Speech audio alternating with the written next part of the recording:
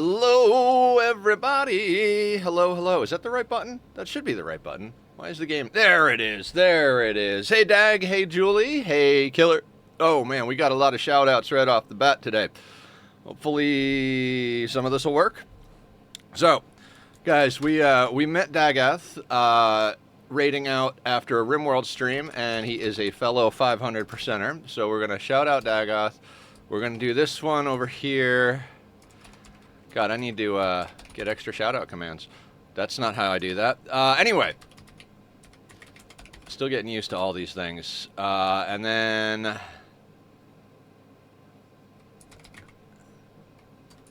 slash left. Since I can't use either of them immediately, I'm just going to put Killer's link up there like that. Okay. Julie plays Ani a lot, and some other farm simulators. Dagath plays hard RimWorld challenges. Killer plays those things and other things. We're all here. We're all gamers. Today, we were on Cozy Time. I decided a while back, what was it, like almost a month and a half ago, to get a casual playthrough. Hey, buddy. Okay. You want to say hi? You want to say hi? He wants to say hi. Hello. Oh, he wants to hugs. Good morning, Bubba. Do you like your food and snacks?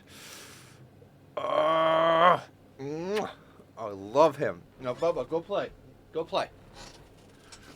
Okay. I have been in complete RimWorld brain. Let's get cozy. So it's going to take me a sec to get back in here. Luckily, Francis John put out a video this morning, about a couple of hours ago. And so that's one of the reasons it took me a minute to get done with the starting soon screen. I did not realize I had watched the video a little few minutes late. I get sucked into his content, favorite content creator, like, of all time. And he was going over all of his old bases, and I was like, which was awesome, because I got up this morning, I'm like, I'm in such RimWorld brain. Can I even Ani today? And of course, the first base he's going over is, hey, we did this already. You and your whiskers need to calm down, sir. Calm your whiskers. Okay. And basically, we got into doing this whole thing. Now, I believe we acquired plastic. If I hit play. We cannot get the plastic. Why is that? Is this door... I see the plastic. There we go. So, the goal of this playthrough is to enjoy ourselves. I know. It's a really crazy goal. What an insane challenge. Enjoying a video game? Who would have ever thought of such a ridiculous thing to do in a playthrough? We got our oxygen generation system up here. We did not put in a permanent cooling solution. We do have a temporary cooling solution. Is that working? It's working. We're going to have to break in here when this thing goes dormant in 80 cycles. And fix some things. This is not running at peak efficiency here. And it's also not being pumped into the main base yet. Can we do that? Is that what's on the agenda? I have no idea. Okay, so...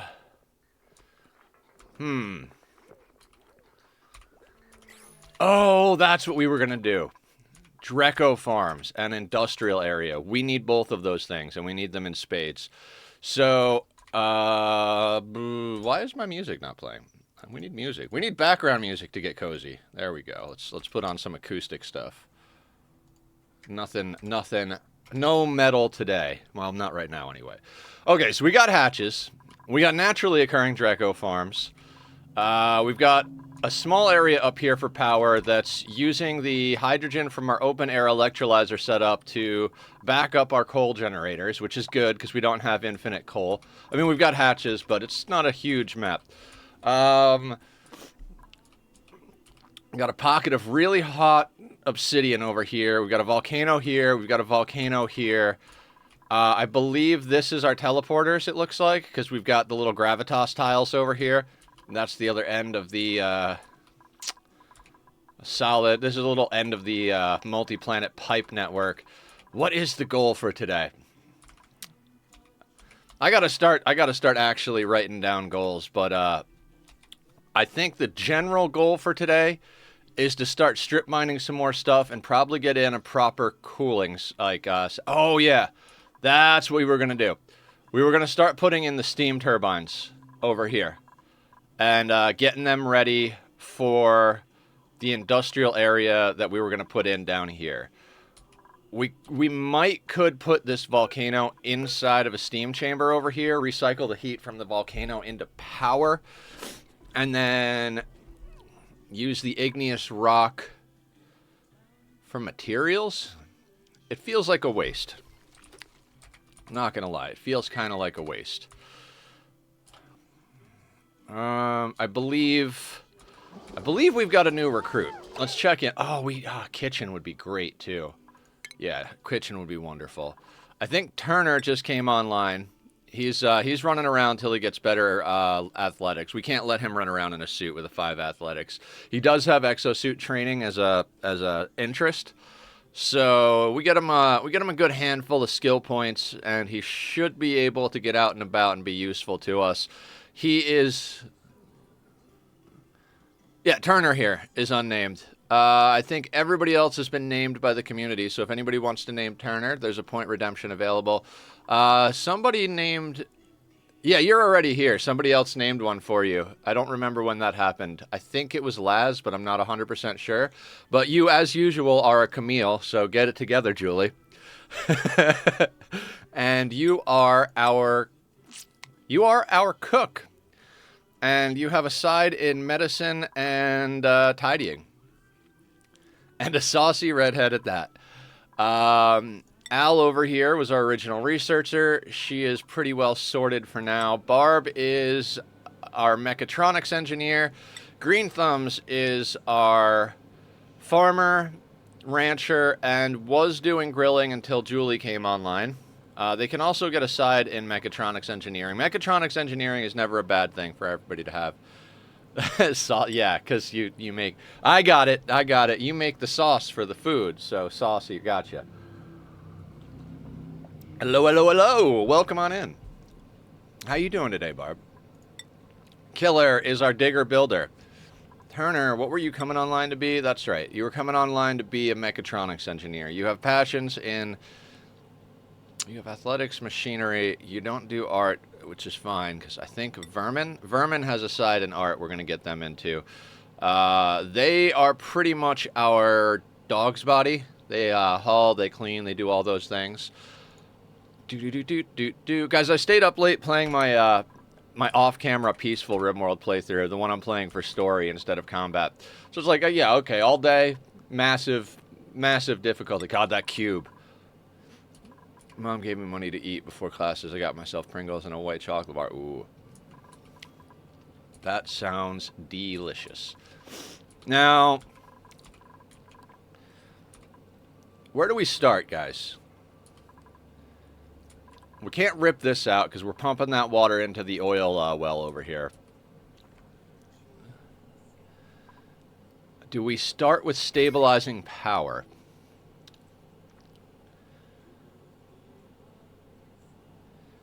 Is that a thing?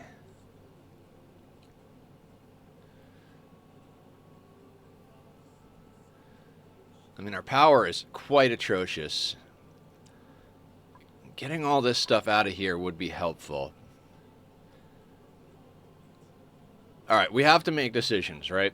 Like, decisions have to be made. So, I think what we got to do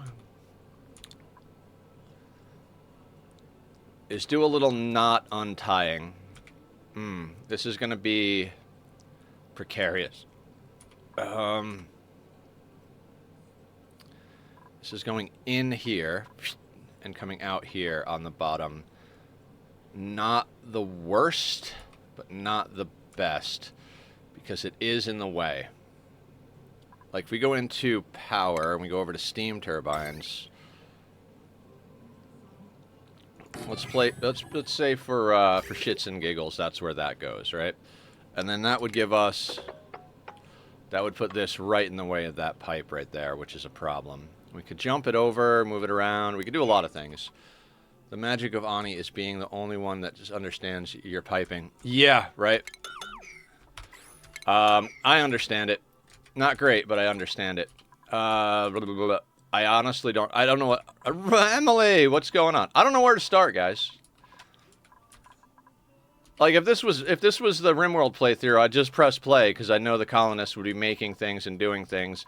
Since it's Ani, I'm like, I don't even know what's going on. They're walking around. They're harvesting Draco stuff. I think the general plan was that we were going to put our rocket program over on this side. Shift the Dracos over to this side.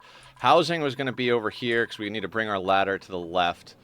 Everything is too friggin' hot outside of our core base. Even the roof of our core base up here is getting way too friggin' toasty. When in doubt, exactly. You know, I was about to say that, Julie. Like, well, I don't know what to do, so let's just start strip mining the map. And I think that's about where we're at. I think that is about where we're at. Now, the question is, how do we want to approach it? I think we extend this ladder system down so they don't have to go down, over, and back, and we start just stripping out this whole area down here. It's a good place to start. Thank you, Julie. Perfect suggestion. Am I going to worry about No, I'm not going to worry about leaving natural tiles because we have pips, so we can... Oh, and I had an idea for the ground down here. We just got to yank out all of this material. Okay, I got ideas. Yeah, let's start out with some strip mining.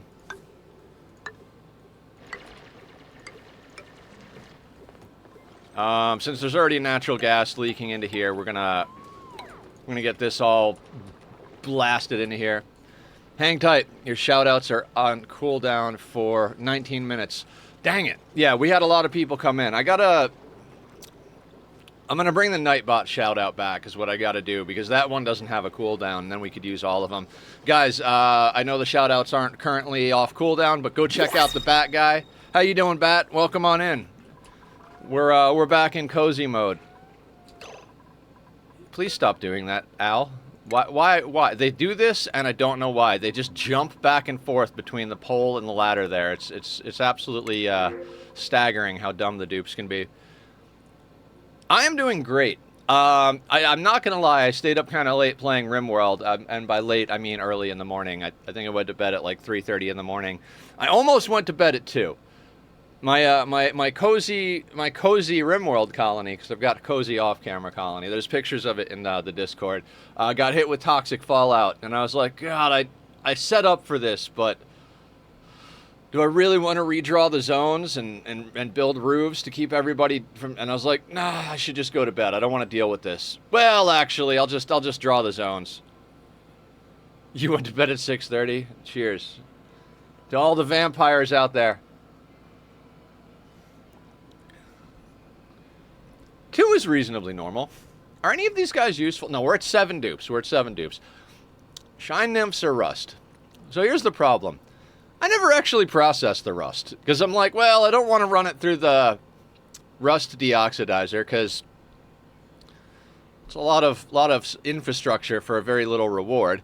And then I never wind up making a rust melter. So I also don't really want the shine nymphs, but I think they might be our best bet for radiation research. So we'll print the shine nymph eggs, and later on I'll murder the things because they aggravate me. How's that sound?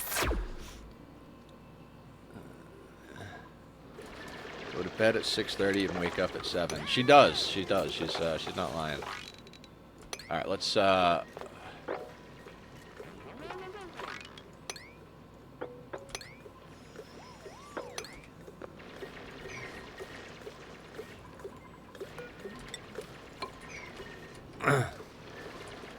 Yeah, let's get some exploratory digging done right off the bat. Our temporary systems are going to do their job. We need to get the oxygen that's in here out.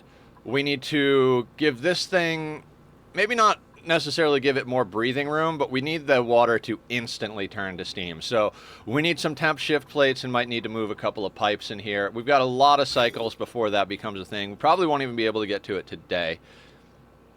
Sos was trying to get Gracie to eat something. Oh, Yeah, when they get older, they start to eat less. It's always scary to me when a kitty starts getting skinny. I always worry. Yeah, what Barb said. Is she okay? Speaking of kitties, you want more camera time, sir? Yes, you do. Yes, you do. You are such a ham. Who's my oinking kitty? Oinkers? Do we call you oinkers for a day? Who's my warthog? You're the perfect warthog. Yes, you are. You want to come on the shoulder, Appa? Oh, that's the hug move. Oh, there's the hug move right there. Oh. When he wants attention when Papa's at the desk, this is his MO. Hey, Bubba. Good morning. You know, in the morning you could come and get snuggles instead of trying to jump on my face and scream at me to wake up, right? Like we could do this in the bed before the cozy time in the morning. She's technically fine, but her nose has been congested for a long while. Oh, does she have allergies? Can you be allergic to yourself, Tack? Can you be allergic to kitties? I love him. Oh, you know that feeling when you're like, I don't even know how to process how adorable something is? You? Yes, you are. I'm talking about you, sir. Too much. We can do snuggles, but no bites, sir. No bites. No bites. No bites. Go, go, go.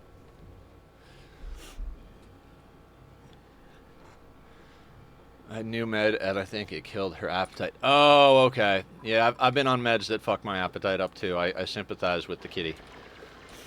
Yeah, let's, what kind of heat are we dealing with? Did the slicksters over here die? No, we still got a couple of natural slicksters adding to the problem. Her tests indicate that she's borderline kidney stuff. Oh, okay. So, I'm remembering the plan now. The plan is to more or less create a giant slickster ranch on the bottom of the map. Yeah. Our oil wells are just gonna dump. Man, everything in this game is temporary, right? Like, we're gonna have to rip apart all of the stuff we're currently building. And we're gonna have to keep an eye on this cooling system because it is not an optimal situation, right? I don't want to accidentally heat the base up.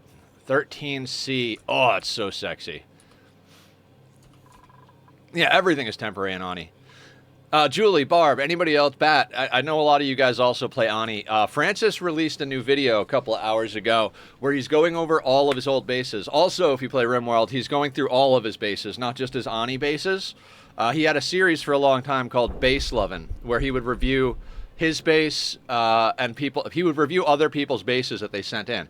So, yes, the first base, he's going through all of his bases. Right now, he's on his very first base. Or the very first base video. He's literally going through the thing like, holy shit, I have a Rodriguez? Huh, I thought that came a lot later. And what the hell is this over here? Every colony is temporary before the next better colony. Yes, yes. It's true though, right? I think that's something that all colony builders share is you can take any colony to some extreme badass situation. But at the end of the day, eventually you're going to wind up starting another colony. And that colony will be better because of everything you learn. Or maybe it'll be worse. Who knows? Maybe it's better to just have a whole bunch of crazy nonsense going on. Because what's the fun in having a quote-unquote perfect colony? Are we screaming today? Let's scream about it. Cats have the right idea, guys. Just wake up and scream until you get what you want in life. It's the right way to go about things. I think it might actually be time to start messing with this a little bit over here.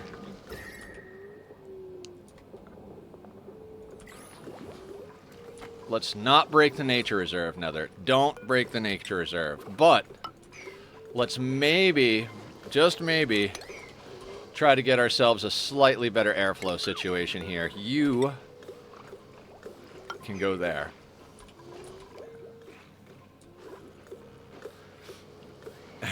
We screaming every day. Yeah, we're screaming every day. Absolutely. I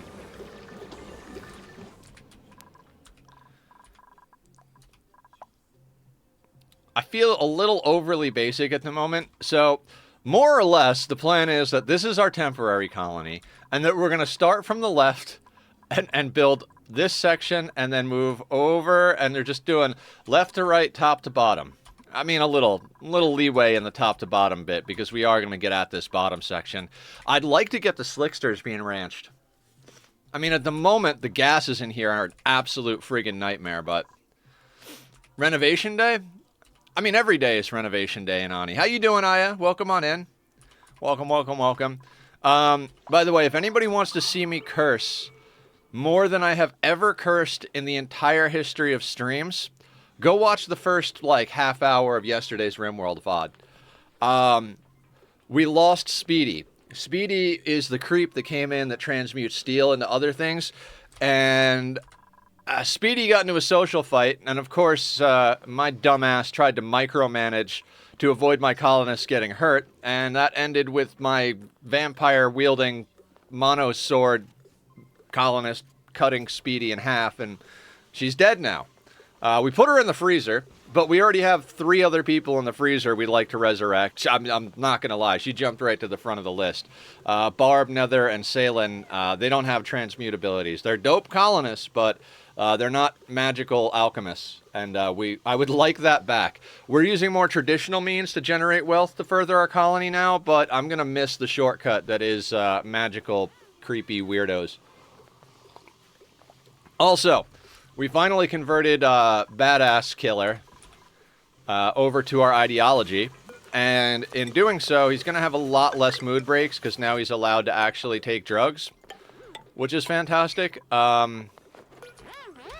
Also, we removed his tongue last time, because the insane ramblings of a madman are kind of disconcerting to the average citizen in a colony. Who would have thought, right?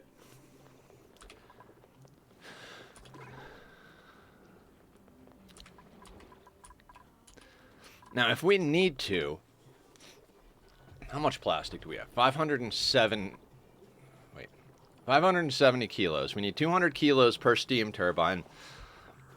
Honestly, if we could double down on that, we could go right into, like, full steam turbine setup. We're looking for a 5 steam turbine setup. And we're going to have to weave these pipes one way or another without getting them fucked up. Okay. Okay, oh, just ignore this for now, Nether. It works okay. So right now, we're going to stick with our open electrolyzer setup for the moment. Because we are. That is just nicely cooked, huh? Alright, we gotta... Luckily, we're growing cactus. You've had your time, sir. You've had your time. Give me a break. I need a little bit of a respite from your adorable psychosis.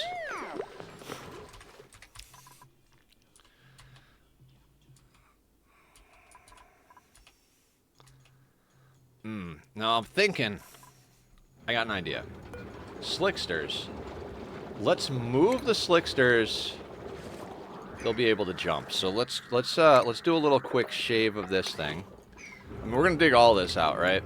But in order to make it so the slicksters are reasonably well contained, let's kind of dig this bit out over here, right? At a higher priority. Maybe we'll just do like a little 6. That way we can drop the slicksters over here, and they'll be happy because this is pumping out some stuff at some nice toasty temperatures. So that'll keep them happy. We'll manually dump them over here, and then they'll be contributing to our oil. I mean, they're already contributing to it, but it'll be in a more direct way. Basically, and for anybody who doesn't play this game, your challenge is the environment. Now, like in RimWorld, it's reasonably easy, in my opinion, to overcome the environment. As long as you can manage not cooking your colonists alive or freezing them to death by, like, you know, putting in a heater or a cooler, And as long as you can get your food supply under control, you're reasonably stable. In this game, however, every resource is a timer. Right now, we're using our dirt to make our main source of food. So we have 89 tons of dirt. When that runs out, I mean, there's just some more to dig, not as much. We've dug out most of the dirt. When that runs out, we've either got to switch to a food source that uses a different resource to take care of itself, or we need to find a way to make renewable dirt, which is possible. We would need polluted water, and there's a lot of loops that you have to close. It's all about the resources, right? Now, so it's a different animal than RimWorld, but kind of the same thing. Your colonists are going to try and get themselves killed because they're assholes. We're going to put you up at the highest priority. I want these slicksters moved ASAP. Green Thumbs will take care of it. Let's face it, it's a throw problems at you simulator. Yes, yes. It's like, imagine you hire the worst electrician you've ever met. Like, man, I know he's terrible, and I can tell he's an idiot, but I can afford him. And he comes and wires everything up, and you're like, oh, okay, it's getting the job done, but in about 6 months, my house is gonna burn down. So then you hire his assistant, who went out on his own, who's just as big an idiot. And that guy fixes it enough, and you're like, all right, well, I mean, it went from being 6 months to a year. I'm just glad that, and then one day both of them wind up being 80 years old, and they've been doing electricity for their entire lives, and they're actually good at it. And then you're like, all right, I want you to do this. And you realize, oh, I mean, them being an idiot was part of the problem, but I told them to do stuff that's stupid. Why did I have them run? I don't know. And like your house burns down and you're like, right, that was my fault. My bad. I thought the electrician was an idiot. It turns out I'm the idiot. I was the asshole all along. I don't know what I'm talking about. Okay.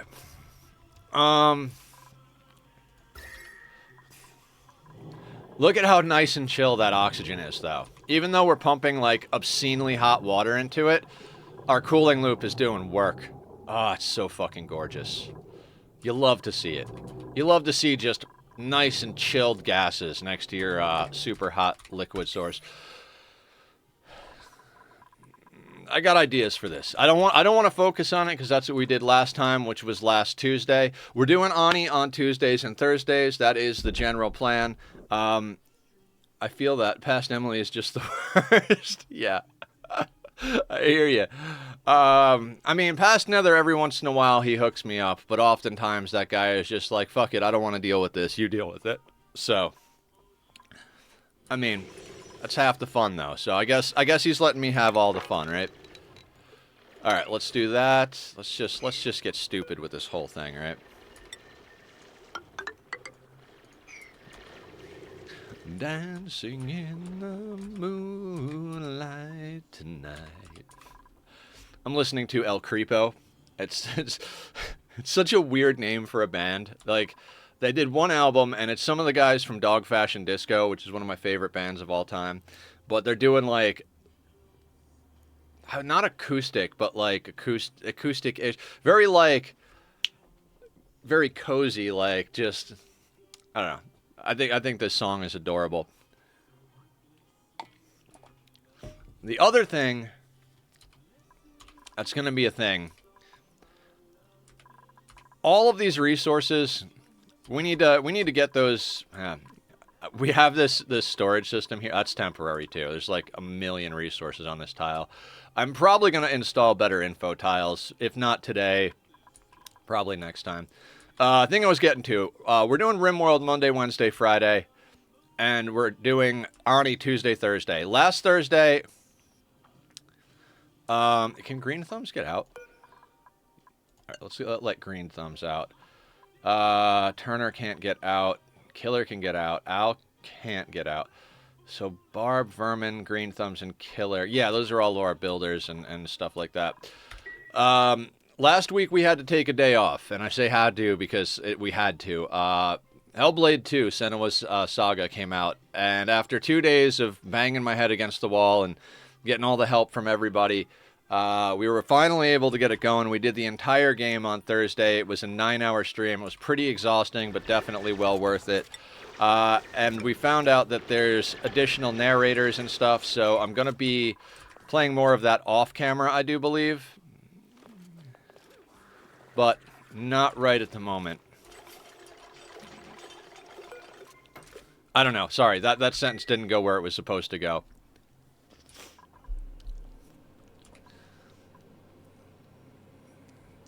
I kind of wish we had like a RimWorld style planning tool. I feel so bad. Just yelled super loudly, moved my tea kettle, and a big silverfish ran out from under it. They probably think murder happened, which I guess it did. Ooh.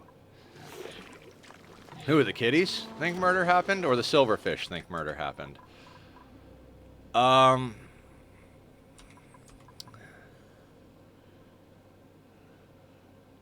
right. By the end of the day, we do need this thing pumping the gases in here. Right now, this water here is feeding into our oxygen generator over here. And then this pipe system is separating the hydrogen into the power grid and the oxygen into the base. Base isn't looking too bad, but it's not looking amazing because this thing keeps sucking up O2.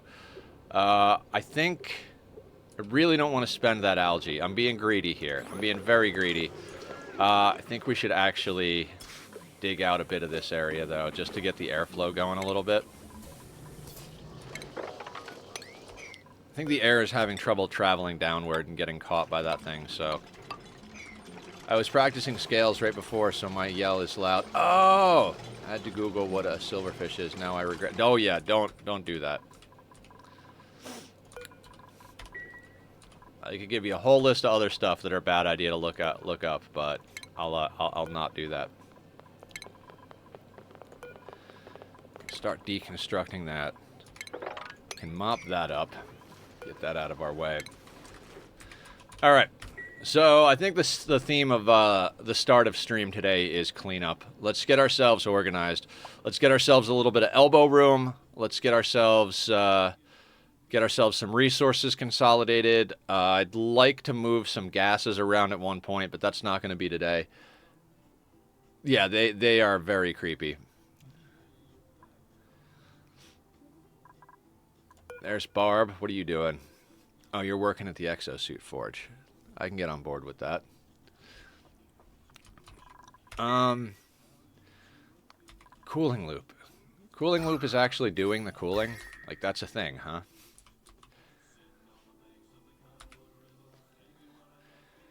They are probably sweating their balls off up in this barracks. It's so fucking hot up here. I'd like to give them a little reprieve from the heat at one point today. I'm trying to focus here. I just want to queue up digging for the entire map.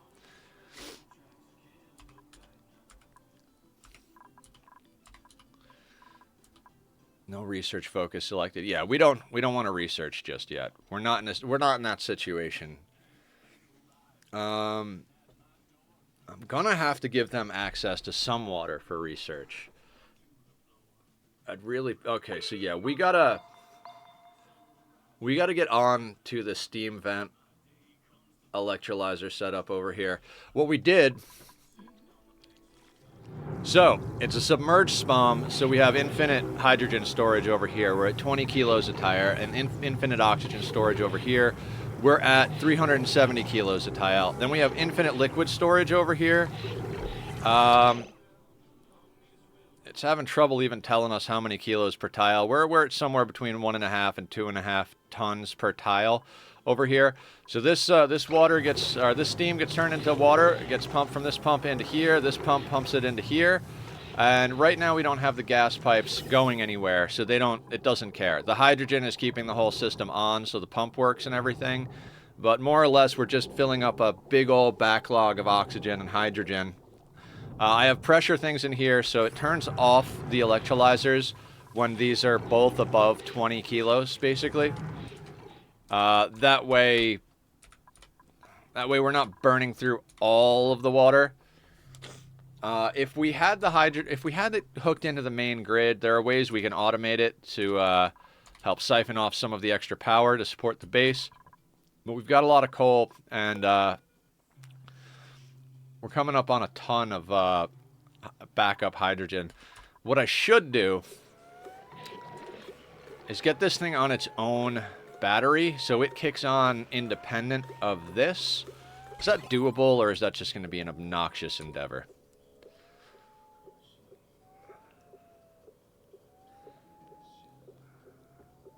It'll be a little obnoxious.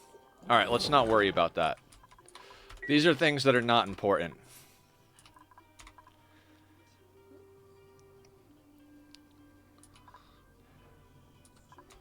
Okay. So has Green Thumbs moved those guys yet? He has. Perfect, perfect. So the Slicksters are here. They're stranded. So they'll just hang out here and poop their oil. And that will go into our main tank down here. Is this thing...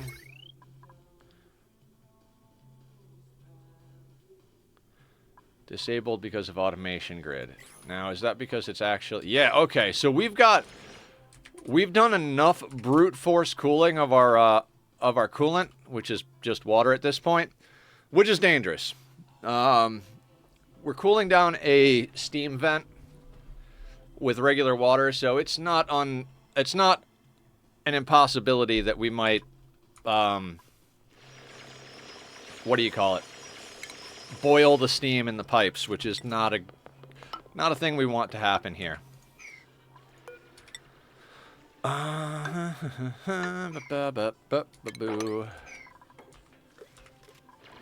yeah, this is in a weird spot. This is not on grid. Forgot about that. It's fine. It's fine. It'll be fine.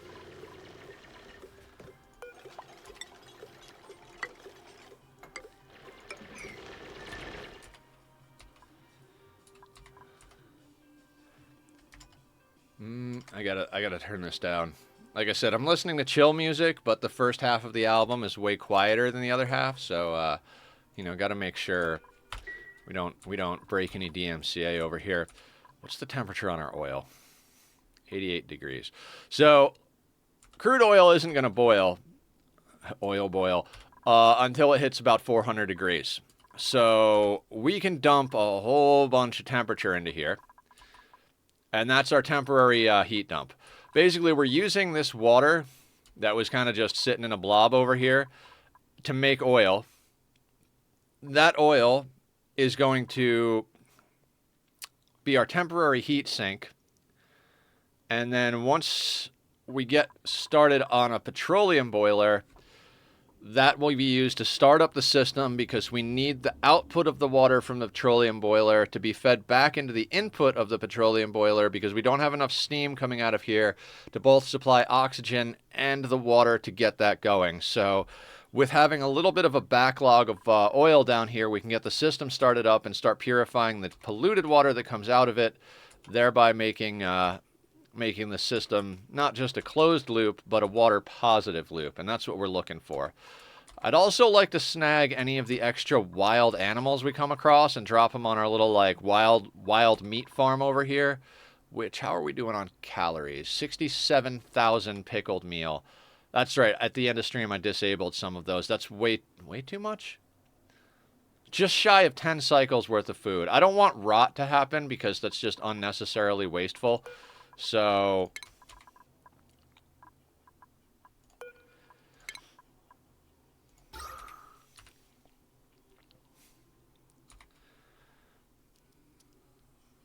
now the big problem with this whole system, hang on, let me blow my nose.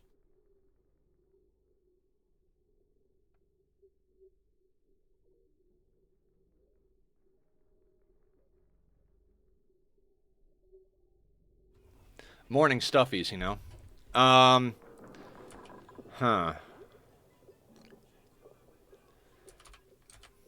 Do I care about this wild mealwood down here? I think the answer is no. I'd like to get just a little bit more airflow going in here because the CO2 is having trouble going down. And as such, we're running into a situation where this area is very unbreathable, which is not what we're looking for here. I'd like to get to the point where the ladder system is not as just, you know, massive freaking grid thrown in here, but As it stands now, this is what we're working with. We'll go over to here. We'll do some of this. I know I keep like shifting the area where we're working here, but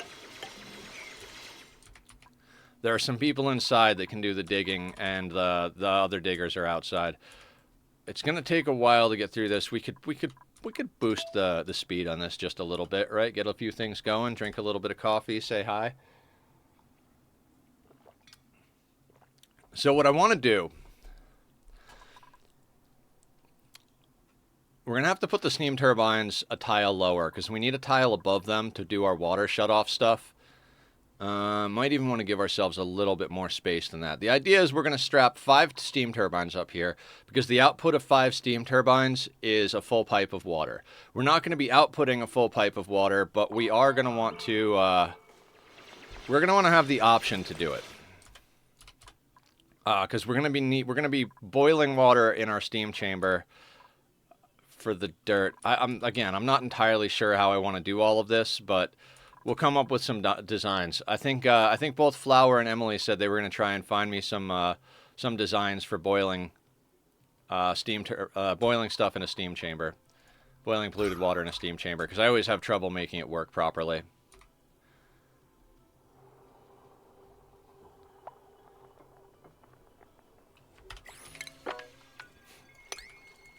Oh, don't worry, don't worry. I do not hold anybody to anything.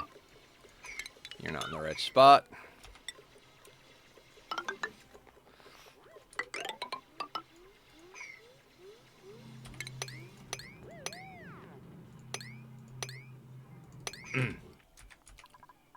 We'll make use of this chlorine vent somehow, too. If we can get our hands on some dash of salt vines, we'll use it to do a dash of salt vine farm. It's not super important, but, you know, I'd like to make use of everything on the planet, theoretically, and then make use of it. Like, the idea, in my mind, is get space materials and do, like, a galactic conquest style thing. I want to get, like, a small colony on every planet. That's generally my goal, is to get each planet running. It'd be awesome to fully automate it, but I think what we're going to do is go like small teams, somewhere between 3 and 8 dupes per planet, depending on the planet and what the needs are. We'll probably land a colonization rocket crew down, probably about 6, somewhere between 4 and 6 dupes probably, drop down, build everything, get the whole place sorted out, and then we'll either print or import dupes, probably import dupes. Ideally, what I would like to do is bring dupes into this colony, train them up in a duplicate gym, get them all of the skills and all of the athletics they need to be functional dupes, and then launch a rocket. Let's say we launch 2 rockets with six dupes. We send the 6 dupes. They do the whole infrastructure build, all of the stuff necessary for sustaining life, and all the major systems, etc., etc. And then we leave, like I said, like 3 to 5 dupes behind, and then send the other 2 back in the rockets. If we need more than that, we send more people over, or print them there. But, you know, it's stuff we got to do. Unconstructive, no. Irritable bowel, no. Yokel, flatulent, no. Strength, construction, agriculture wouldn't be bad if their traits didn't suck. We'll take the algae.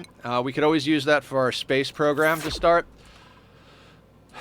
Trying to think here.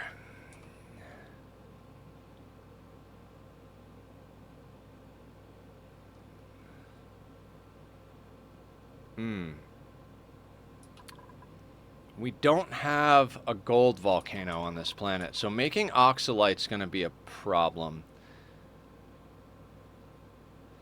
So yeah, stockpiling algae is probably a good call then.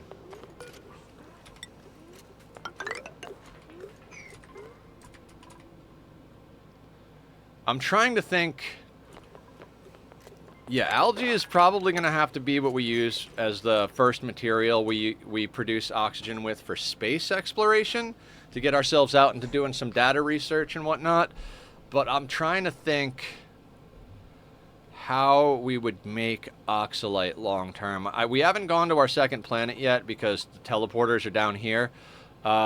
We may go to our second planet and start working on that as well. I'm not as worried about working on 2 different planets as I used to be after doing the 100 cycle sustainability challenge that Zed came up with. Hey, buddy. We're having a lot of kitty time today, huh? Are you a needy lobster? Who's my needy lobster? Who's a good boy? Are you a good boy? I love you. Come here. Yes, he's a good boy. Now, we've been cycling through this, buddy. You can get all the snuggles and love you want. It makes stream difficult, but everybody likes you, so it's okay. But if you start biting, we're gonna have to not do this, okay? Those are the rules. No bites. One rule, no bites. That's it. That's all we have to do is no bites. Can you no bites? Is that a possible thing for you, sir? Luckily, the ant farm can run itself a little bit. I'm going to have to queue up some more work in a second, though, bud. The dupes are digging. You want to dig with the dupes? Do you dig it? Can you dig it? I'm going to hug you. Oh, I love this cat. Hi. You are so cute. Like, unbelievably cute. Look at you. Oh, you want scratches? You're like, Dad, I need your big old monkey fingers to scratch my face. Okay, we can get in a different position. That's a good position. He is definitely a two-handed kitty. Very much a two-handed kitty. He wants the one hand to cradle him and the other hand to pet him. If you try to deny him one of the hands, he's gonna get upset.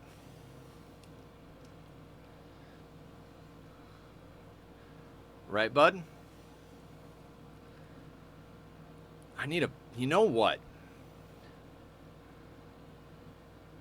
Alright, we might run one of those pipes real quick. Gas pipes. Yeah, I think that's what I want to do right quick. I think I want to actually start running those pipes in. It'll probably end up being temporary, like I said. Now, we'll strip mine a little bit more while the kitty wants pets. And when he starts getting bitey, I want to run those pipes because I want this suit dock to not have to have this system. This system is janky and not necessary. We could just run a pipe from the oxygen here into the suit docks. Even if we didn't use it for anything else and we kept the open air electrolyzer going, it would still be better than what we're doing currently. Yeah, so as soon as my cat gets ornery and starts biting me or running away and getting distracted, we'll start working on that. Right, buddy? I'm giving you priority. We're just going to strip mine while you want snuggles. Is that okay? Snuggly kitty. And that should sort our in-base problem with breathability existing down here, as well as making it easier to keep the suit docks up 100% of the time. I'm one-handing this because, you know, kitty.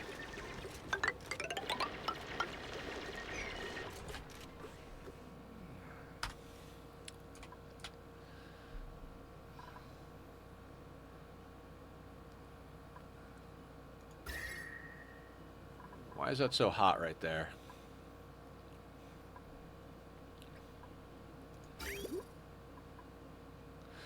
All right, that's got it. They probably put in some real toasty dirt here, right?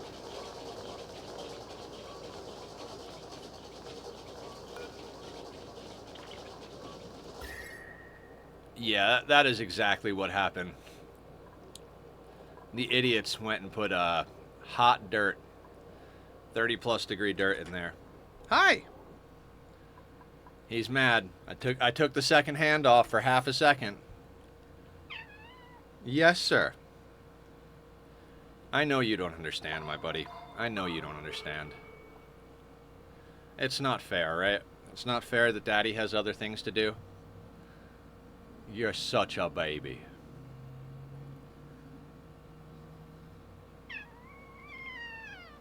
Don't you meow at me. Meow, meow, meow. Screaming and biting. All right, new 2 rules. No screaming, no biting. Can we abide by those? No? All right. Well, then you gotta go on and take care of yourself then. You gotta go entertain yourself for a little while, whatever the hell I'm talking about. All right, let's look at gas piping.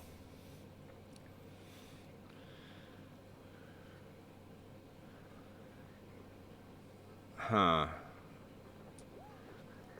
There's an absolute butt ton of nonsense going down over here. Okay. This guy.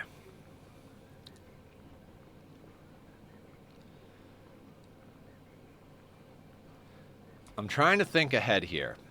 Like, we want to oxygenate the base entirely from these things. So they kind of need to get put on this this situation here. But this situation is also, like, stupid. We need to put a lot of stuff together with this. This is just an absolute shit show. So, how?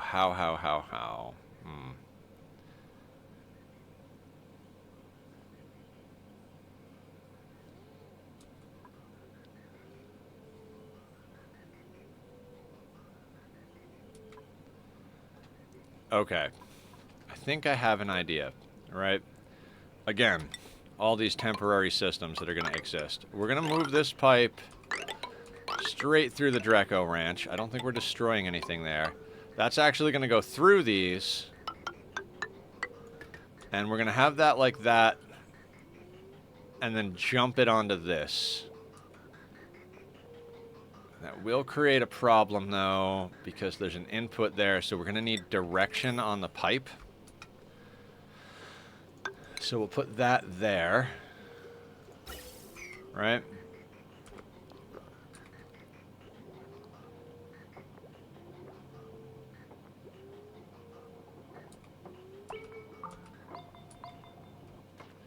And that will cover that suit dock.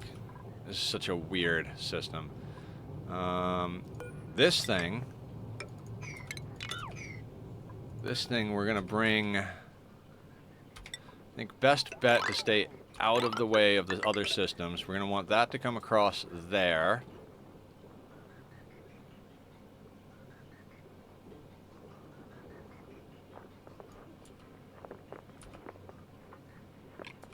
And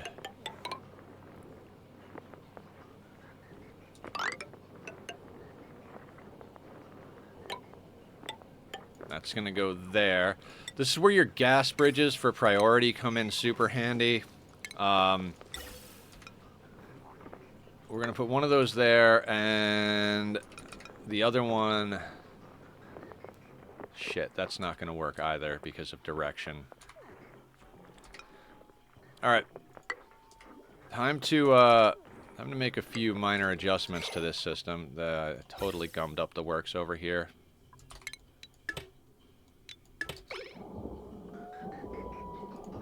Tell me we didn't get any oxygen in here. Good, good, good. Okay. So the reason we're doing this is we need direction. We didn't output here because what we're going to do, once they get this done,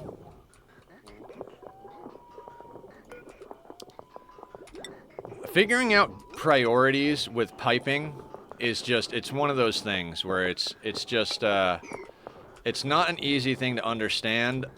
And, like, even though I've got probably coming up on, like, 1,500 hours of gameplay, I think I'm still, like, 14 and change, but, you know, we're coming close to a 1,500 hour situation here, and, I still screw it up. Like, I still screw it up hard.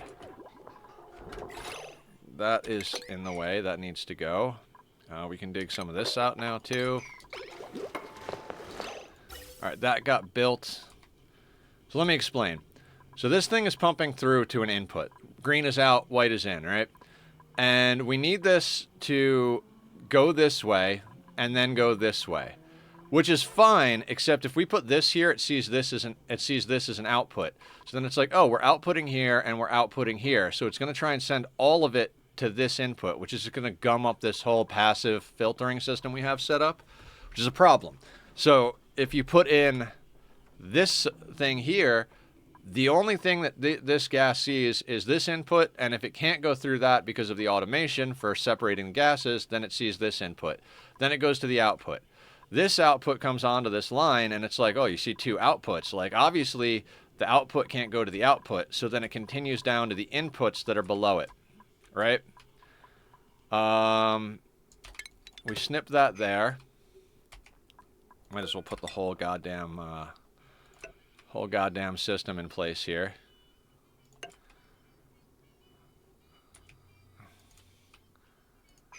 All right, so that goes like that. So what we're going to do now is we're going to snip this. This will prioritize the tanks. And now oxygen is going to pump from our system over here. Go into our suits. Once our suits are full, it'll go onto this line. But it'll prioritize the air coming from this thing. When it does. That way this system doesn't get clogged up. This is the interim step we're making because we want this to be doing all the work. We want this system out of here. We want this out, which is producing the hydrogen, and we want this system out, which means, you know, we'll leave this thing in here to burn off the hydrogen until such a time as we no longer need this whole setup, but eventually we want it all on this. So now we're basically creating an in-between system that allows us to continue filtering what we've got going from our temporary system, but then prioritize accordingly so that we can eventually switch over to the new system here. Doesn't mean we don't have other work to get done on the new system. Like I said, we got to make those changes, but this will be worthwhile, I think. So we're going to set up a bunch of overflow type stuff. That's causing problems, so that's got to go like that. That goes like that. So the air is going to flow all the way down to the bottom first. So this system has got to get disconnected, actually. What we need is more vents. We're going every other floor, basically. So we can go here. Like that-ish.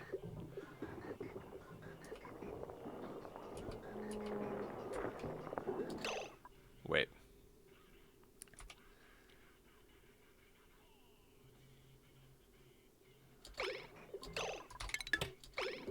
Hang on a second here. Hang on. That no longer... Oh, we can't have that system back up, though. I am breaking things already. Alright. Let's do that. No. No. Quit fucking up, Nether. This is gonna cause problems. This is gonna cause problems. Is it causing problems right now? Not exactly. Alright. We've got a little bit more to do before I can call this good. So let's get that built. And in the meantime, let's shut down this system here. We've got enough air in the suits from the base oxygen, and that should get us where we need to go.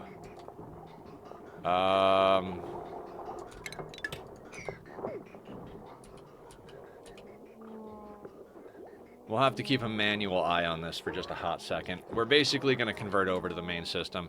Integrating the two systems this way is dangerous. That'll be good, though. That thing I was just talking about. Joker jokes. Joker jokes. Yes. Joe's joke. Hi, Joker. How you doing? Welcome to the madness. We are, when last we left our intrepid dupes, we set up this, this oxygen system.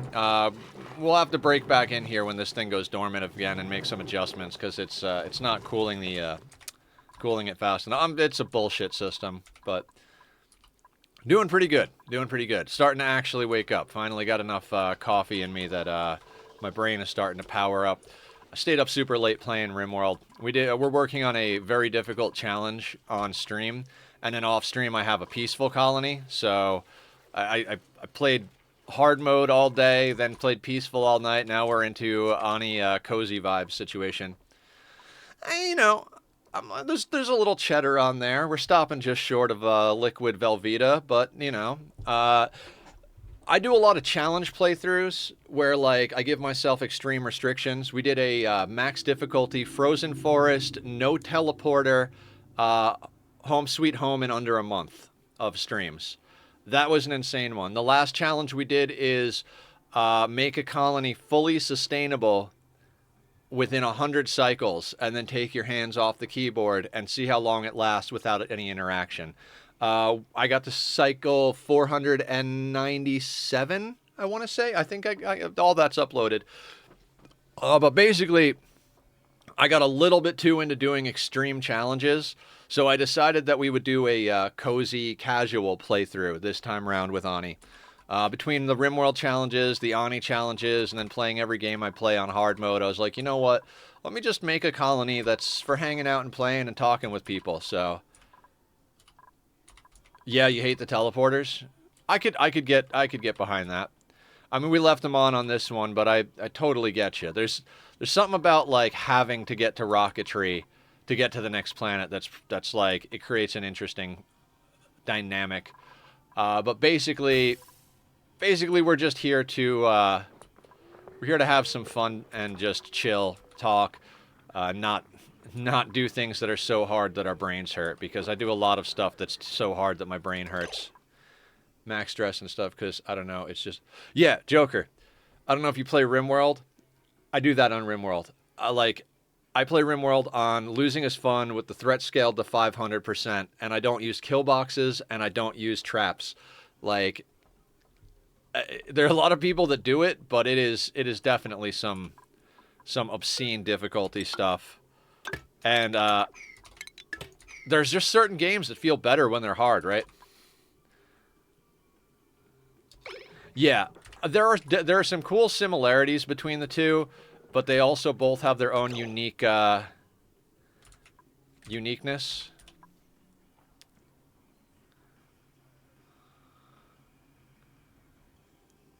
Yeah. Well, the thing about it is, Colony Builders, it's all about the start, right? Oh yeah, Naked Brutality. Naked Brutality is one on the list. Next RimWorld challenge I'm doing is going to be the Ice Sheet. I think I'm going to go with a Rich Explorer start. It's going to be 500%, of course. Okay, Huh.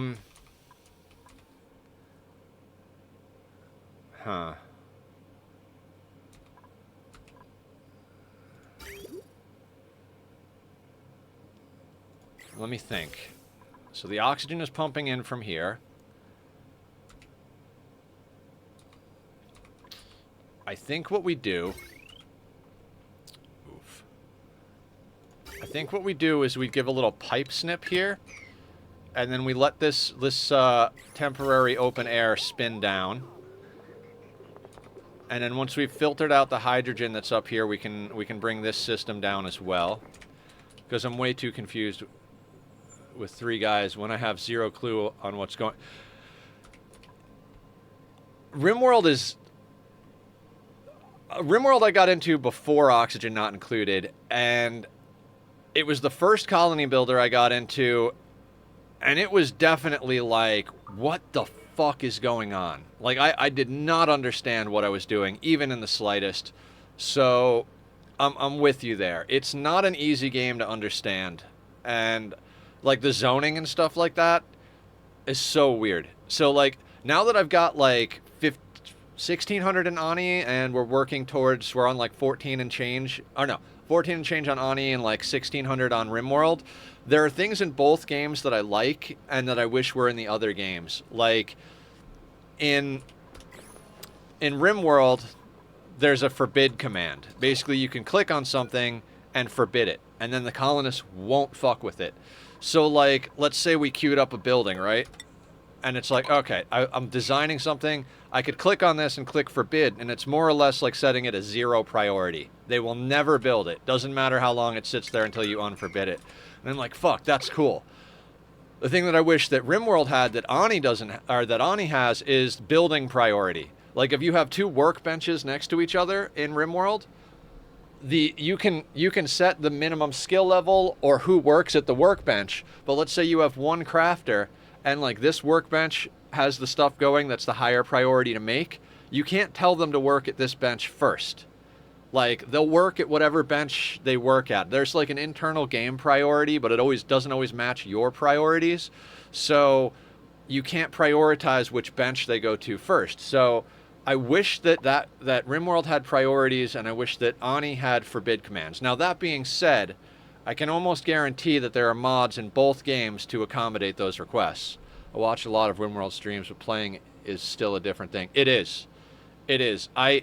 When I first started playing, I had a lot of time watching, because I had a lot of friends trying to tell me that I'd love RimWorld, and I'm like, I don't see it. I don't see it. I don't see it. And then one day I started watching RimWorld videos, and I watched a ton of stuff about it, watched a ton of people play it, and I was like, all right, I kind of get it. I get it. Let's give this a shot, right? And I thought I was going to go into it, like, knowing what I'm doing, basically. I was like, yeah, I got this. I got this. And unfortunately, I don't got this.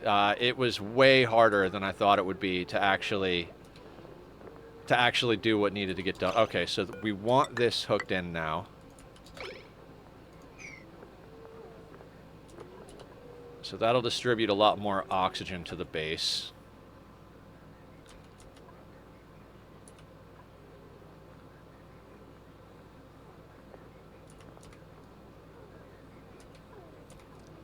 Wonderful. Okay.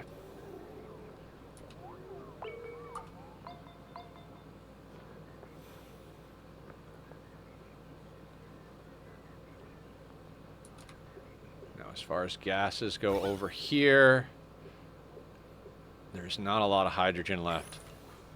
What I love about Ani is finding more buggy things to exploit. Yeah, like I'm a big fan of the corner grab. You know, like you have a box and the sweeper can grab through it. I always use that for my kitchen setups. And the infinite liquid and infinite gas storage is very cool. I have done playthroughs where I don't allow myself to have that, just because it's like, okay, it's a little overly exploity. What are you doing, idle? Why are you idle? What is your problem? Alright, those are RimWorld hotkeys, Nether. Get off the RimWorld hotkeys. But yeah, so what we're doing, Joker, like cooling steam turbines with fridges. Huh. That's an interesting one. Yeah, it's definitely one of those games where there's that old saying, there's more than one way to skin a cat. I mean, I hate sayings that involve harming animals, but the general gist of it is there's a million ways to do any given thing in the world, and Ani, there's 10 million. Like, there's as many ways to solve a problem as there are people who play the game, basically.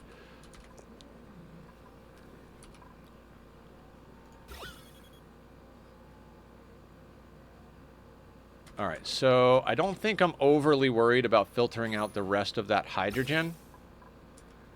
But because we're good gamers here, or at least we try to be... Oh, that's a bad idea. Let's do that a different way.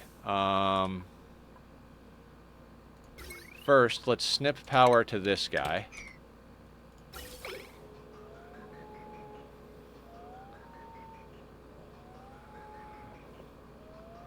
Excellent. Then we'll snip the power here. Okay. Now our base is officially on our oxygen generation system over here. It's going to be a little dodgy because they're going to go in and out of these suits. How long? Until this suit dock fills up, it's going to be a little awkward. Why are you idle? I don't have work queued up. You guys did all the work. Holy shit, you're not worthless dupes. I mean, they are, but, you know, not completely. Let's get you some work to do, guys. I'm sorry. or bugging machines into blocks, or a door that cools stuff but doesn't lose its temperature, right? There's so many ways. There's so many ways to do Ani things.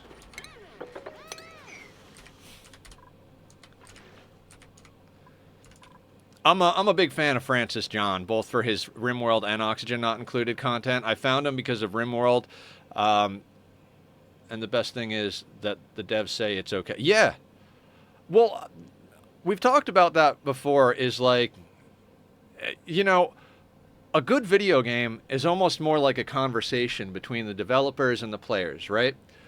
You make a video game and you have this intention, this idea in your mind of something you want to create. But at the end of the day, if you want your game to be successful and you want people to enjoy it and play it, you have to listen to the community that enjoys the same things that you're trying to put together.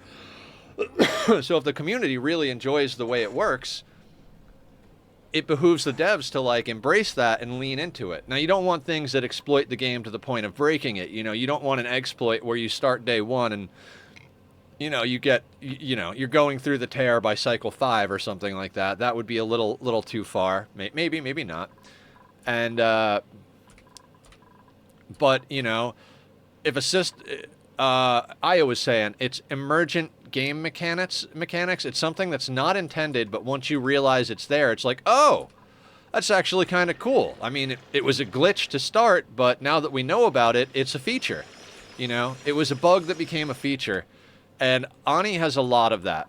Exploits that take the work to make are very cool. Yeah, like melting the inside of a rocket, right?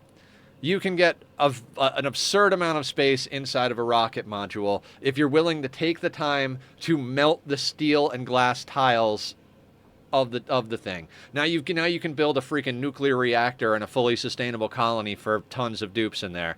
Again, I watch a lot of Francis John. Love that guy's stuff. So, you know, it's like, oh, that's an exploit. That's not supposed to be like that.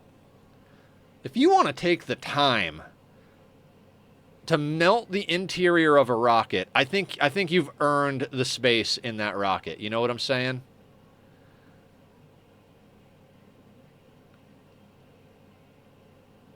All right. Our calories are kind of where I want them. We're saving the muckroot and nutrient bars for our first endeavors into space, which is quite a long ways off given the way we've been approaching this. Okay, oxygen is starting to spread out a little bit.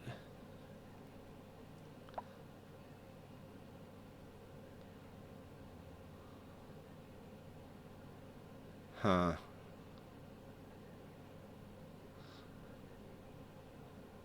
Too much of it is going all the way down. I mean, it should sort itself eventually. We'll have to keep an eye on it. What I might do is snip this pipe here so that this is supplying these two vents and this one is supplying these two vents. Might be a better way to distribute the air.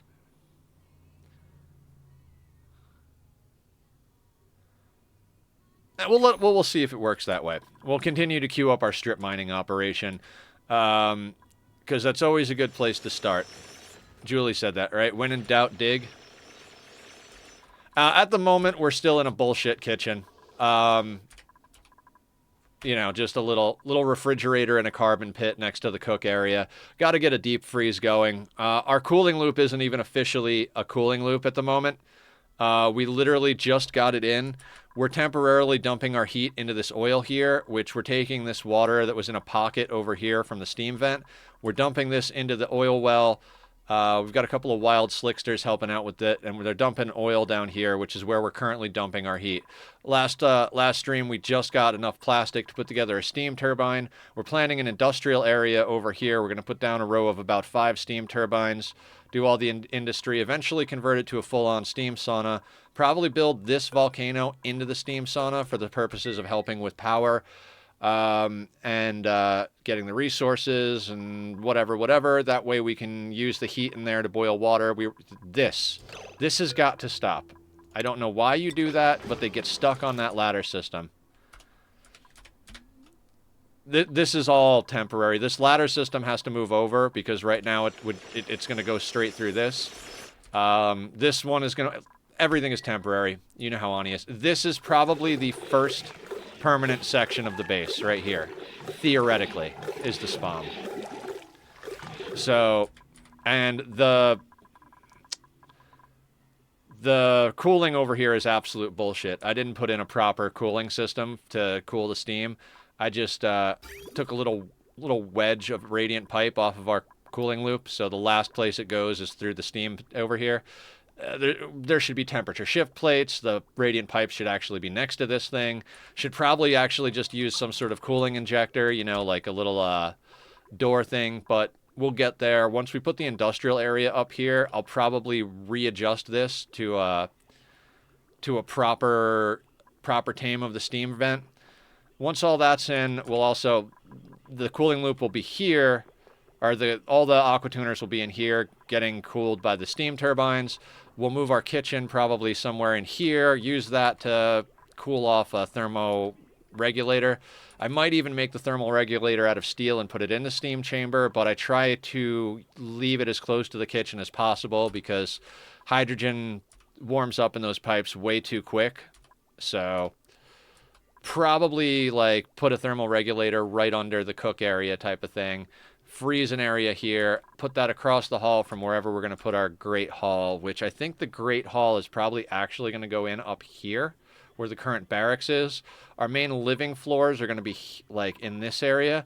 So once we shift this ladder system over, since we're doing like a low stress chill style playthrough, we're going to go for super cozy and give everybody their own bedroom and plastic beds, and they're going to get into the Atmos suits the moment they get out of bed, so they're in their suits wherever they go in the base. We're going to put all sorts of decor. The idea is going to be to make the dupes really happy. Damn, they're working a lot faster than I can run my mouth, apparently. Or they're working as fast as I run my mouth, I guess is what I should say. So you guys can do that. And yeah, it's about time to just break into this nonsense. Bloop. Just put a couple of tiles under that guy for now. It's going to release a lot of natural gas, but whatever. It is what it is.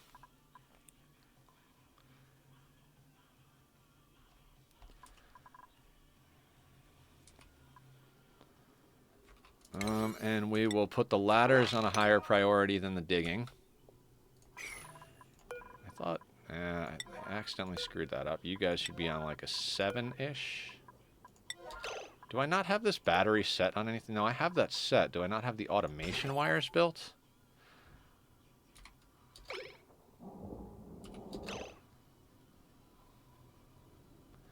Oh, they're just cooking nonstop. This is, yeah, that's going to be a problem. We're going to be, oh, we are cooking through our coal. Okay, we need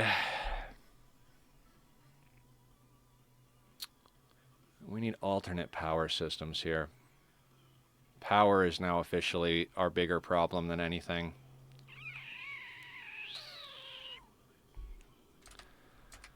Yeah, we're going through our coal too quickly.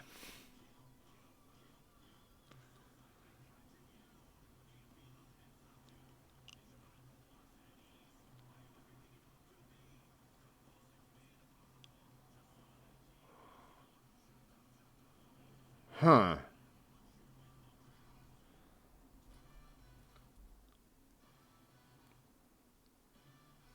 Okay, we're going to have to...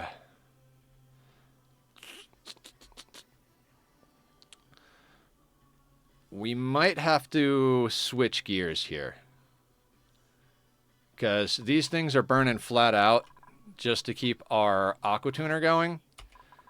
None of this really needs to be here.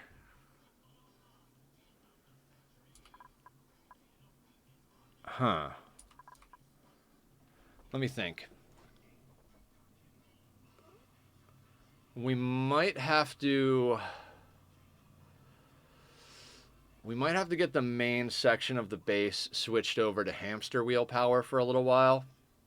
You know, just kind of like more or less power down the non-essential systems, which is not a problem, and adjust the wheels because,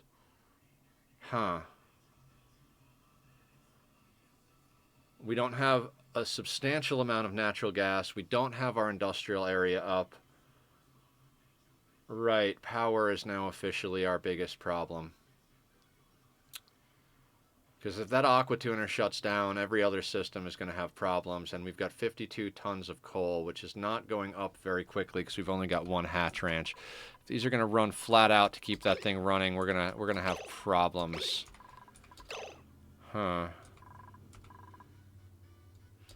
Alright, let's let this run. I mean, we've got a duplicate gym over here. We've got several dupes that have plenty of time to run around.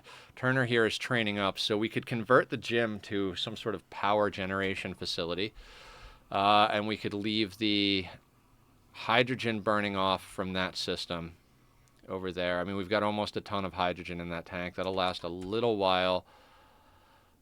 We could start filtering the natural gas into a natural gas generator, especially since we just released a big old pocket of the stuff right now, but I don't know that that's the best idea, because I don't know where to stick the natural gas generator.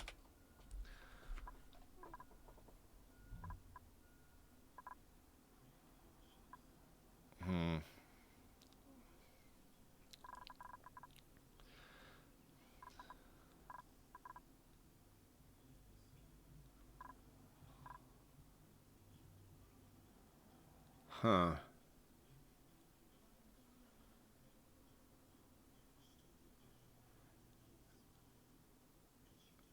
The old beard stroke moment.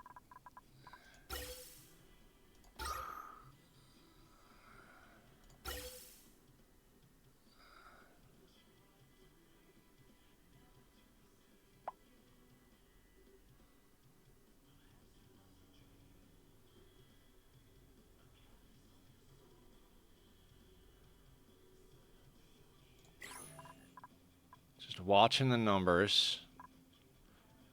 Watching the numbers a little bit. Everything I said about breaking into this next time, we might have to actually fix this system today. And then we got to make sure that this cooling system doesn't shut down. These things have to run flat out just to keep this in. We're not getting any power in.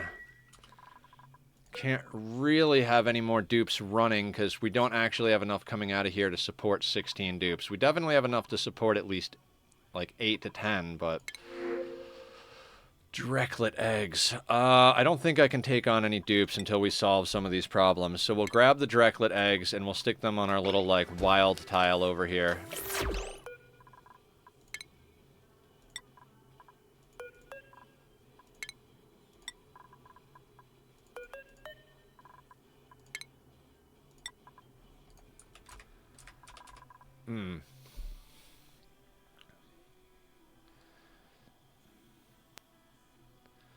Solar?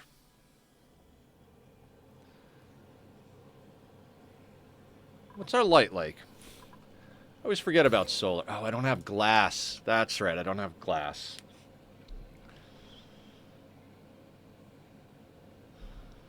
I mean, the light looks pretty good. Do we have solar unlocked? We do. How much glass do you require? 200 kilos. Do we have the glass forge yet? No.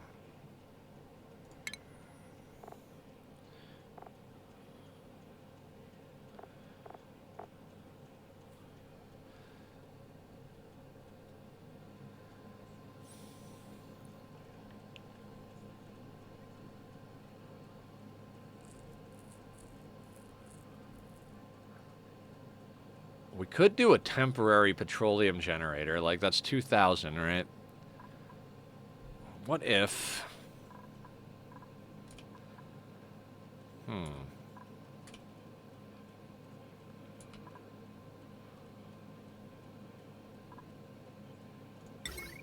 Do a little math here. So...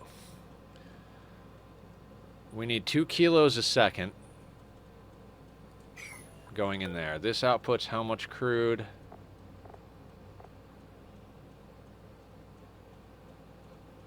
.333 kilos a second. That's coming from this.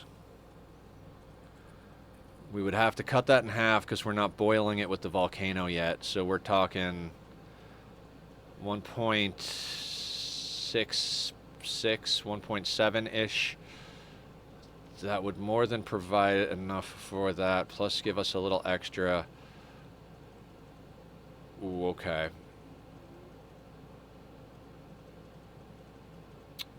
So I think what we should do... I think what we should do is kind of reconfigure this section here and swap this over to a petroleum generator, basically to run the oil refinery, the oil well, the pump, and the aqua tuner. Basically, like, close this loop off from the main base. Use the main base, use the hydrogen reserves and what we have of coal to run the main base. Our refinement over here is pretty much not going to happen anymore because we're using our little bit of water here as coolant for the refinery. This water was pumping into our open air electrolyzer here.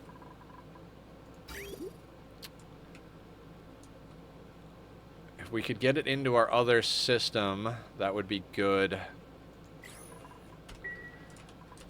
So, yeah, okay.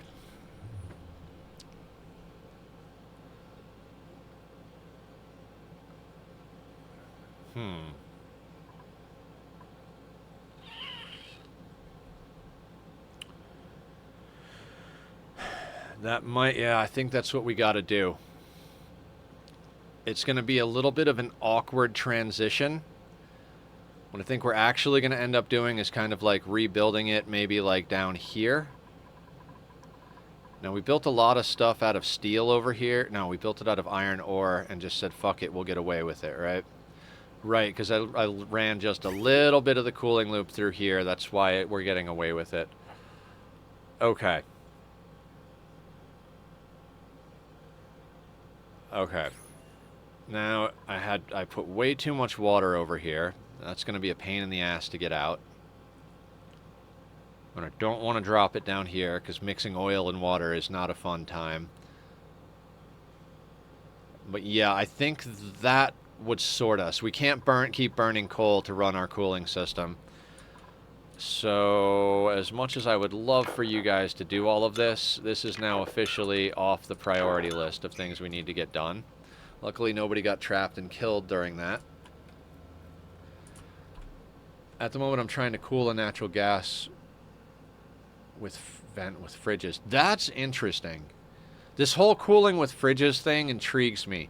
I don't know if you've joined the Discord yet, because I don't check that until after stream, but if you would be interested in sharing that, we'd love to see pictures of it. Feel free to join and pop some pictures in. I'm intrigued by this concept you're throwing out there. Okay.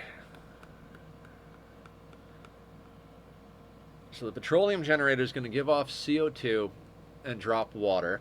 Or polluted water. The polluted water we're going to have to deal with temporarily. We can make like a little polluted water tank. It's not going to build up too much. Basically, I think we put that in where those polymer presses are. Which means I got to get that water out of there. I'm probably just going to drop that water down. Okay, so that's what we'll do. What we'll do is we'll make like a little tank here, right? Just like a little bloop. We'll let this water drop. We'll let the polluted water and the regular water mix, because that I don't give a shit about. You just pump it through a water sieve and you're solid. We'll put the petroleum generator on this tile here. We'll have the dupes come over, process. This is where we're going to have our petroleum buffer. That'll allow us to take these offline and then connect the whole system so that it's not running off of any power from up there. It's going to be a little bit of work, but it's absolutely worth it. We can leave this pump on the main grid. Then we can gimp our way along on the coal and hydrogen that's over here, clean up a bunch of stuff, and then eventually, you know, obviously then we get our main area in over here and start integrating all of this. I think that's a good plan, but I usually don't like to take a restroom break this early in the day, but I woke up late and I've been pounding the coffee, so I am going to take a real quick restroom break. We're going to come over, we're going to tackle this little power problem over here, get this on a closed system, and then we'll move on to other times. Cozy time with Nether. Hey, Sweetney, do you like the pictures of the peaceful RimWorld colony? It's getting insane. The story is nuts. We'll talk more in a sec. I gotta use the little boy's room. If you guys like the music from the Be Right Back screen, go show Bobby some love. So just put his links up. I'll be right back in a second.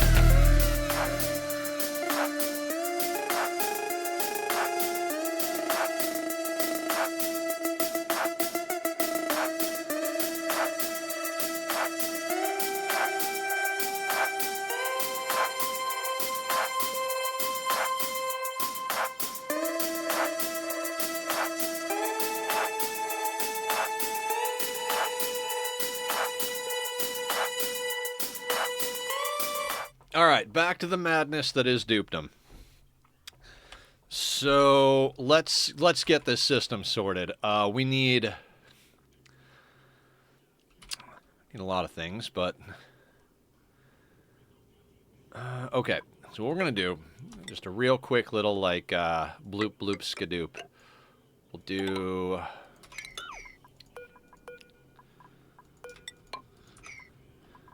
Do that. We'll also put a ladder down on this side so we can access it. So, general idea. We need to move this plastic.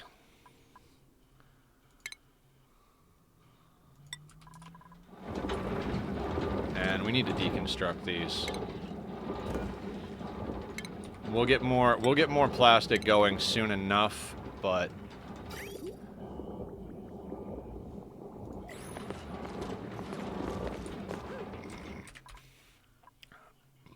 So yeah, switching over to petroleum generator over here is probably going to be our best bet at keeping ourselves sane. It's still a stopgap solution. It's not going to get us... It's not going to get us all the way there, but it'll get us somewhere.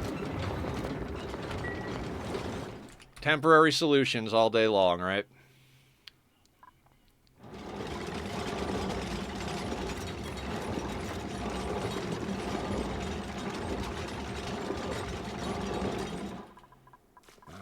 How do we have this set? So let's go over here and go... Plastic. Like, very high priority.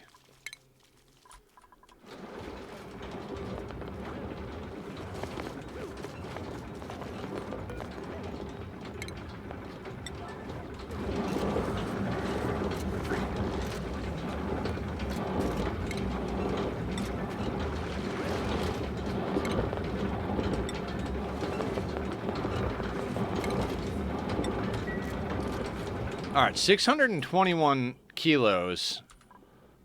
And now that we deconstructed the polymer presses, means we have enough in theory to put up 3 steam turbines, which is 3/5 of the way to how many I want to get in order to do our industrial area, so that's pretty awesome.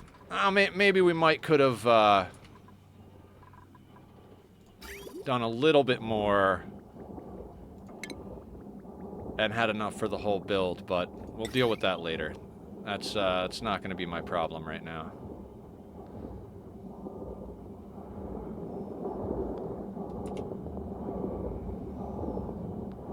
It's that vent that's there, isn't it?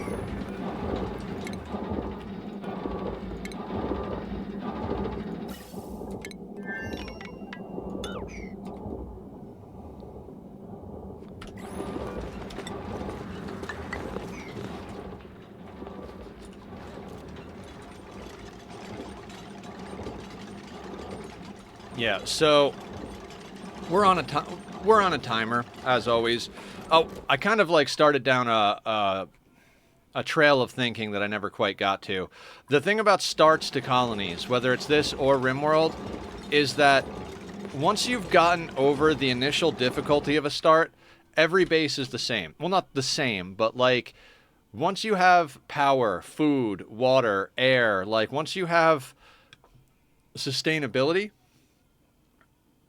there's like, you start to run into a situation where there's no real threat anymore. Like, now RimWorld has raids and stuff like that, so you got to worry about all that nonsense. But at a certain point or another, you get to the stage in the colony where it's just not, it's not as big a deal. God, it's almost like I friggin' planned that. I did not, by the way.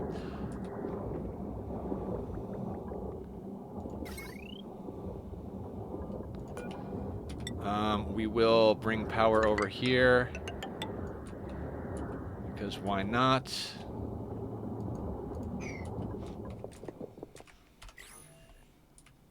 What I'm saying is, once you have all that stress mitigated from the start you're kind of free to just do whatever, right? So at the end of the day, it's like the start is everything. I personally do also love the end game.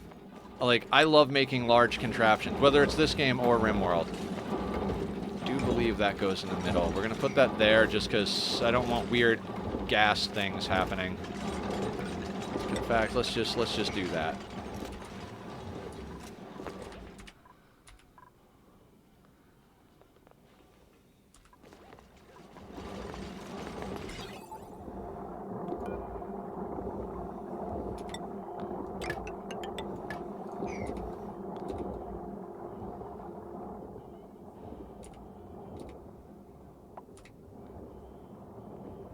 Okay.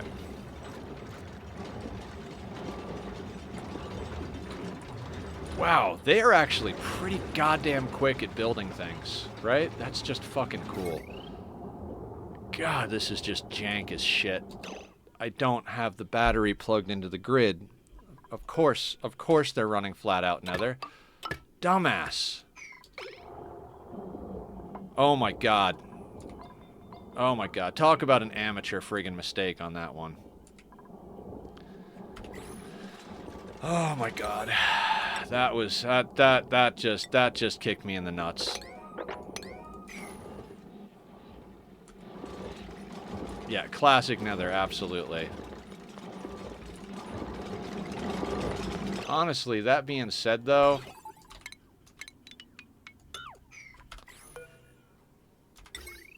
we have enough to do this. Lead's gonna lower its temperature a lot. You know what? We're gonna put a second battery in here. Right? Might as well. Let's deal with redundancy. Then this battery can tell these to kick on if the petroleum generator has any problems. I mean, it's here. We might as well build the redundancy of it all, right? Why the fuck not? Anyway, the biggest problems in any colony is the guy running it. Or gal, or whatever.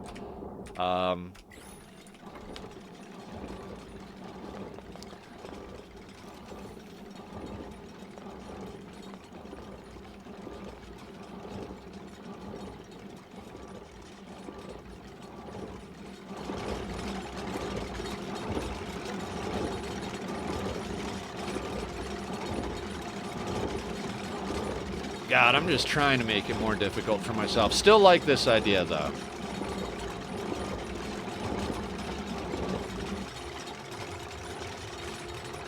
Yeah, because that thing is draining the power quite quickly. We're gonna need it. Even though it's not technically running non-stop, we need a lot of this power to keep that going.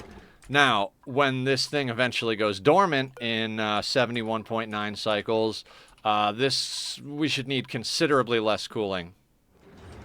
Good old PEBCAC. I don't know that acronym. Aya? I learn things from you pretty much every stream.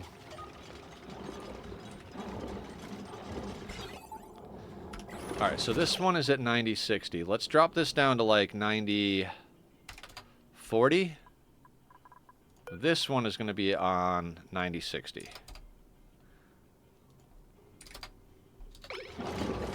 That way the petroleum boiler will kick on before the coal, because coal is a little bit more of a limited resource. Kind of. Kind of. They're both kind of limited at this point, right? What we can do is hook that guy up.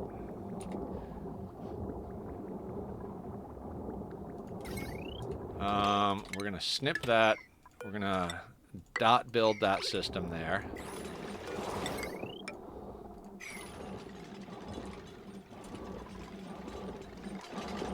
Oh. Unrested because it's too bright. Right, because of shine nymphs. So, yeah, that whole thing where I'm like, I'll kill him later. I'm not going to kill him right now, but we are going to move these annoying insects to a location they're not going to piss everybody off. Base is actually looking all right with O2. You sound surprised, Nether. Yeah, a little bit, just a little bit.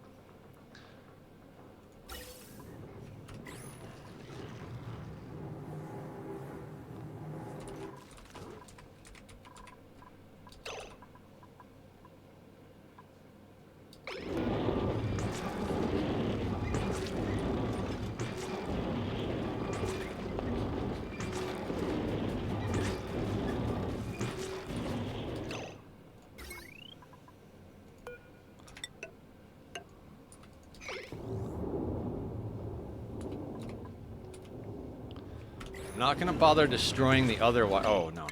Let's not do that. That's not... I don't know why I did that. That's not necessary. Appreciate your effort, though.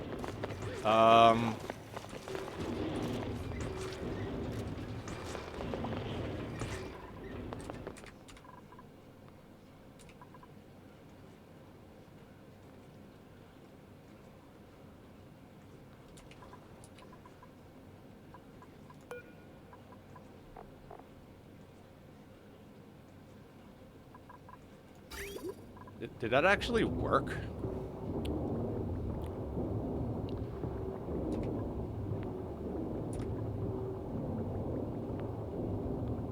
Holy shit, that actually worked. Problem exists between keyboard and chair? Oh. Pabcac, I gotcha. I gotcha. I like that. It's definitely the truth.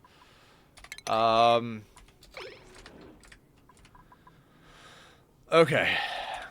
Okay, now this system is not gonna be sustainable forever. So that brings us to what do we need to do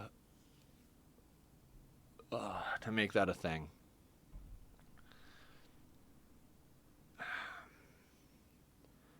I would really prefer not to have to crack back in here right now, but I think that's what we got to do. I think we got to fix the efficiency of this, but how we do that, that's a whole other monkey.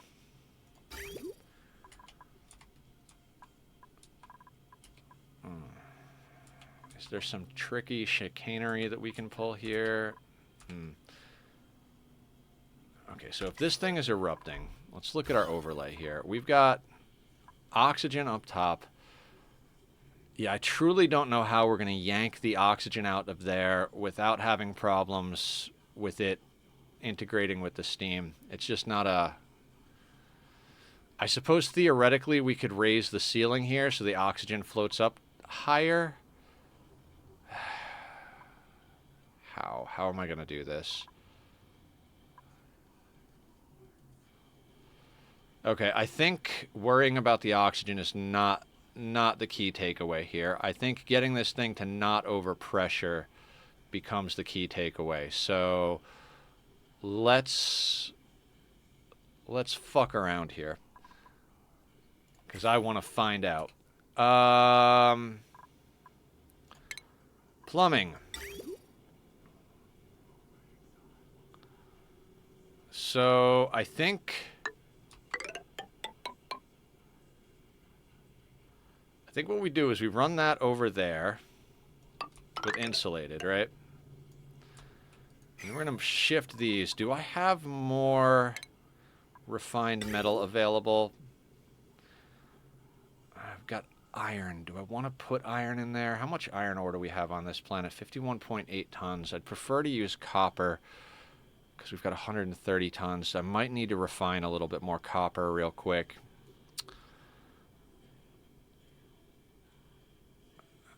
What are the properties on depleted uranium?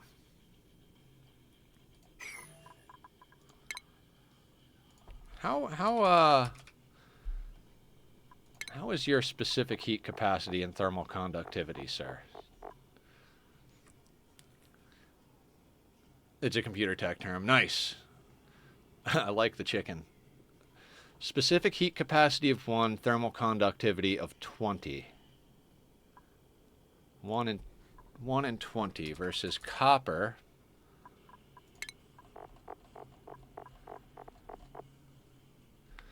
.385, thermal conductivity 60. Yeah, that thermal conductivity is substantially higher. Okay, we're going to want to use copper. The question then becomes, do I want to move this copper? Oh God, what a nightmare. What a nightmare.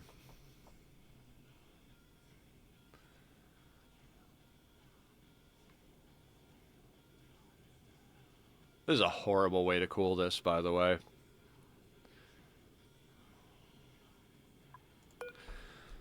So the basic plan would be to be like, boop, boop. Like basically just to like run a small blade here. Like 1, 2, 3, 4, 5, 6, 7, 8 tiles would be overkill even. So that'd be 400 copper. I don't even think we have this. Oh, we do have that system set up. I'm going to have to end up pumping this water somewhere else. But at the moment, copper. So we're going to need... Okay, let's knock out another 10 batches of copper. It's not like we're not going to use it, right? and we'll get that going.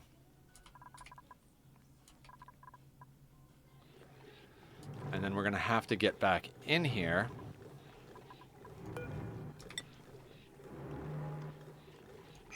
Doesn't really need to be insulated tile. It's just going to make it take a long time. Let's do...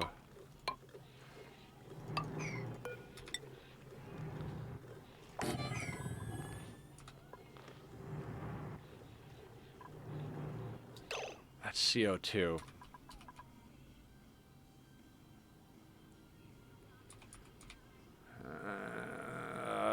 This is just going to be an absolute nightmarish mess, but that's what it's going to have to be. This needs to be more efficient. I need to be able to rely on this pumping enough water. I'm pretty sure we're getting enough water out of it, but I'm concerned about that situation. So we're going to make a little liquid lock here. We're going to have to make it out of crude. Son of a bitch. That's going to be a thing.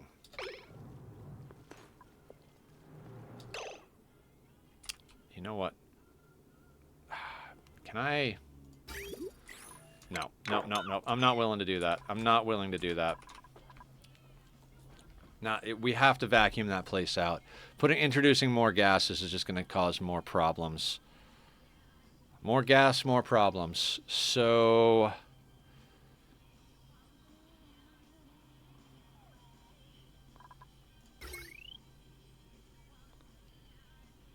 All right, so we've slowed down the coal consumption. We're leaning a little bit on petroleum, but that means we're going to have less mass to dump heat into. 6 of one, half a dozen of the other type of situation. So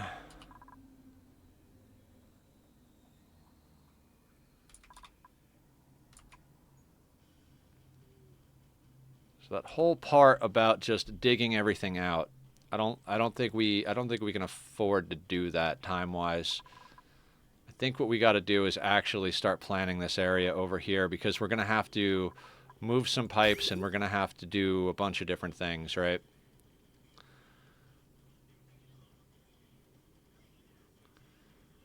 Now, the question about all of that is how. How am I going to set this up? Let's do a little bit of measuring here. A little beard stroke moment. Let's say, for the sake of being able to run pipes along the side, we put a wall. Oh, Jesus Christ, my fingers won't do the right things. Put a wall here. That way we can at least run pipes up and down this section.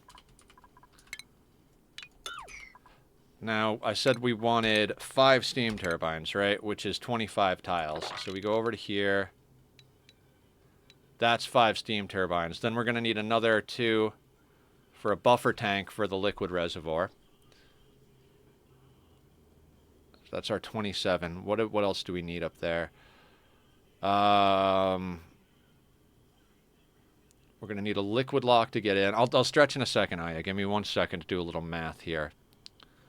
So out to here, that would give us enough space for a liquid lock, 5 steam turbines, and an oil reservoir. If we put it down a tile or 2, then we'll have enough space above for the shutoffs that the shutoff that we have to put in.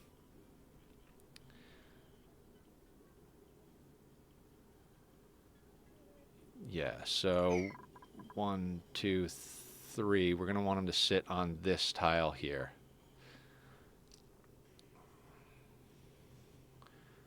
And honestly, we don't have to liquid lock in there just yet. We could kind of leave them open air temporarily. So, okay, stretch. We got to stretch. Right. Take care of your meat suits, guys. Oh, that's my spine. I have a spine.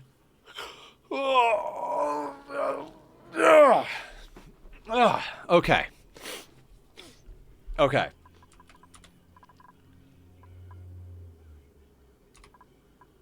Alright, we don't need...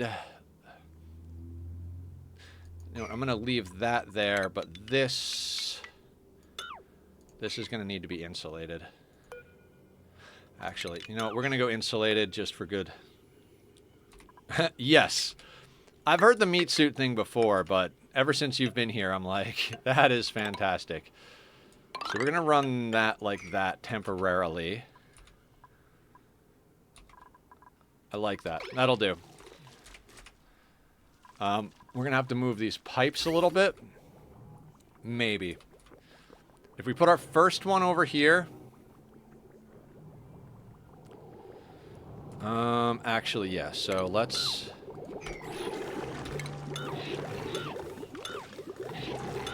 Let's build this kind of more like this for now. Reasons and stuff.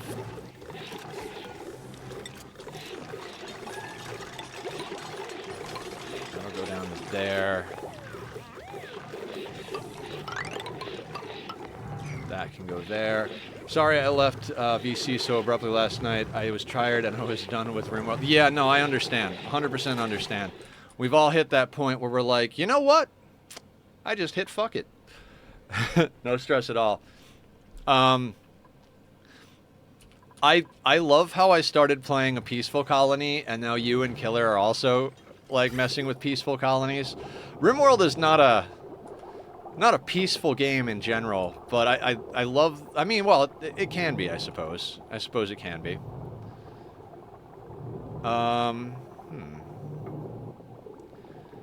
Now, it's not the worst thing in the world that these pipes are coming down, because they can eventually come into this steam chamber. In fact, I might actually set up some stuff for that. I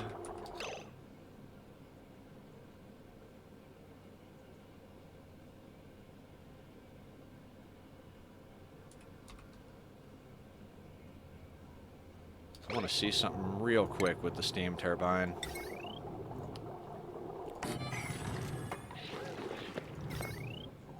It's over there. Okay, perfect.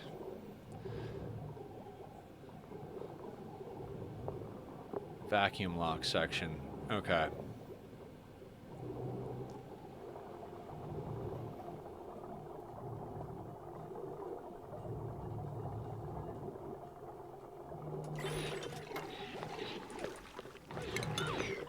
Yeah, we're gonna have to do some vacuuming today.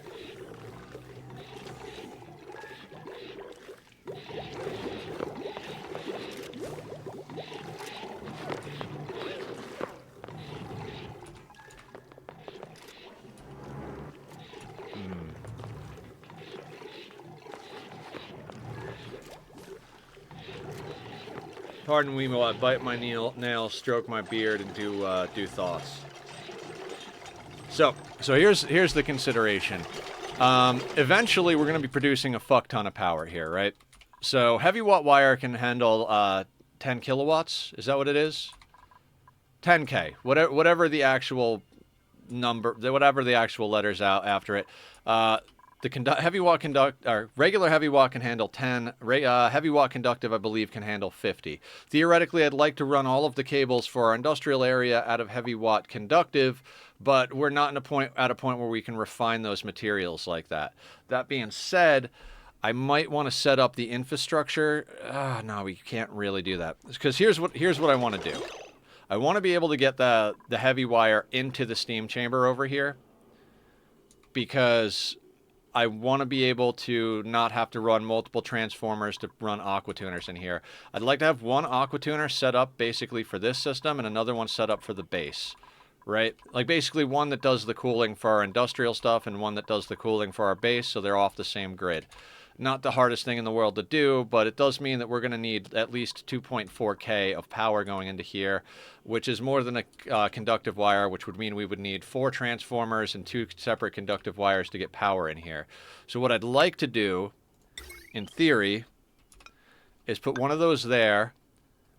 Now that'll transfer heat, though, so then we put another one here, and then this 2-tile space, that would be a vacuum. So this thing would get real toasty, but it won't matter. It'll never get hot enough to melt. And then none of that heat will transfer through this vacuum, and then this can connect to all of that. I like doing this system. It gives us a little bit of space, and the way that the plug is set up on the steam turbines, we can still slide it in next to this corner here. Sorry. Oh, I already read that. The issue is if we do this out of heavy watt, I mean, I suppose if we really get to the point where we're doing heavy watt conductive, we could use transformers to dump from this system. I don't like that, though. If we break this into a sauna, though...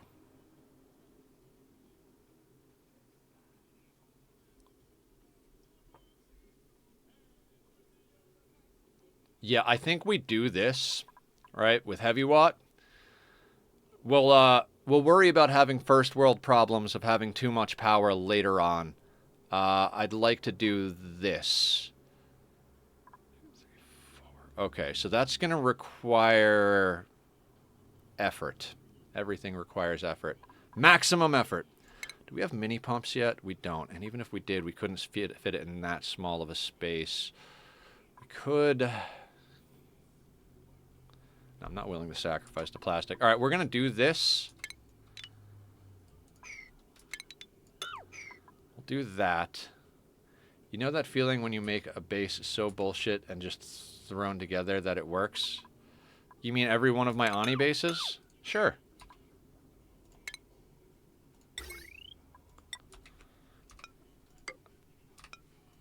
I mean, I know you're talking about RimWorld, but yes, I very much know that situation. Yeah, we'll go with organic. I'm with Aya on this one.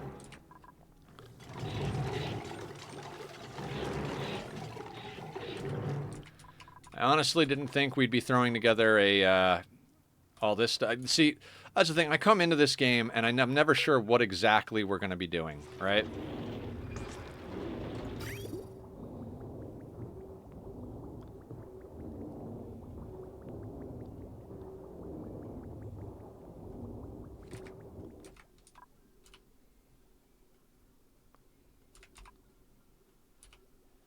So this whole system down here, we're working on this as our timer. When this runs out, this starts to fail. So we got to get some more systems working in order to make this function. And we're going to need to get a lot of these pipes rerouted. And they're going to come pretty far over, so... Jesus Christ, how am I going to do this?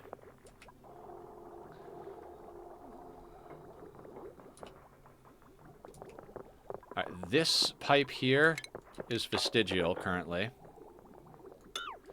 So we're going to ditch that.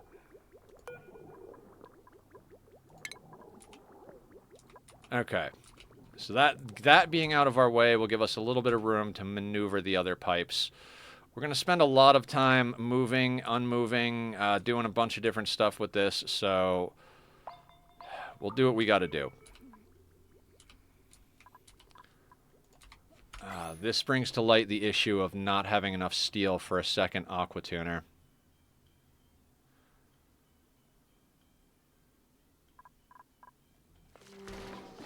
My playlist went to some 9-inch nails. That's pretty cool. Remember last time when I was like, I can't be bothered to hook the duplicate gem up to the main power grid? I might have to do that. Every little bit of power kind of counts at the moment.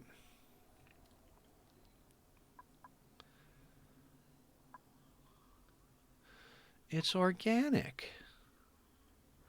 Okay, so what we're doing is we're going to create a section up here for the steam turbines. This is going to be our steam chamber.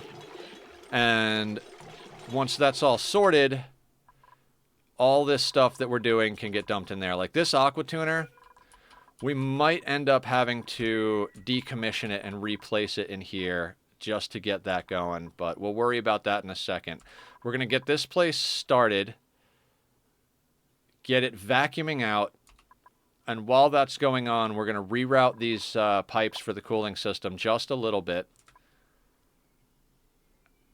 Actually, it's not that... No, it's not that bad. It's not that bad. Okay, because this cooling system is going to be... The aqua tuner for this cooling system is going to be in this chamber. So the fact that we can't... The fact that these are right here is actually advantageous. That's why Past Nether hooked it up. That's the whole reason I put these inputs and outputs for the system right here. Because this is going to go back into the system and then come down here. Now, I kind of wish these were reversed, but we're not going to do that. We'll work with what we have for now. And then this is here as a way to get water into this box. which is perfect. It's all perfect. Everything is perfect, guys.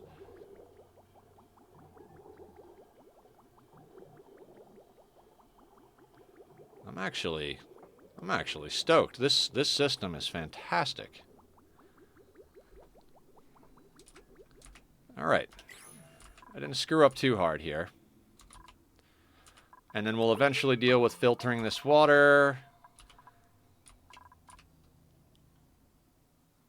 Yeah, because once this is built, we no longer have to worry about dumping our heat into here. We can just dump our heat into here, which means that this system will be able to use all the oil for generating power with the petroleum generator, which could then get hooked in here somehow. Yeah, there's going to be a lot of stuff. There's going to be a lot of steps to this just to lean it on itself. Let's put this on buildings so we don't accidentally delete pipes we don't want to delete. We're going to start deleting all of that.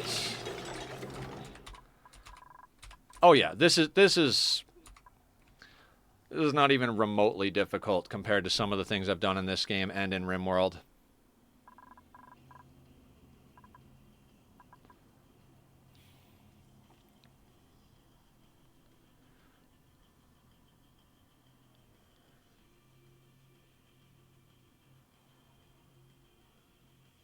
I mean, I told them to batch some more copper. How many?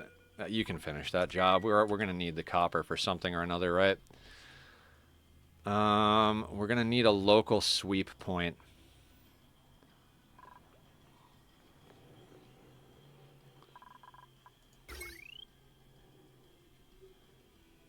Now, the question is going to be if I can steal power from the SPOM to run a pump to vacuum that area out.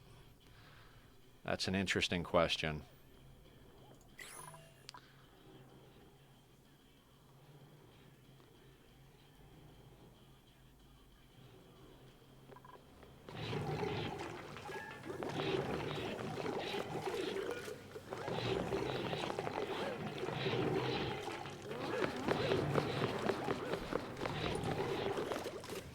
I'm going to temporarily stop that. Put a tile there.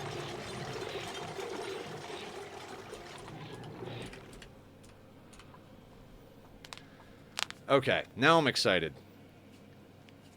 Now I'm excited. I love steam rooms, industrial saunas. I think one of my favorite things in this game is playing with volcanoes. We got a little flagrant with our volcano playtime. Emily was totally like, just open it, just open it, just open it. I'm like, you know what? Fuck it. You're right. Let's just open it. Like I was working on this system to bleed heat out of an area. And like I was like being super cautious, and at a certain point it was like, no, you're right. Let's just open the goddamn thing. Okay.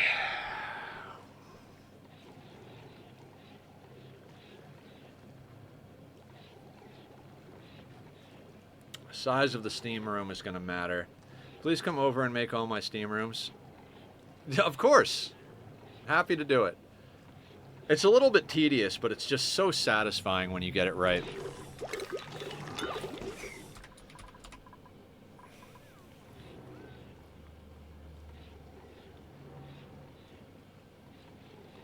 So, normally I wouldn't overly worry about the steam room being vacuumed out. What I would do is put a layer of brine, like just a real thin layer of brine, and then a thin layer of water. And then I would cook it, and then send the dupes in to pick up all the salt or random debris or whatever the case may be, right? But I need a vacuum in this corner, and we don't have enough plastic to waste on a mini pump. We would have to spend research time and plastic to make the mini pump, and then we'd have to make this awkward little nook over here. So we're gonna do this right. We're gonna liquid lock in and vacuum out this area. We can put some water in here to help a lot. No, we can't, because we can't have water in this section. Okay. Okay, so once they make that tile, we'll queue up the next section of work. The rest of the base is doing things. 70 kilos of meal wood.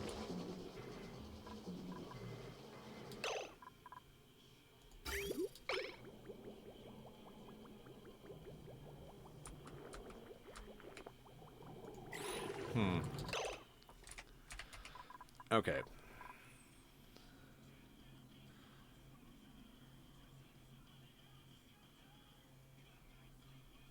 Now, technically, we don't need the steam turbine area vacuumed out. It'll actually make it a little more difficult in some scenarios for it to be, but I think we got to vacuum the whole section out. All right? Maybe, maybe not.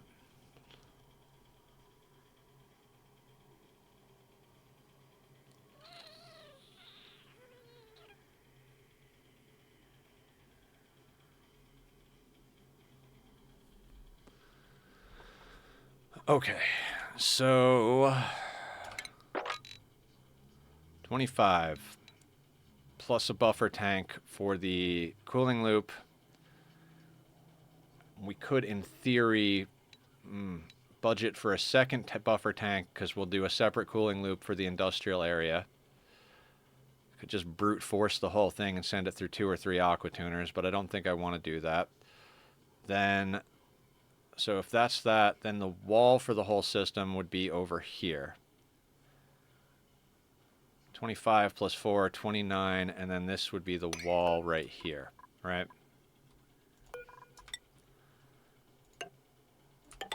So that would come all the way over like that.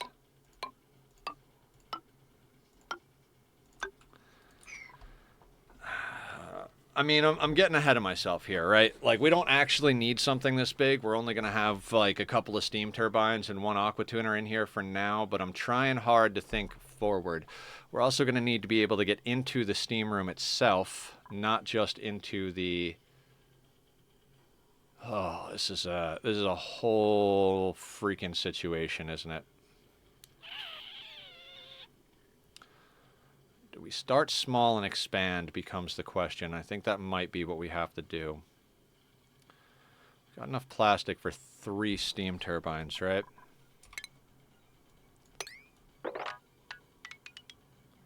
It's basically out to there. We really don't need more than just the 1. Yeah, I think it makes sense to just start small and then expand. I'm thinking ahead for the whole freaking thing. Let's not get that far ahead of ourselves. So, this guy...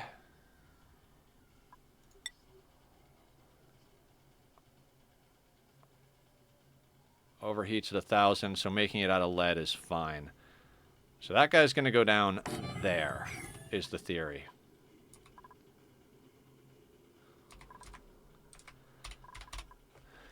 Small scale tests make sense. Yeah, I've done this enough times that it's not a matter of whether or not it'll work. It's not really testing so much as like how far ahead do we want to think and build? Like, is it a cozy vibe to plan the entire planet's base before you press go? I don't think so. So I'm thinking 1 steam turbine should do the trick for now. Maybe we put in 2 just for...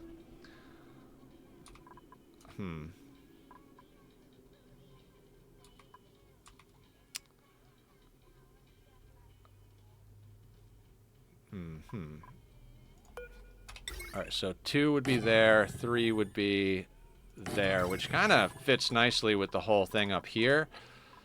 We could do 3. We need to get into here. How much work is involved? Hang on. So...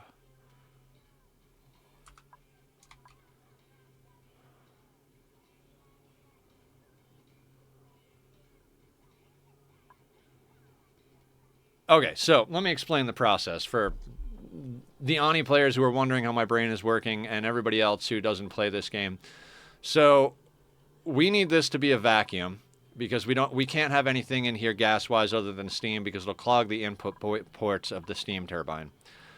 Vacuuming just this area out is a doable thing, except for the fact that, well, I guess we could just get into there.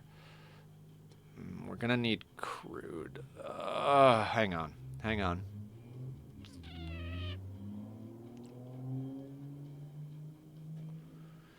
could just do a liquid lock with crude. Get in here. All right, let's say we did that, right? Let's say we liquid lock into this area. So that would theoretically be boop. That would be our buffer tank right there. So we could realistically...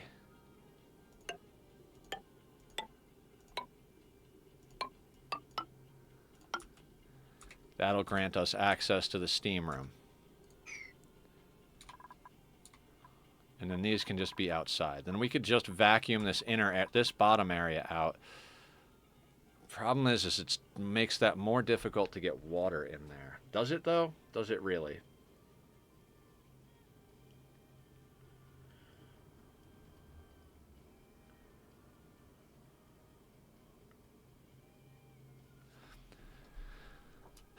Because these things are 3 tall. So then how would we get water in there?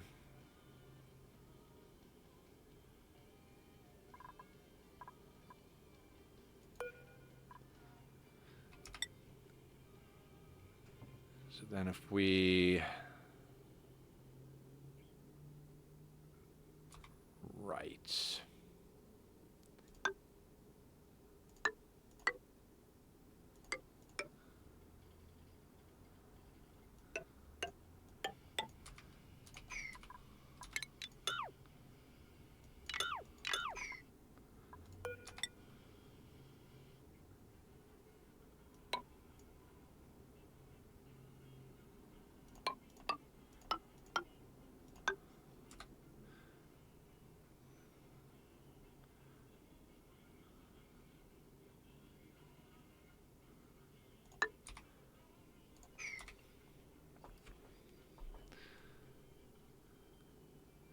This would still allow some temperature to bleed out from the steam room, which is frustrating.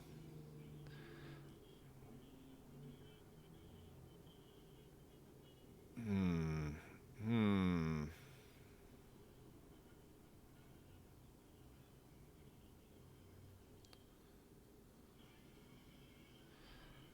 mean, do we go the full freaking...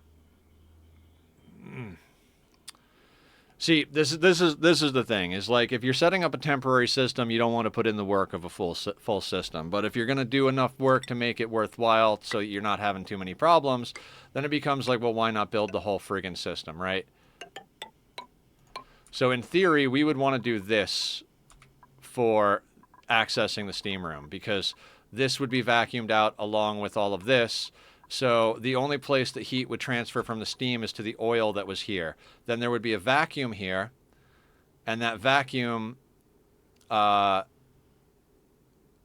heat wouldn't be able to transfer through the vacuum, and then this would be a liquid lock here. So this oil shouldn't get heated up at all. Our dupes would come through here, and then they'd be able to get access to the steam room. Reasonable, right? But like this is just so much bullshit to build for the sake of doing that. Up here, it doesn't actually matter. This is more of a temporary one. We can legitimately rip this one out once we have the steam room done.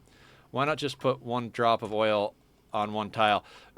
Because I've done that, Joker, and dupes will mess it up eventually. Like, I know it's pretty stable nowadays, but there are instances where something happens and that dot gets annihilated. So I'd rather go with the rock solid systems.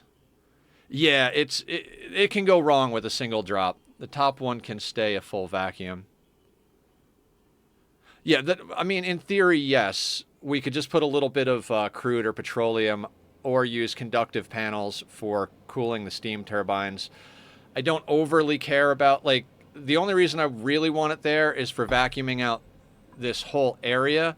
And then when this is all buttoned up down here for the steam room, we could just open this back up and start working on expanding it in theory. I mean, we could do things in stages too, right? Like we could just gradually go across.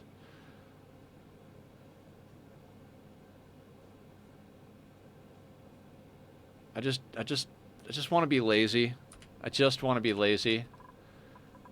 In that regard, I think I'm just going to build these out of normal tiles for the sake of getting shit done.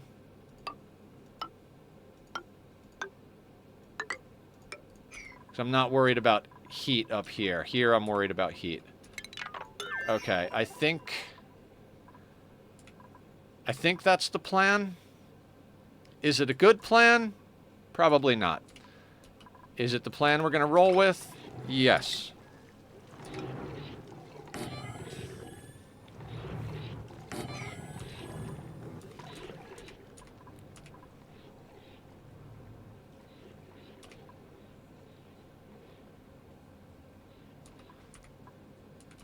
Yeah, we will probably have the steam turbines be in a full vacuum and either use conductive panels or a little bit of petroleum on the bottom of them. I usually opt for the petroleum over the conductive panels unless I have aluminum available, because I find that conductive panels made out of anything except aluminum tend to not work as well. So we'll probably go with the old school liquid layer method as opposed to the conductive panels. I don't know, gradual upgrades and stuff. I believe there will be plenty of aluminum for us on the other planet when we get there. But for now, let's not... Yeah, temporary systems. Swings and roundabouts, as Francis says. Alright, so we're going to do this. We're going to set these all at priority 6 so that we can plan moving the pipes without them building them. We're going to need...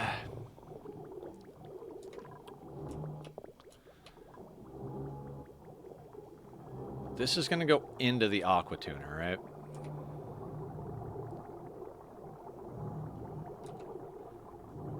So what I'd like to do is kind of move this up. Maybe? Maybe not. Alright, let me think about this. So, we're going to have a layer of radiant pipes along the bottom tile. Like, not a lot at the moment. Radiant pipes along the bottom tile. So, as far as that's concerned, that's good. The upper pipes are going to have to go along the top and go into here. So, actually, these are not in a horrible spot. I do wish these were backwards now that I'm looking at this whole system. I'd prefer the output to be here so that this could, like, it goes in here, but I want it to hit the oxygen first. That's why I did it this way. Okay.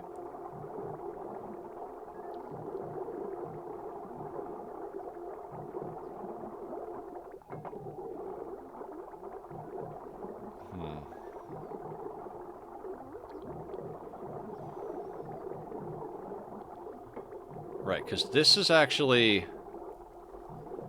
Yeah. This is basically where it's going to return to the aqua tuner.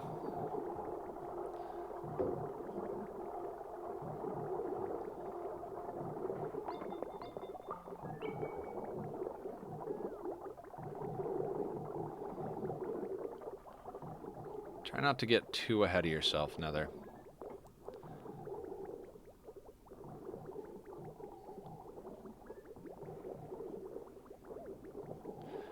Okay, so provided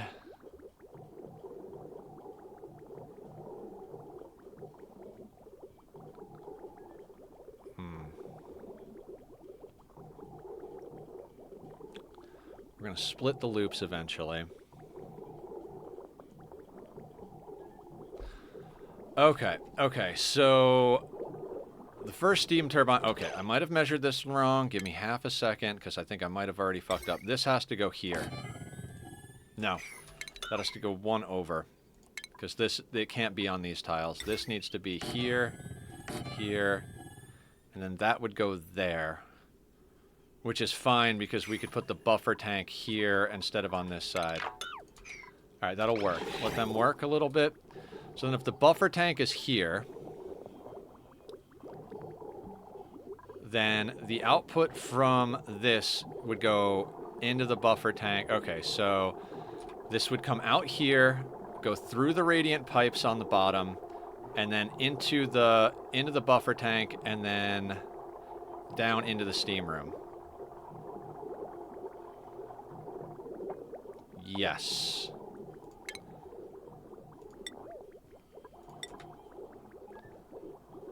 So we're talking about that being there.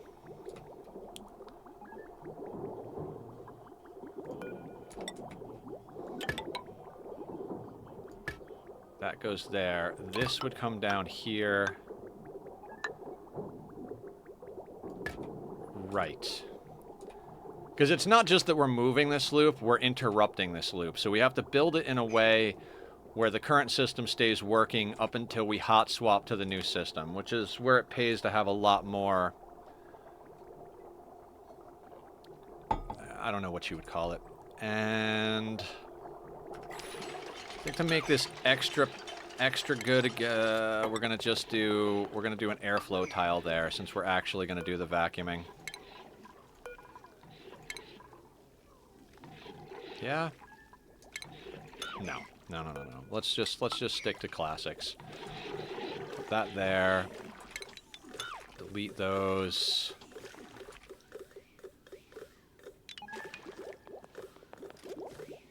I'll wait for them to build more. Okay.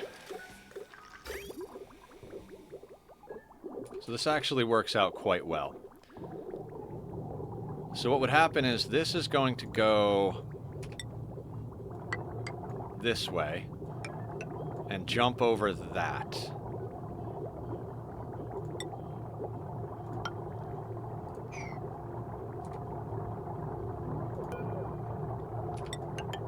And then it's going to come down and go into the radiant pipes that are down here. So then we're going to need one of... Do we need that there? No, because we're going to move that input. How is that going to go into that system becomes the question. Honestly, you could probably come right through there.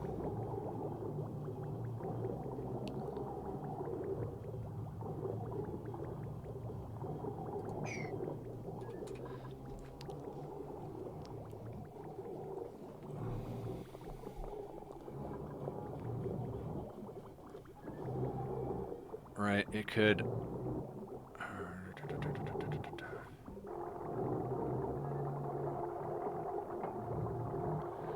I mean, we could do some real cheeky nonsense where we bring this pipe, like, in and around and then goes up into here.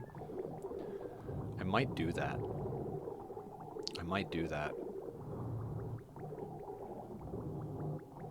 Because I kind of like the idea of it. And then there's pipe already built into the walls over here so that we can use it properly. Sure, why the fuck not? Cozy vibes. Let's just fuck around with some shit.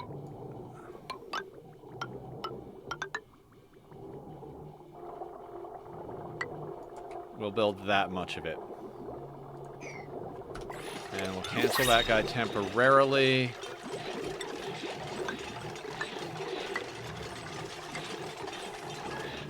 They'll need to get access to this, so we'll build temporary ladders. Let's see what's over on the printables. More shine nymphs. Who would have thought?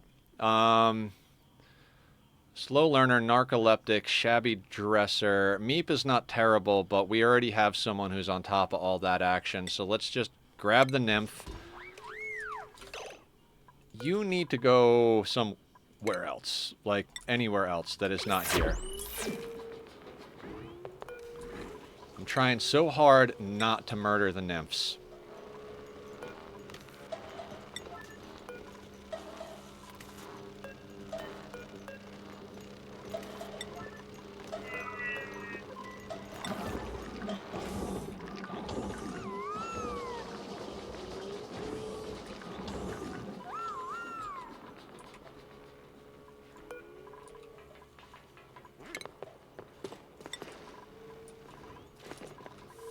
Don't murder the nymphs. They're useful creatures.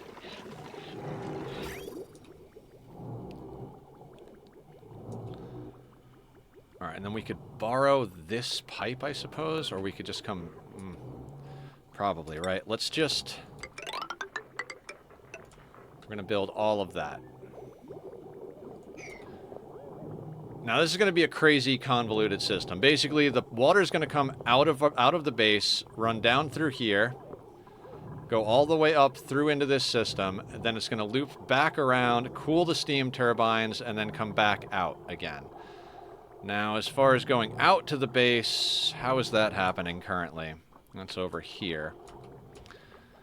So that's going to have to change. Everything needs to change.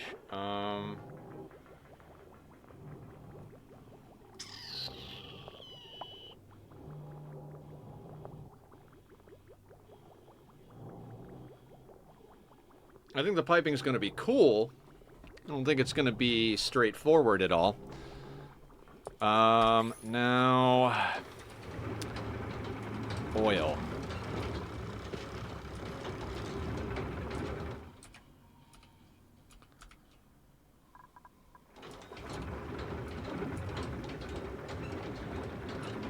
Can we get... pitcher pump built down here somehow, some way? It's 95C crude oil, so that's going to overheat.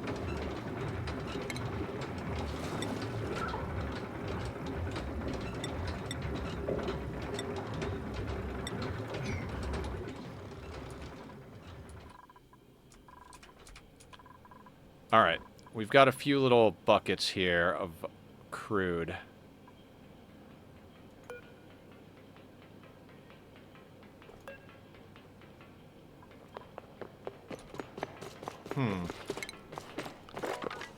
I want to mop a little bit more of that.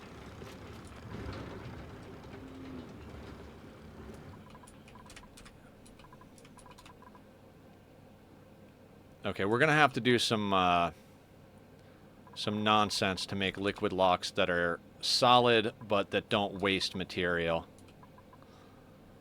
So what we're going to do is we're going to take these, we're going to mop that stuff up, and we're going to grab a couple of oil containers and put like a little layer of crude down here. Then we're going to play a little bit of a game. We're going to deconstruct...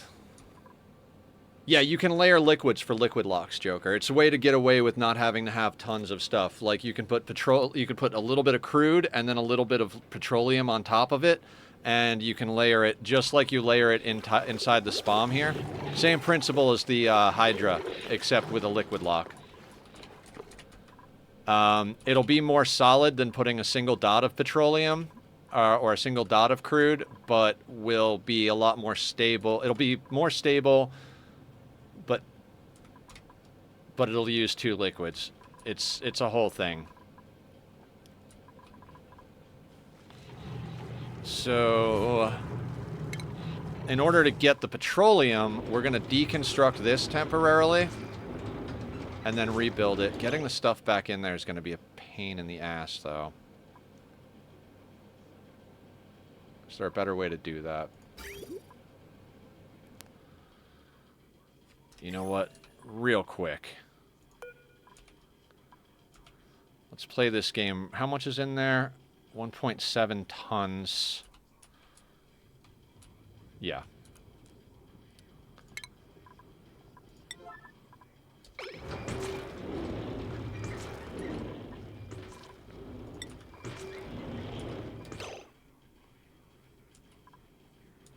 Hydrogen thingies too. Which hydrogen thingies? What are we talking about? Sorry, I got a little distracted.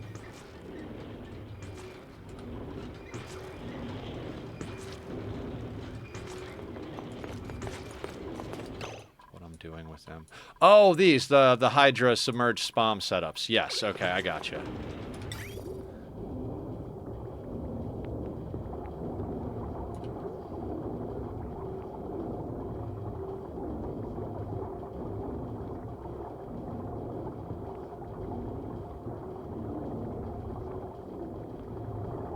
Yes, the guy who's not great at building. Now we're just going to reconstruct that real quick. Let's call it an emergency build. Now that you're building it, we'll leave it a normal thing. Now we've got a bucket of petroleum there, which is nice. It's good to have a little petroleum on hand.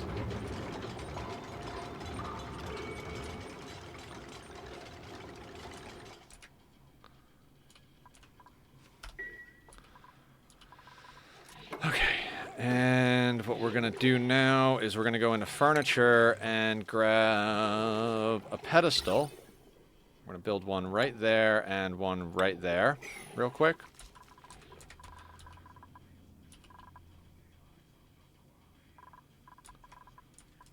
I love this game. I love this game.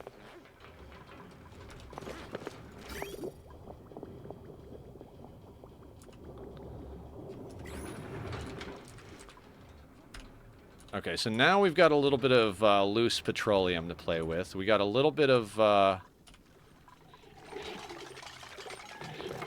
crude to play with.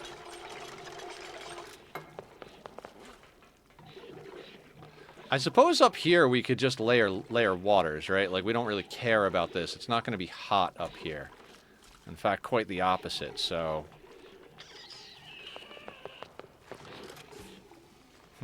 Come on, brain, you can do this.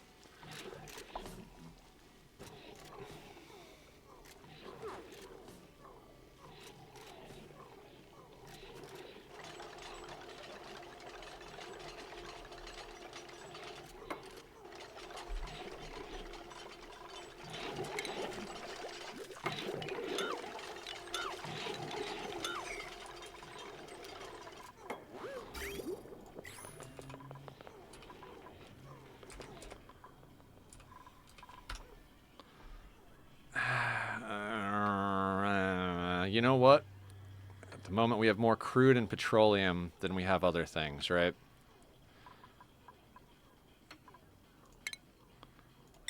Like I said, we need a local sweep solution, so let's just put a box, let's say, there? Or here? I think here is going to be more useful.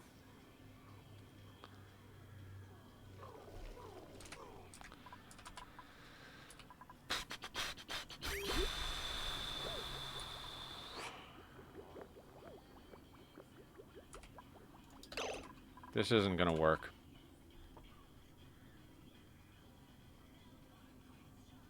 I need the space for the aqua tuner piping.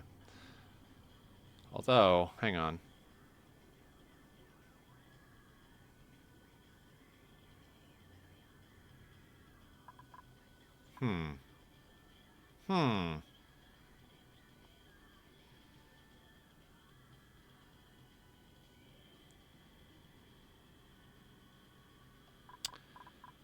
This can't be at this level. Right?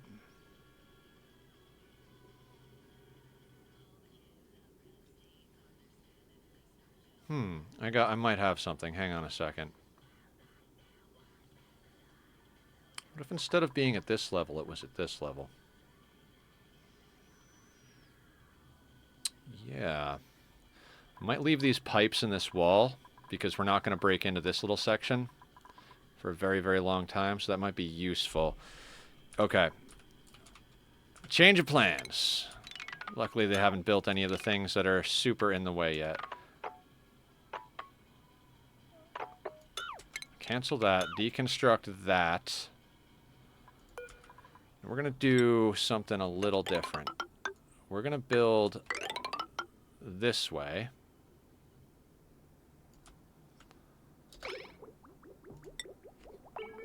And jump there.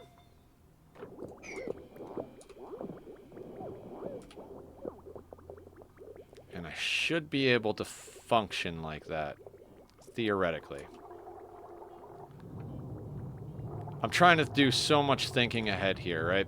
So with the way we do our aqua tuner piping, we need this tile under here just to do some of the loop overflow action that needs to get done, right?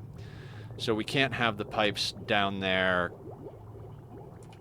down here for the input system here. I'm going to leave these pipes in the wall just for the sake of if we need them later, they will be built into the wall in this spot. So the liquid will return from the base here, go through insulated tiles so it's not absorbing heat. It will then go up, around, into the spam, back down, and then it'll switch and go to the right here, go through radiant pipes, back through the turbines, into the liquid reservoir here, and then go into the steam chamber, into our aqua tuner, which will be set up right here. And I think with that setup, we should be able to accomplish what we need to. And then we can expand that system. I think that'll actually work nicely. Loops are a pain in the ass, right? Because things got to go out, come back in. Some stuff is there, some stuff is over here type of thing. So we'll get that built.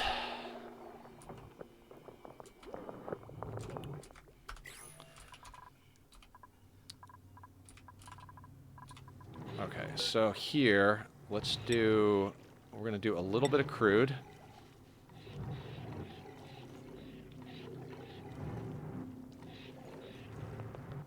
We're going to have to watch this, too.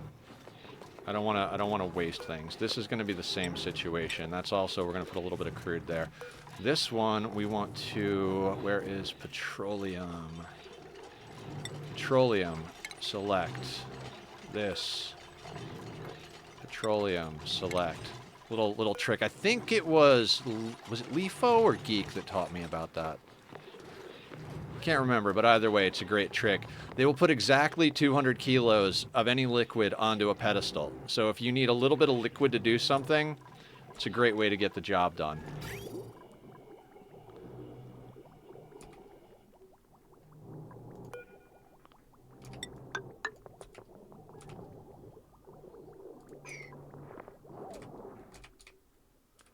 Yeah, they put the 200 kilos. That's how I do these now. They put the 200 kilos, you remove it, you tell them to empty the bottle, bam, you have exactly 200 kilos of liquid where you want it. It's 200 kilos, right? Or 200, whatever it is. I did it twice over here. No, yeah, 200 grams? Whatever. It's basically the perfect amount of liquid if you're doing like a submerged system like this. You could even do 2 of them if you've got a 2-tile thing over here. So it's a way to get a small amount of liquid in without having to worry about whether or not the bottle empty or dumps too much. These are 200. These are...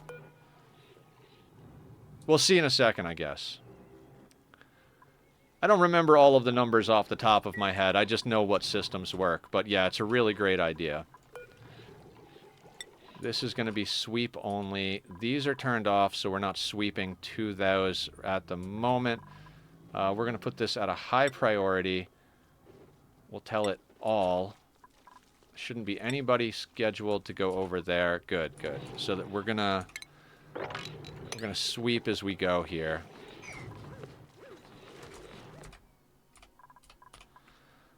What is it? I forget the overpressure thresholds. You know how you get to a certain point with the game where you're like, I don't remember the math, but I remember how things work. That's where I'm at with the pedestal. So we can dump a little bit of crude in here from the bottles we have down there. We could just move it and empty them. I just did the bottle emptier because why not? What are you doing? Picking up igneous rock. Is anybody gonna do this thing? Not allowed by schedule. Right, they're taking a quick nap. That's all right. That's all right, dupes. Once we get these liquid locks in place, we can start setting up the vacuum, and once the vacuum is set up, we can do all the... I just use older game files to regain... Yeah, exactly. Okay, so like how much liquid is here? 512 grams of brine on each tile, so a kilo. I think we did it twice up here. For me, many things in this game are bike ride. Yeah, exactly. It's just like past Nether and past Flower and past Joker, they figured out the math. We just do the things that they figured out. Do we need to know the math? No, because we know what system works, right? Hi, Flower. We'll do a shout out for Flower while we're here, because Flower also streams, so go check them out. Flower. You've been streaming Ani, or are you streaming something else? I forget. I think you said you've been streaming something else lately, but I know we met with you playing Ani, so. Now, that is a nicely oxygenated base. You love to see that. I've been streaming not very much, and when I am, it's Final Fantasy Tactics. That's right, you said you were doing tactics.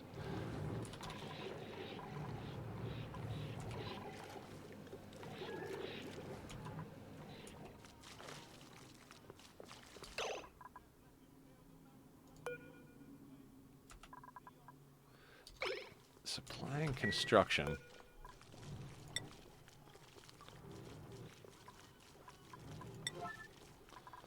We're going to put these up to a 9.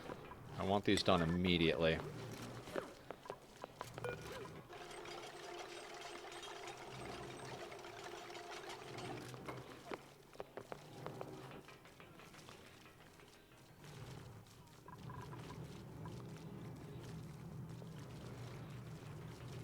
No liquid output. What are you talking about?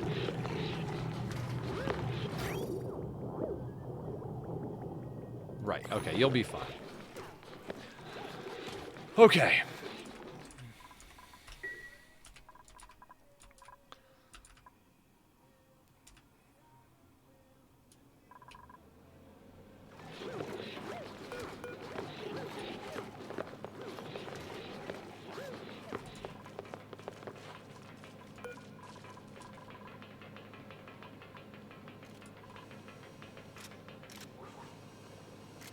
Do I have you? You're set up to build, huh?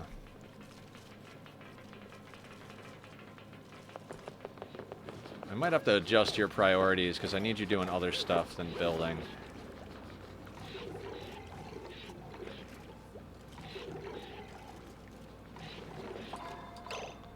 Alright, let's check Vermin's priorities. I need you to...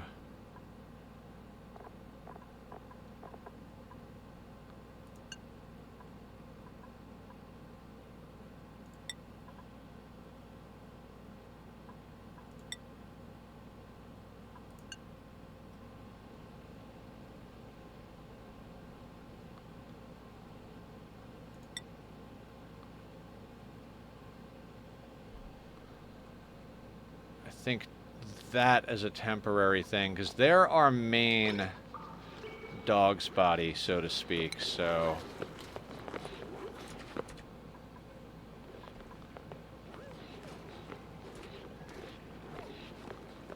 That should get them doing what we need them doing.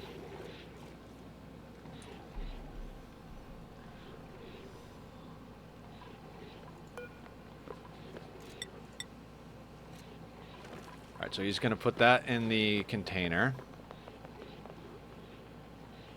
And then go and grab the crude, right? Okay, okay, this is good. You're doing the things I need you to do. Good job, sir. Good job.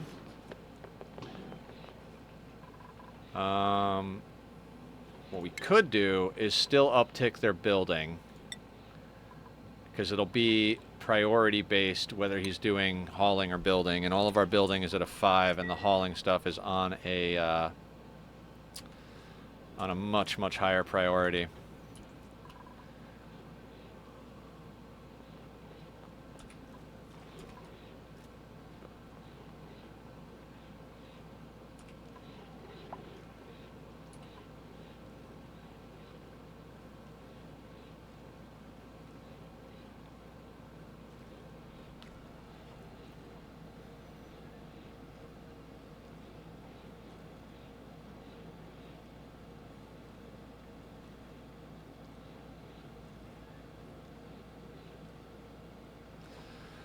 Sorry, I'm thinking about the steam vent over here. What I might do is put a tile like here or here, and then put temp shift plates right in the center here and run the radiant pipe basically so that we store like a little chill in a little bit of water here, and then it overflows and drips into this. I think that might help that be good. We're not doing any type of crazy... I'm going to go like that for now. I don't want anything to accidentally get swept in there. Okay, so that... No pending deliveries. Perfect.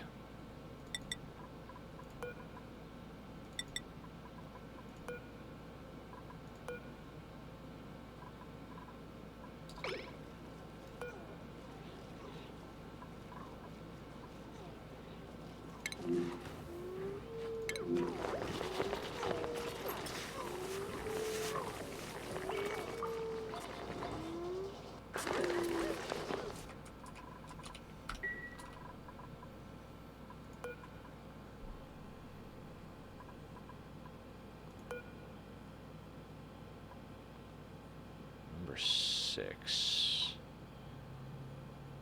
Why are you set to a 6 or an 11? Alright, I was wrong about that. Let's just down-tick your building. And now we're on the deliver to pedestal. So that's how we're going to separate our petroleum. We've got, what, 1.8 tons here, but they're only going to grab what we need, which will tell us exactly how much goes onto that thing. What are you doing? Construction supply. Mm-hmm.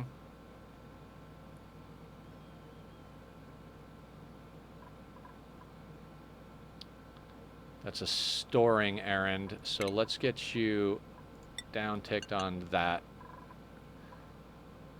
I want you do it. The dehydrator, yeah. I think it's meant to help with space stuff, but it brings into light a whole new set of problems, right? Like, you'll be able to bring a lot of food on a rocket, but then you need water on that rocket to rehydrate the food. So I think for a food source on the rocket, it's not the greatest thing, but I think if you're sending a dupe to another planet to do some stuff, it would be good to, like, dehydrate a whole fuck ton of food and then bring it with them. And then when they land, you build a rehydrator on the planet when they land, and now you've got a nice big old stockpile of food, so you don't have to worry about making food until that stockpile runs out. I think on a rocket, though, there are way better ways to do food. Like, I'm a big fan of berry sludge. Pickled meal will usually get you there if that's all you have access to, but if you can get into berry sludge, that stuff's real nice. All right, so it's 1 kilo. They put 1 kilo on there. Yeah.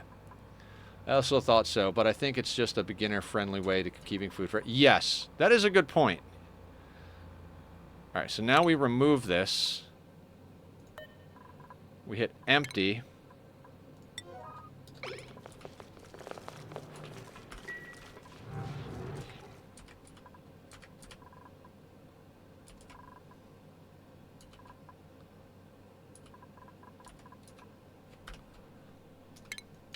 I'm gonna cancel those sweep errands. I don't need those done.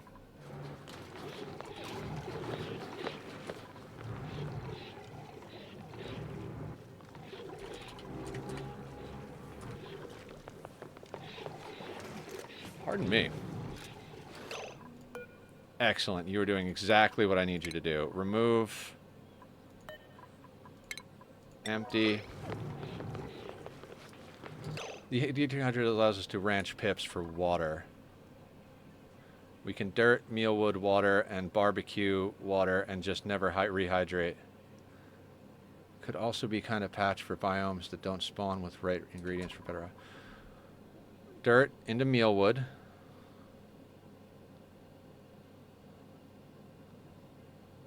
Turns into water. And barbecue. And barbecue water and just never, I think. Oh, I get what you're saying. So the pips produce dirt infinitely if you have the arbor trees wild planted. You dehydrate the mealwood, gives you a source of water. And then, yeah, interesting. I like where your head's at, Flower. I like that. That's slick.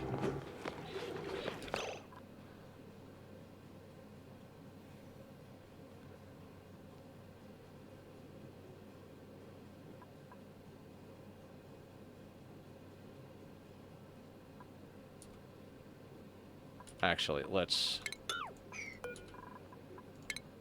do a little something different. Let's just move that there.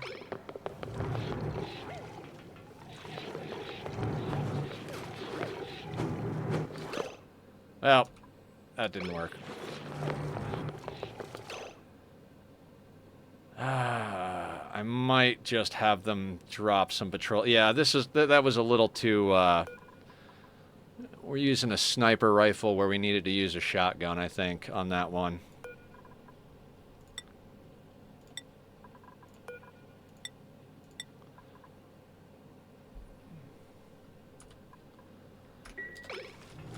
Well, you know, gotta try things. It's not enough to actually flow across these 3 tiles, so... My bad. This is a good idea. This is a good attempt.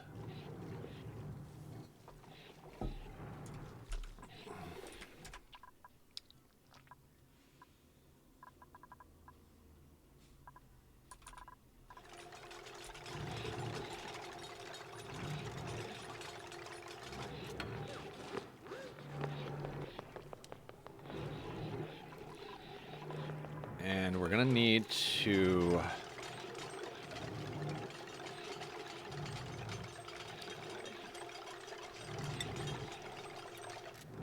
Eventually we'll need this one to be here.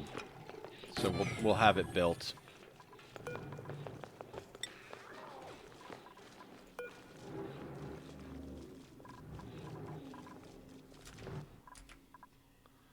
I swear these dupes. I'm like, where are you?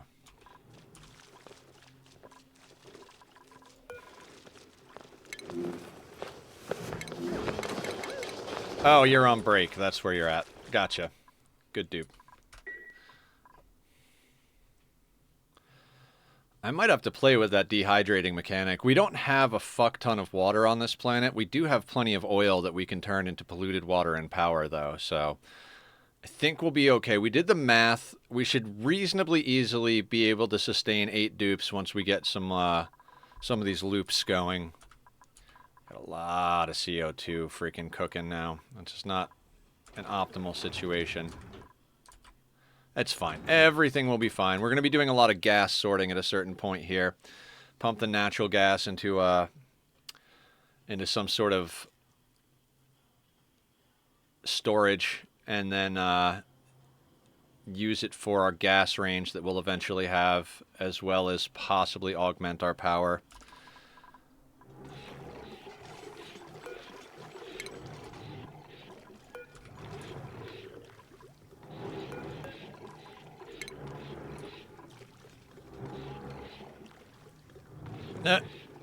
He gets so surprised. I destroyed the ladder that I was standing on. Where did it go?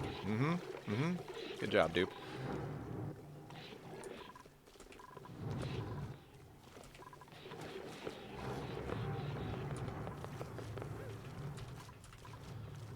Okay, next thing we gotta get going. We gotta get this place pumping out. I'd love to throw lots of power at the problem, but power is our problem at the moment. So we're gonna stick in... I'm gonna go with, like... It's gonna take a while for all of this to pump out.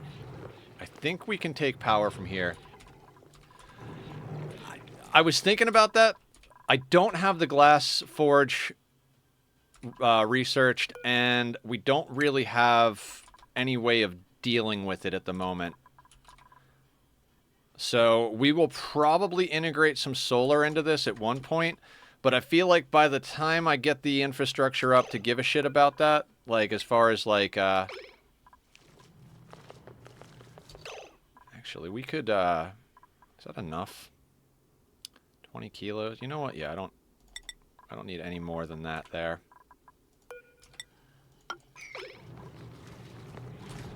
I think by the time I get to solar, we'll probably already be well on our way to getting up a petroleum boiler. Once we get this system set up here, it should be reasonably easy to start processing metals. Once we can just process metals non-stop, we'll be able to do a few things. Oh God, I'm thinking about this. Hang on, real quick.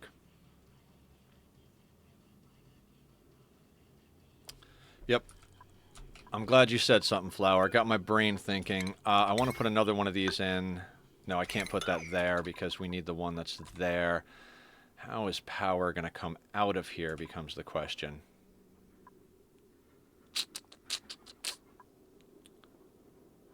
Right?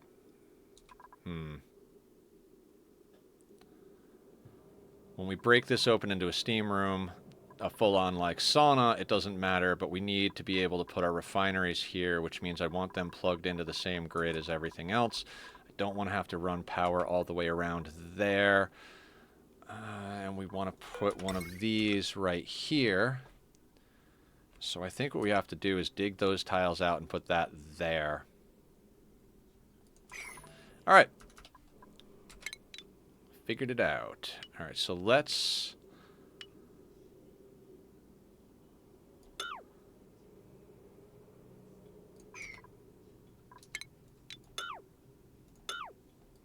Goes there. You know what? Yeah, we'll break those out. Hydrate. Thank you, Aya. Appreciate that. Cheers.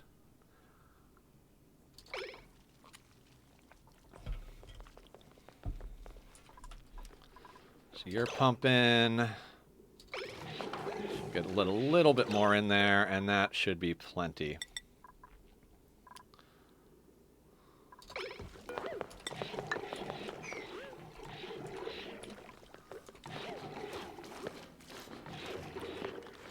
Now, it's going to take a long time for this gas thing to vent what we need it to vent. I think I'm going to grab ourselves a high-pressure gas vent. Yeah, we got enough plastic. We'll do that. That'll make life a little easier there. As far as power goes...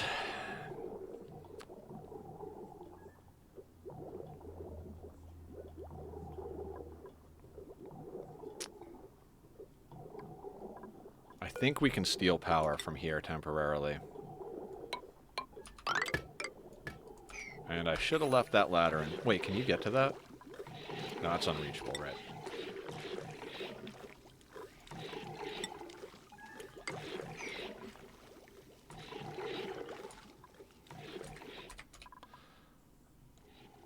Okay, so once they build these tiles, this gas gets into place. We're more or less just running on autopilot there. What did I do there?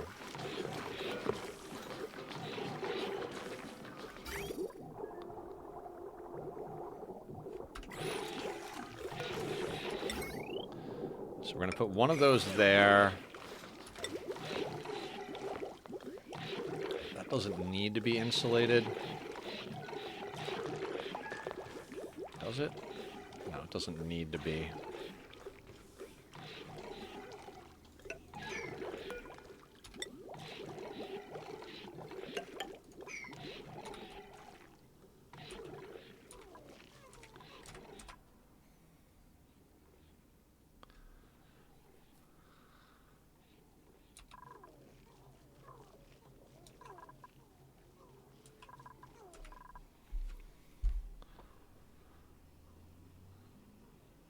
Okay, okay. Now, one of the good things about what we're doing down here is that we are getting a nice little backup of petroleum, which means we'll be able to use this petroleum to fill the cooling loop of our refinery. We can add an S onto those words if need be. Refineries would be great, but I don't think we have enough dupes to worry too much about having multiple refineries at the moment.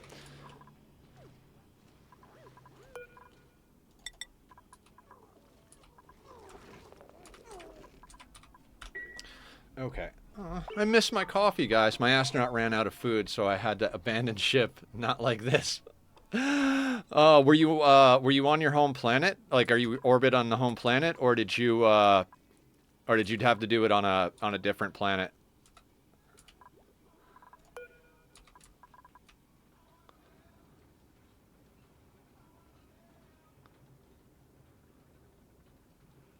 Oh, telescoping. Gotcha. There. Now we've got a liquid lock over here that should be reasonably solid. I say reasonably because they crashed onto where my teleporter goes, though.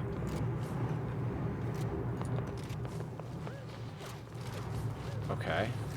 Why does my brain not register what that means?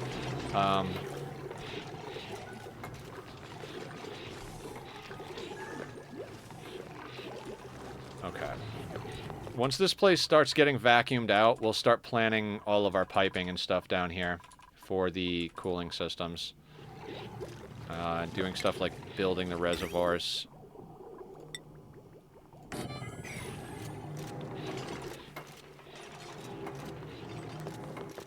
And that extra copper is going to come in handy.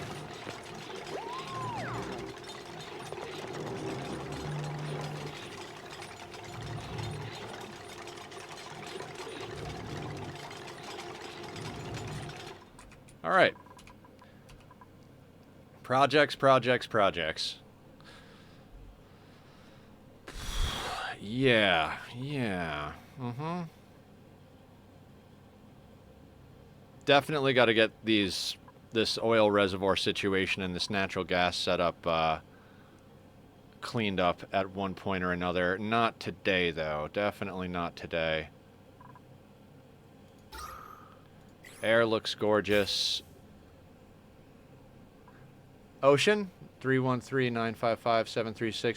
Is that an Ani seed or a Minecraft seed? Or something else?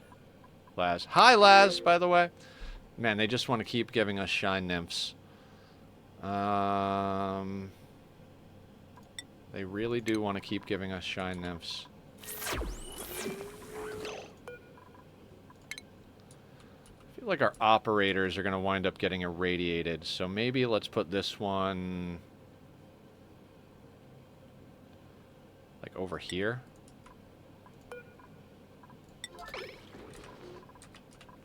Ani, gotcha. Now, I like the ocean planets. Both God, I don't even know the words. Why don't the words work? Oh, stretchy.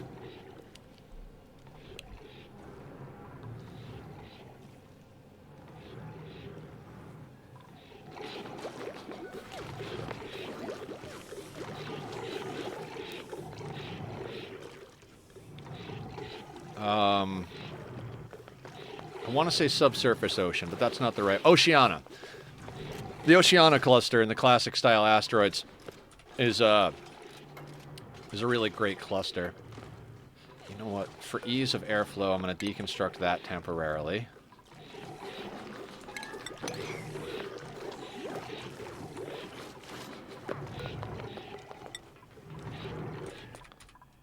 Oceania is the one I did my original all achievements on. It's solid. Yeah, it's got a lot of water, good materials, reasonably stable starting situation. I think overall it's a really good... like, once you've graduated past the Tyrannia clusters, I think Oceania is a really great one to progress to, like, when you're starting out playing Ani. I know that Linus really liked Oceania.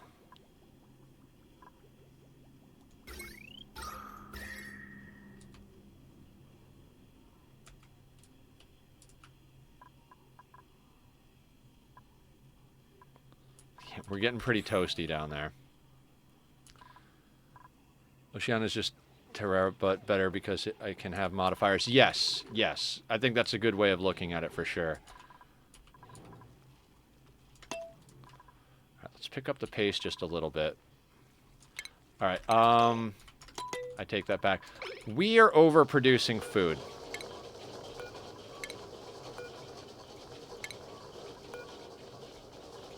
So I'm going to uproot 5 of these because we don't have a freezer in place yet.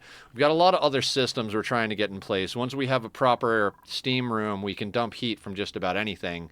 So at that point, we can start thinking about getting a freezer in place. Of course, power is going to be the thing next, right? We're talking about all the different ways we got to deal with power.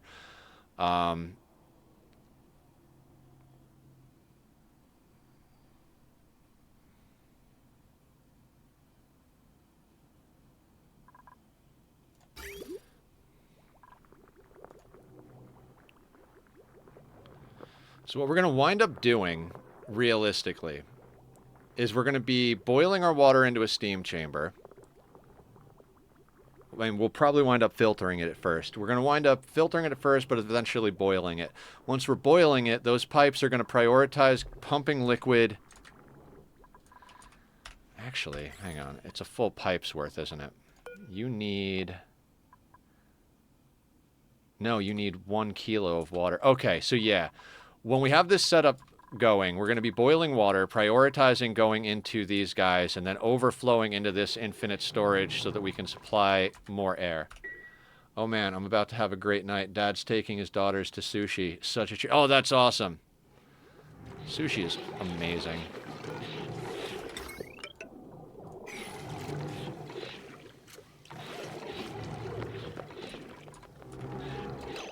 Okay, that says no power. Both liquid locks are in place.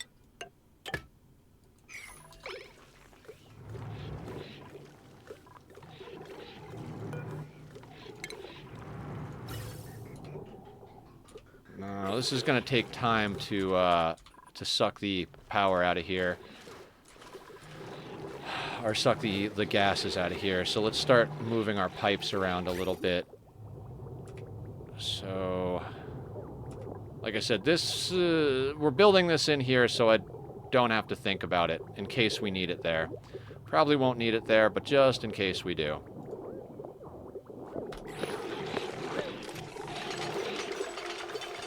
That gets deconstructed. Wonderful. So,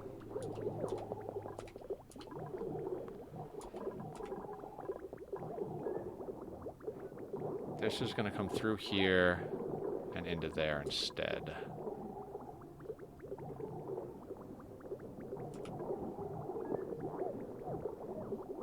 Into the system, then back into here.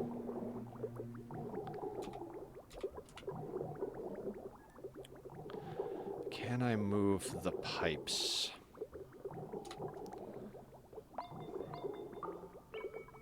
Okay. Little swings and roundabouts to get this going properly.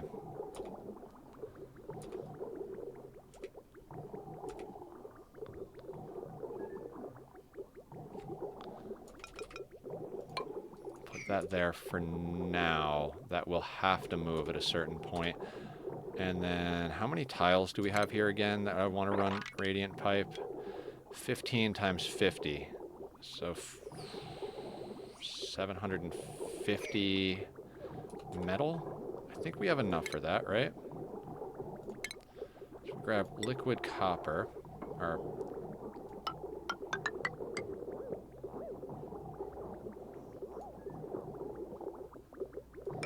no, that's lead.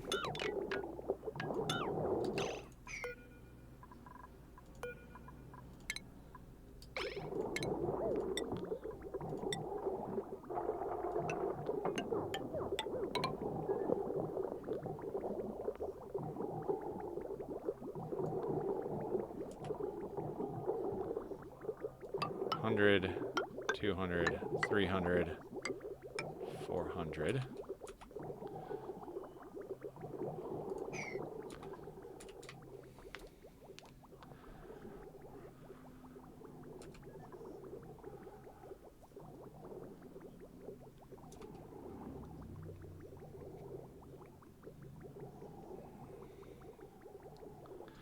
Okay, so that's built, that can go. Okay, so what we can do, connect that there, connect that there.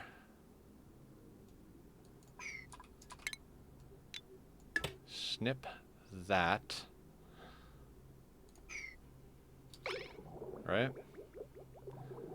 There we go.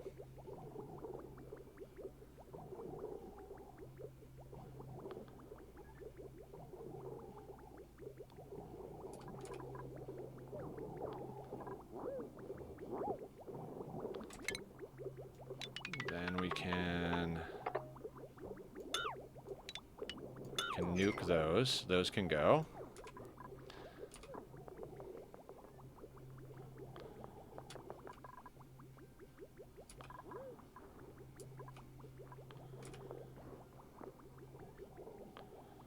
God, I'm doing such weird shit.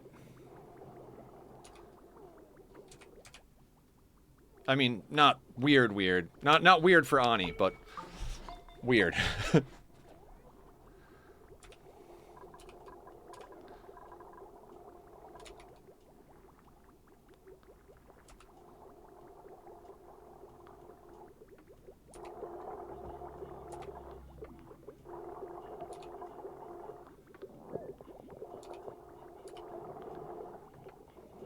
So we just swapped the input pipe to run through here.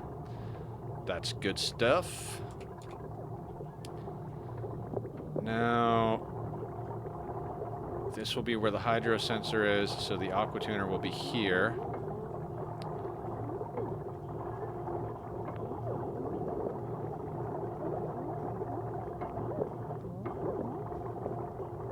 Yeah. Okay, so then liquid vent is gonna go here. Wait, can it? Hang on, hang on, hang on.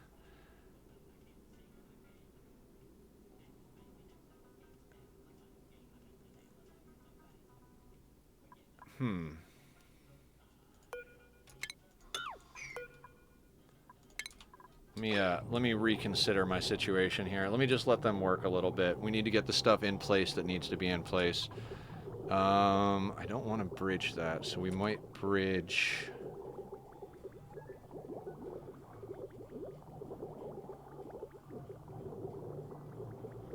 Planning ahead, we're planning ahead.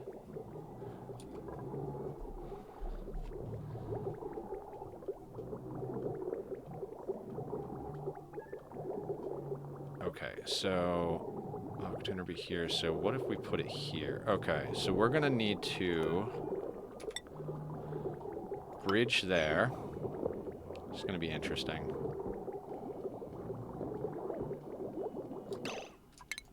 Hang on. Let me not get too far ahead of myself here. So we're gonna be building you there, right? They won't automatically build it.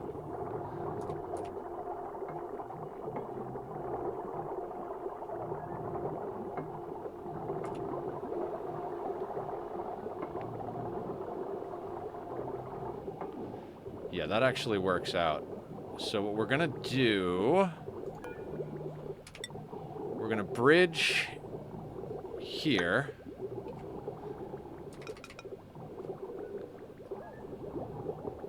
That's gonna go there. That's gonna go there. Future Nether is never going to be able to figure out what the hell I'm doing here.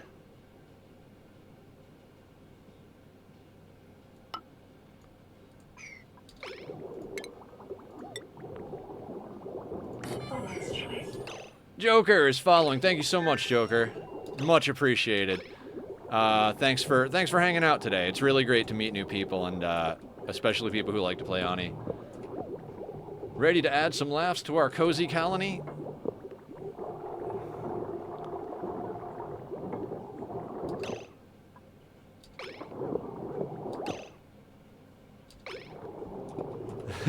I like FrostyBot. It's a fun little bot for streamers. Okay, so you're there, so we can snip snip like that.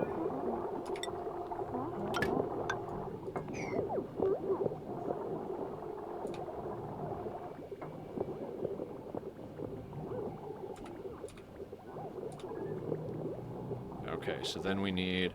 I'm just going to start building all the pieces so that once it's vacuumed out, we can just slap it together. Plumbing, liquid pipe, thermo sensor. Fuck it, we can make that out of lead. That goes there. I miss someone to talk to who likes to exploit. Yes! Well, you're in the right place. We like to exploit.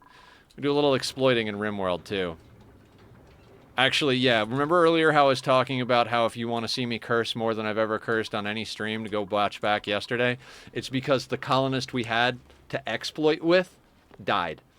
There's this whole transmute thing that came with Anomaly. You were able to transmute steel into other materials. So what we were doing is building large nature shrines out of steel, transmuting them. How did I wind up with water in here? I deconstructed a pipe without thinking, huh?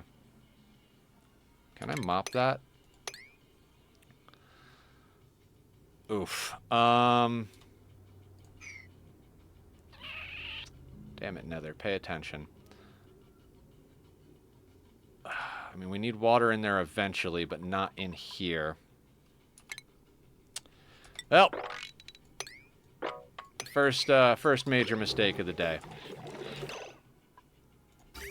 I know exactly what I did. I had a blob of water in that pipe, and rather than letting it filter, I had it go to the vent, and okay, fine.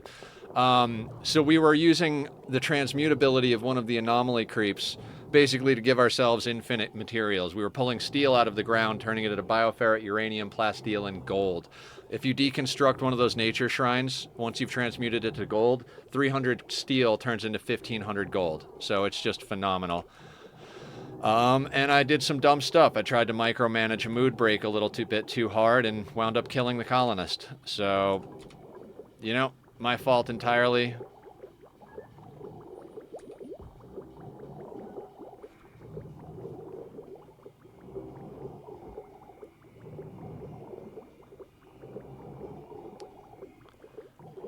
You gotta love it, yeah. Yeah. Yeah, it's Devo? Devo? Devo. Tell me how you want to say your name. You got a lot of syllables there. I could call you Yeah, but I say yeah too much. That's probably Devo. Devo, I like it. How you doing? Welcome on into the madness. We're doing a casual playthrough on. I'm doing good. I'm doing really good. I do a lot of challenge playthroughs on Ani and RimWorld, so I was getting a bit stressed out because I was just non-stop hitting challenges left and right. And I decided it was time to do something a little bit less of a challenge and more just like, let's hang and enjoy the time, you know? So we're not on crazy hard difficulty. We're not self-imposing obnoxious restrictions. We're just going to have a little bit of a good time. I do have a challenge playthrough on RimWorld, which is the one I'm talking. I have a slow and easy. Yeah, this is my slow and easy Ani world, essentially. Milligrams. Ugh, the fact that that water is in there is going to drive me a little crazy, but at the same time... Do I have a spot set up to sweep that water to? I do. Fantastic. Sweep all that stuff. Okay, so... So that stuff is in place.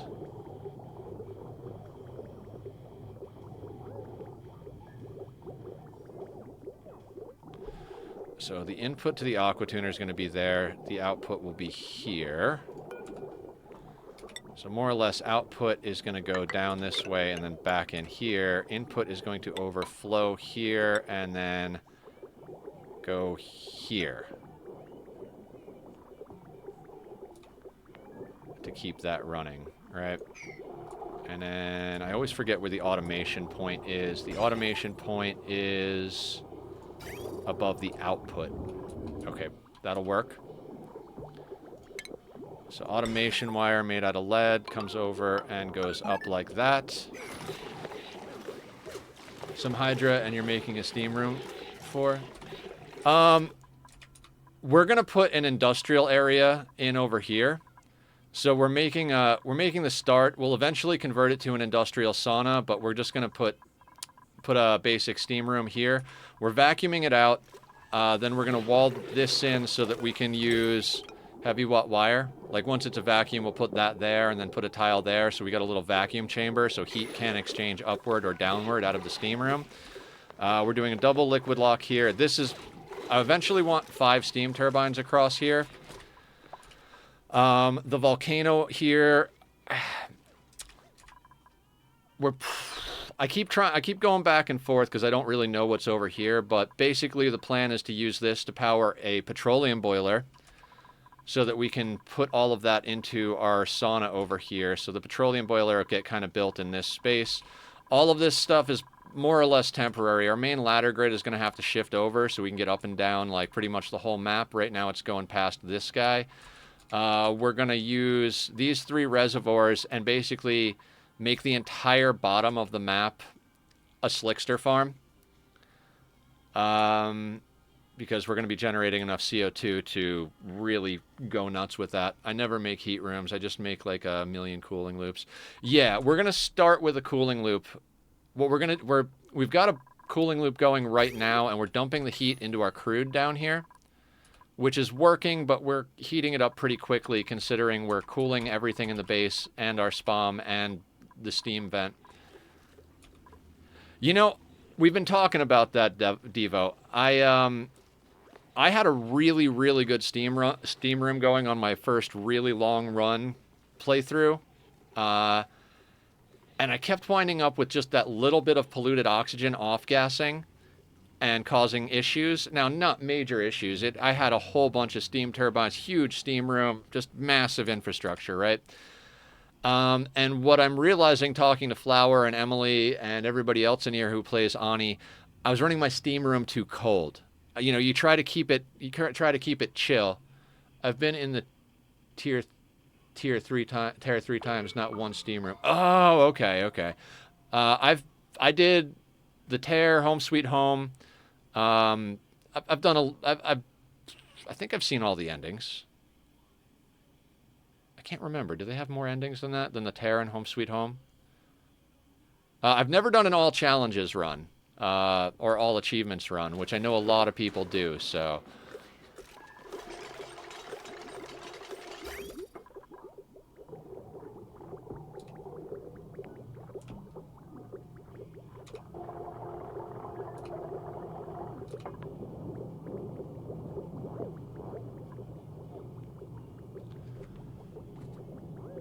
As crazy as it sounds, this is coming together quite nicely.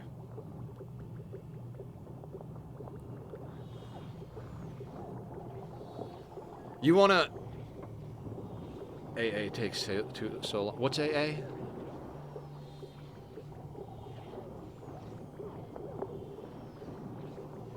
All achievements. That's the acronym we're going with. So you want something to really scratch your noodle to. I've got over 1,400 hours in this game, and I've never had space materials. I've never had supercoolant, insulation, thermium, niobium, fullerene, viscogel. I've never had any of that stuff. So if there is a goal to this playthrough, it's to get space materials. In the back of my mind, I'm like, they're going to wind up releasing an update for the game. Like, they're going to wind up releasing a DLC for the game before I ever get to space materials. Is going to be one thing that winds up happening, I swear to God.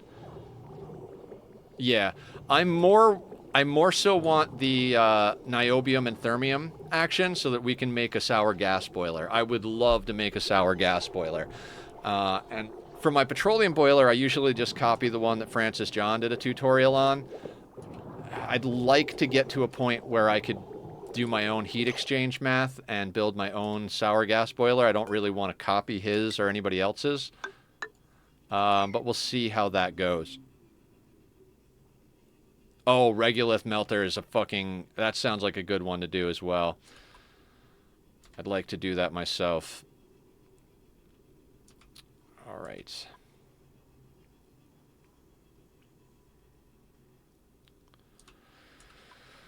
Checking to see if we have the pipes so that I can delete this temporary bit here. I think, so the water comes through here, goes up and around through there, comes back out here. It's going to loop around here, into that, then back into there, then into here. Yeah, I think we can do a little snip and get this working the way I want to. Do that and cancel. We'll do this and don't need to cancel. Then when we build the aqua tuner in, it'll just jump right in place of the other one, which will be great. Okay, so that goes like that. We're going to snip that there. That'll go like that.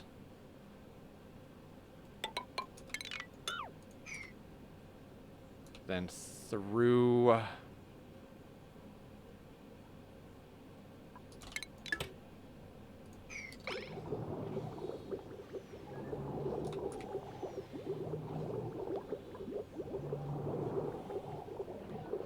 Just make sure that does what I want it to do. Wonderful.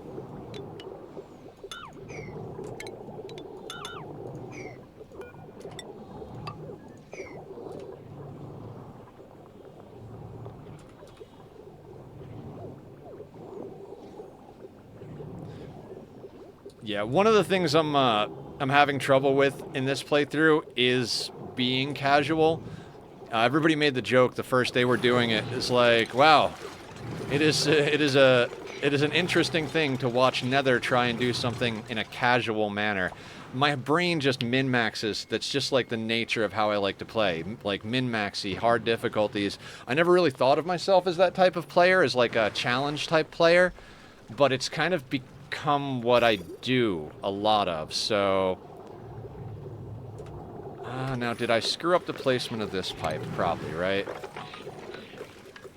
Yeah, that is going to get in the way. We do have to slide that son of a bitch over just a little bit. So we're going to need...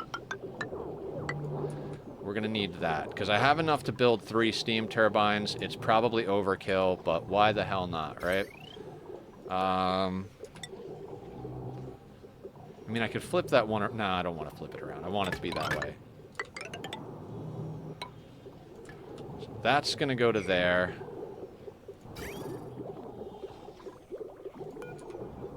I play Ani differently than other games. I've beaten Ani a couple of times, so now I play it to try and build... Yes!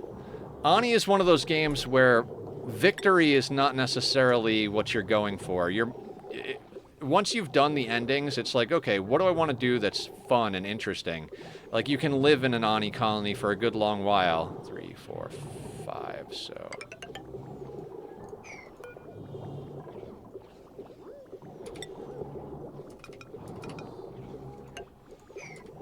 That there. Sorry, my brain...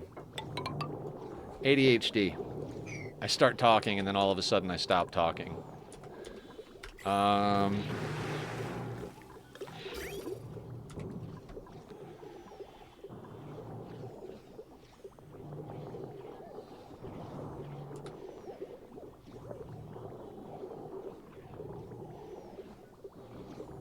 Yeah, I got starter planet with 3 nat gas and leave that at the and lava at the bottom, so I can build a lot of cool stuff there. I got power. Yeah, if you've got a magma biome and natural gas, you've got power. There's no magma biome here, but we have 2 volcanoes.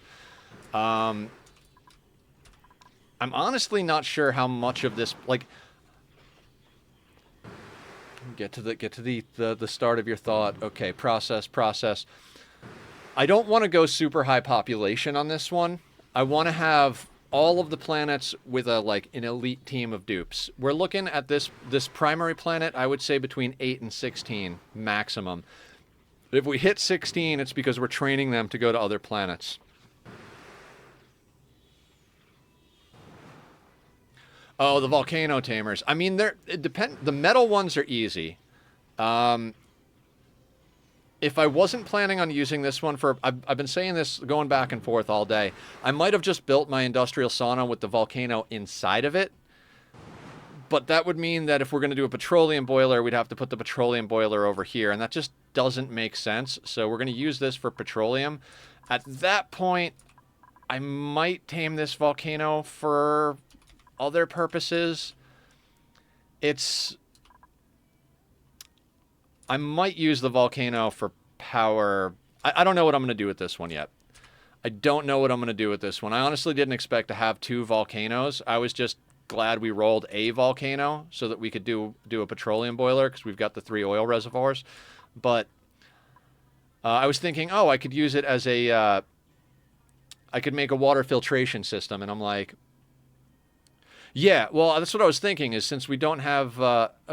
basically what it comes down to is I think based on what I want to do with this planet, this section over here with the petroleum boiler and the steam room is going to provide plenty of power. So it's like I don't need to make this into a power generation system, but heat turns into power so easily. How do you not? You know what I mean? That'll probably be what I wind up doing is building a lava drop thermal injector setup for a steam room and then put it on some sort of automation so we use the power when we need it but can store up a nice tank of lava. Maybe we'll get into infinite lava storage. Rain room.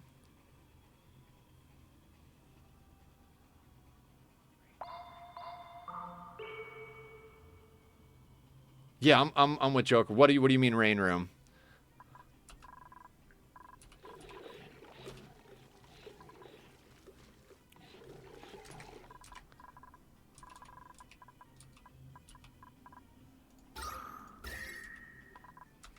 Killer Jam, raiding with a party of 2. Frosty should do an automatic shout out. So guys, once Frosty puts up the there we go, there we go. Oh, rating from Satisfactory. You're back in Satisfactory? Killer's here every day, guys. Every single day. I think he's missed like 2 or 3 days in the last year because he was sick. So, great, wonderful human being. Please go check out his streams. Very, very kind human being. And, just an all-around good dude in general. They're very simple, but they can clean all water by flashing to steam at the bottom, then cool the top, and it rains in Ani. Ooh. Yeah, I built a water purification system room on that playthrough I was talking about. Where most of our stuff is probably just going to get straight purified over here.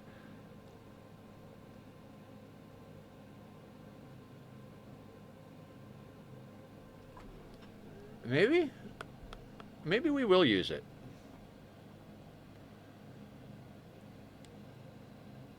Yeah, I've been taking a break from Satis. I completed that enormous crude oil refinement facility, and then just kind of got wrapped up in a bunch of other stuff. We'll get back into some Satis at one point.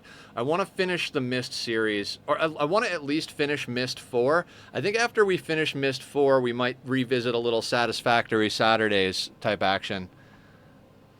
Rain room, they nice looking, but you can put any water into it and it comes out fresh. Yeah, the freshwater filtration systems using a volcano. I like that. We might use that over here. It's just a matter of the petroleum generators are going to be over here, and I think we'll be producing enough heat to run our steam room hot enough to flash it. Like I said, I think that was my problem with the industrial sauna that I had in that other playthrough, was that I was running the sauna too cold. I was trying to keep it, like, basically, I need to disable the steam turbines unless we're up around 180 degrees or so that it just stays hot enough to flash all the polluted water. We'll see, though. There's a lot we can do on this one. Right now, I'm just trying to get these bits and pieces built. Green Thumbs, why are you out there? I don't need you out there anymore. I am so sorry that I let you do that. Go back home. Go back home and help with the inside stuff. Maybe that's my problem. Like I said, I can never get them to work. I'm in the same boat, Devo. So if you're around when we get to the steam room section, we'll all figure it out together.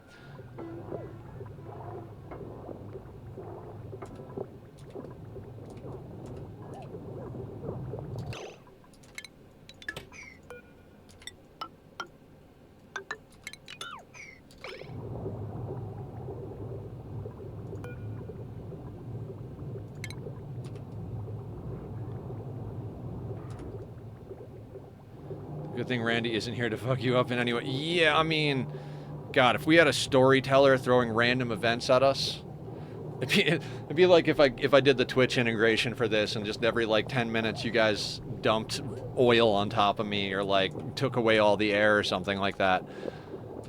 Randy is a bastard.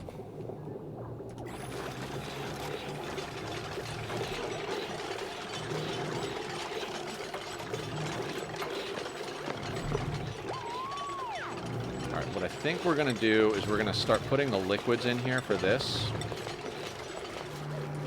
No pending deliveries. We probably don't have any crude left, right? Okay.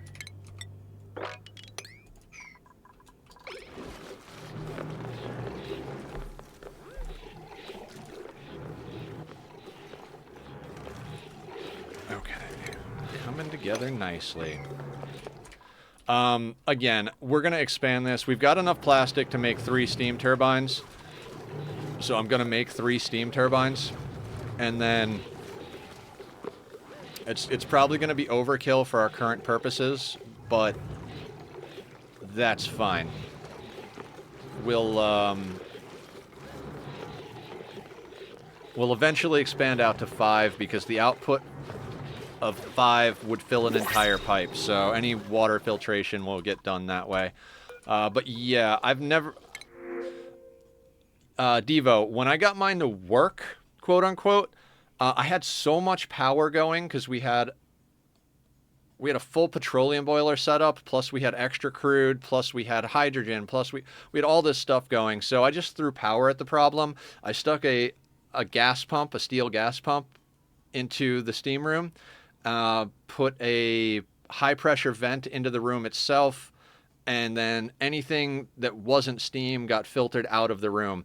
So I'm throwing a lot of extra power at the problem just to filter out the occasional packet of polluted oxygen. I've got other ideas for this one, so and then Emily and Flower have been telling me a few things. It's too bad that you suck, Nisbet. I wish I could take you, because I love Nisbets. No, we take the sand.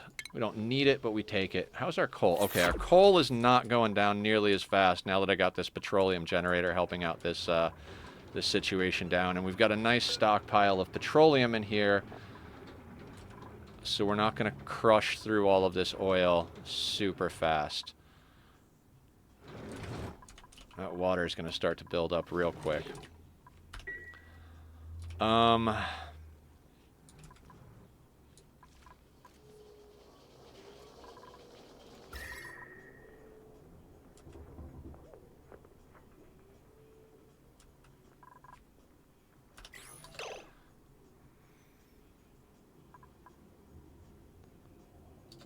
You're going to mop. I'm going to do that for now. I'm going to let you mop before, because he'll mop and then bring a little bit up. We don't need a ton of petroleum or crude on the bottom of that, but a little extra doesn't hurt. Milligrams, micrograms. All right, that's going to take a bit to finish sucking all of the gases out of there. But we've got the vast majority of this system in place.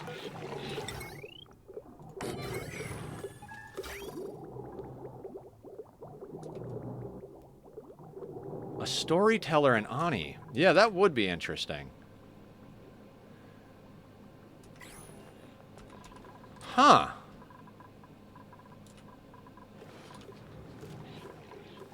Huh.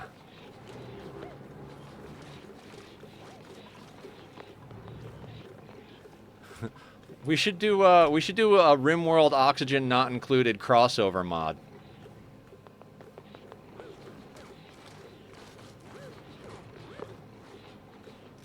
Oxygen on the rim. Or something. Short blow, your battery is like rim. Oh, yeah. You know what's awesome, Devo? With the anomaly and 1.5 updates and the hidden conduit, you don't have to have Zist events anymore. If you use all hidden conduit, you won't get Zist events unless it's like rains on a battery or whatever. So it's twice as expensive to run, but I'd rather spend double the steel to run my battery systems than have to deal with Zist events. But yeah, that would be an interesting one. Your batteries just discharge and set a fire somewhere, and your dupes have to put it out.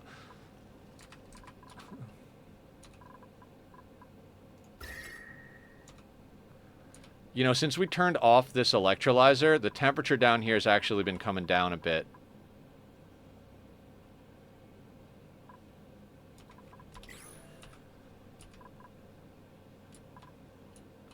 I can't wait to recapture all this natural gas and burn it off in something useful. Okay, give me a second here. Let me think about what we got to get done. So this is going to take a little bit to pump out, so we need other projects. The infrastructure... Jesus Christ. In my mind, this piping system is so simple, but I'm looking at it now and I'm like, what? What kind of human being would do this?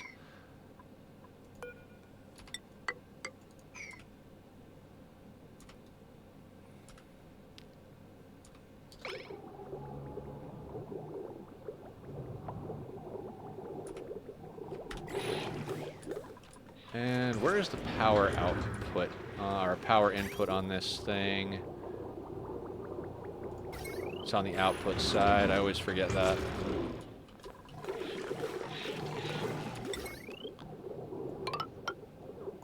So we're going to need that there.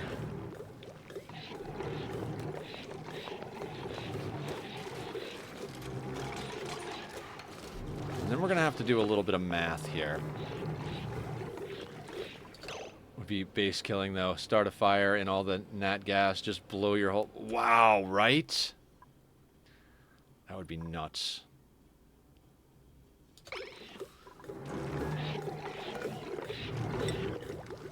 Vermin is bringing that up.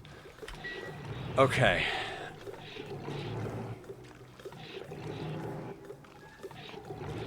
Now, we need to get an amount of steam in here, right? So, if this is going to be here, then we're going to have 34 tiles. I'd like to have 30 kilos of steam per tile. So, that is what? 900 kilos. That is 1 ton of water. Am I doing that math right?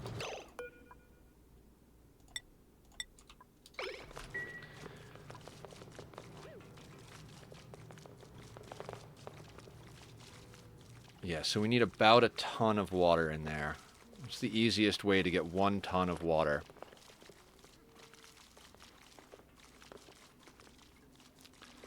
I mean, it's 4 batches from the pumps if they bring a full load every time. Bottle emptiers.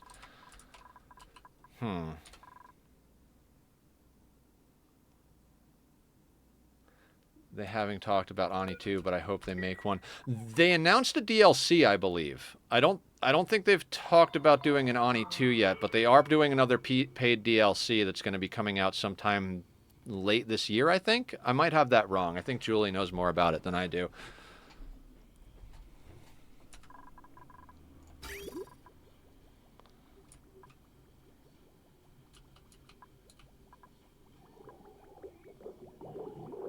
Supposed to be this year?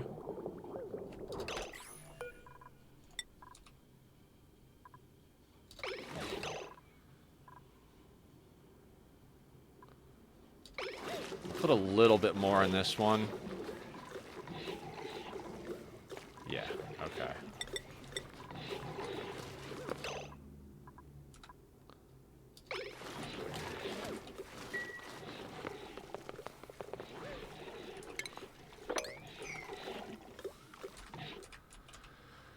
All right. 1 ton of water.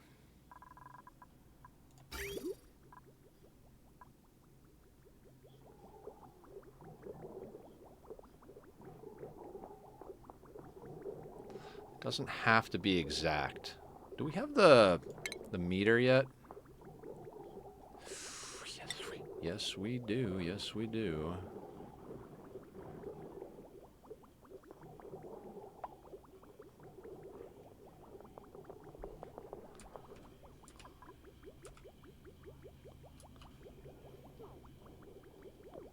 How much power do they take?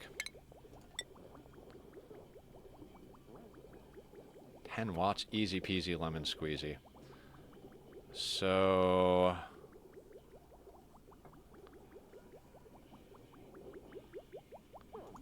you're gonna go there. That's gonna go there. This doesn't have to be anything difficult.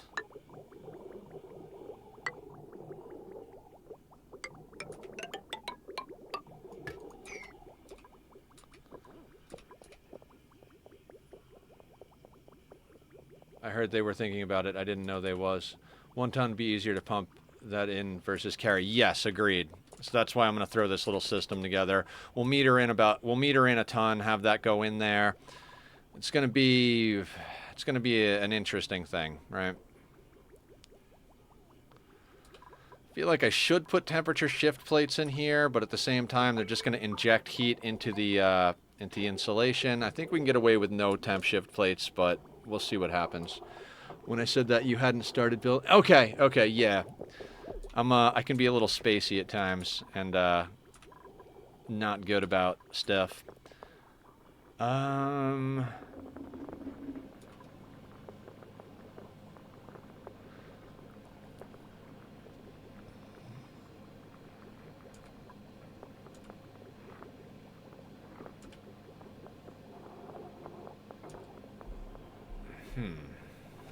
What do we got? Okay, we're down to micrograms, so that should be done soon enough. We're not going to pump this water in until this thing is done pumping gases out.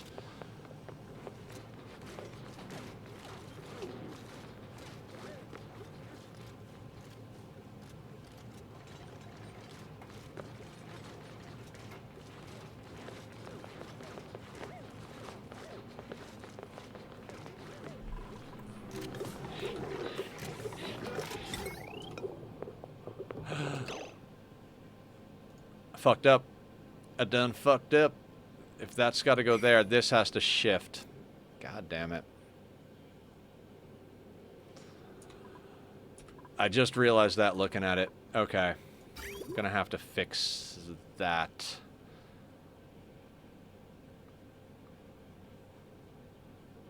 Oof.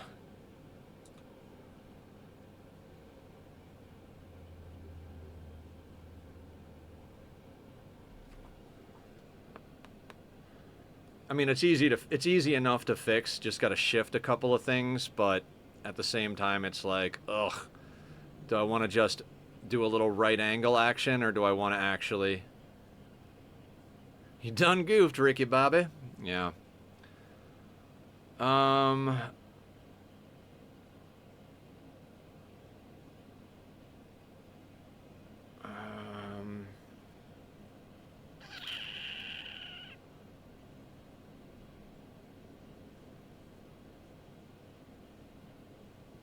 I want it to look good, right? I want the pipes to look good.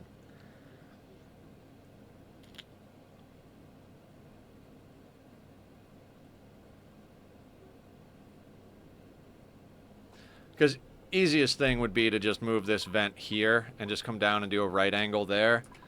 And I'm like over here like, should I just redo this whole upper steam turbine pipe system so this jumps down here? And then I'm like, does it matter? Does it really fucking matter? It doesn't matter, but my brain tells me it matters, you know? Yeah, we got time. It's gonna take a bit to pump this whole system, right? So let's...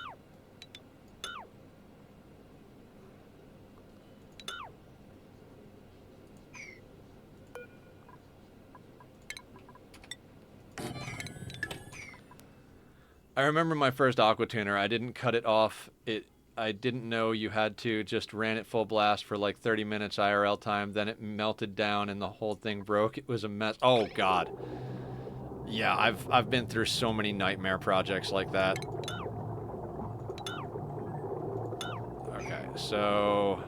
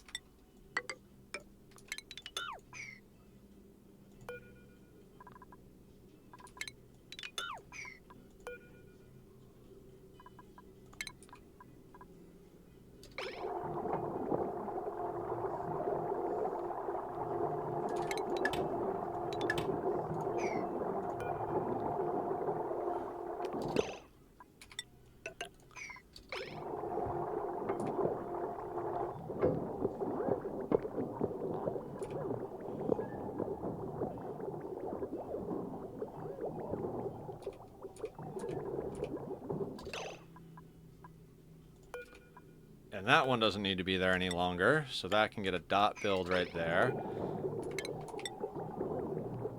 That's now going to go there instead. Hang on, hang on, hang on. Actually, I can't actually do what I want to do here. Hang on.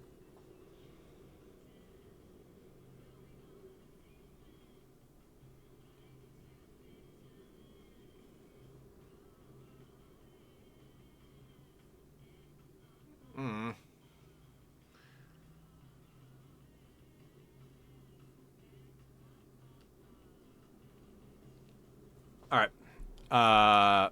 Either way, it had to move here, so we'll move it there. We'll deal with this in a second. Oof, I just made a huge knot. Okay, so we snip that there. This goes there. This guy gets deconstructed. That gets deconstructed. That gets snipped.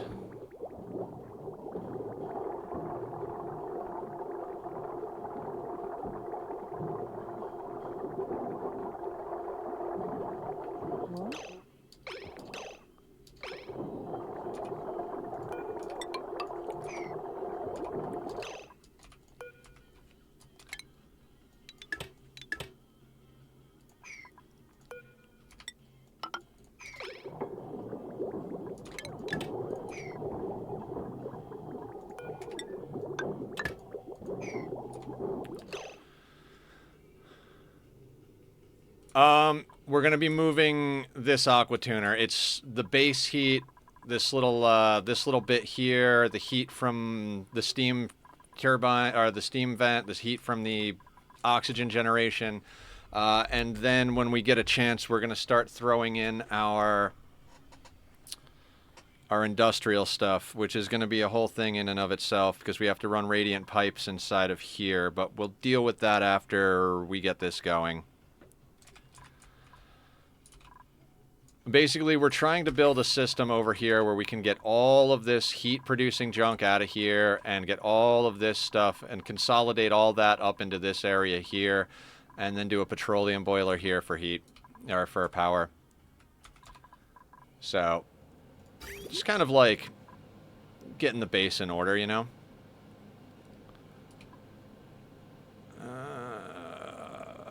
We could put a bridge just right here to make this super easy, right?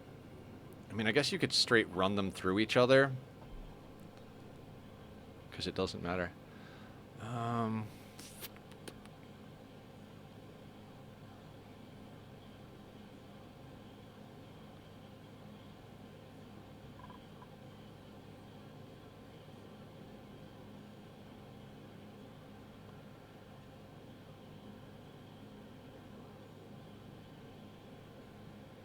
Yeah, okay.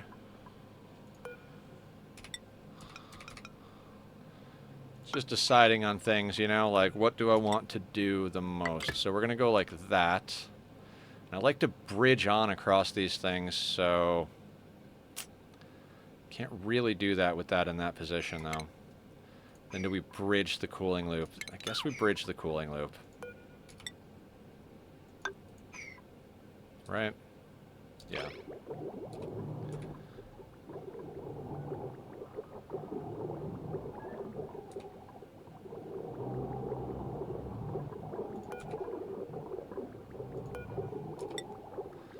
And then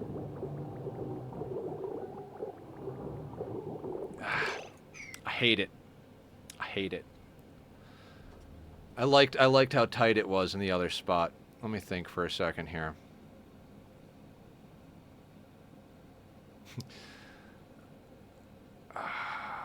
Okay. Okay, don't go crazy, Nether. Don't go crazy. You got this. You got this, bud. You can do it. You can do it. If we put a bridge there, we can go straight into that. And we can...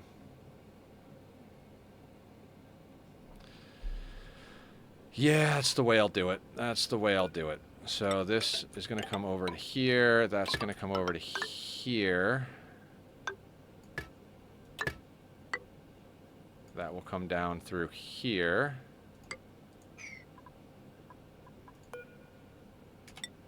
Bridge will go there and there. For now.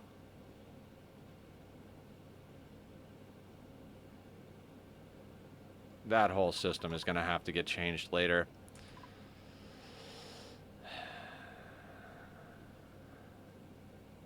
Ooh, ooh, ooh, ooh.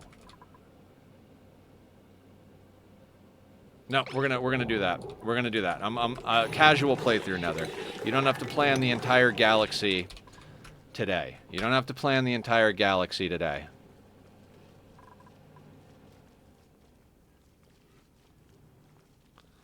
So I think since we keep acquiring animals, they're eating a lot more barbecue. So I'm just gonna keep taking more and more mealwood offline until we're not... We're a little too calorie positive without having a deep freeze. Alright, we're getting close to vacuum, which is good.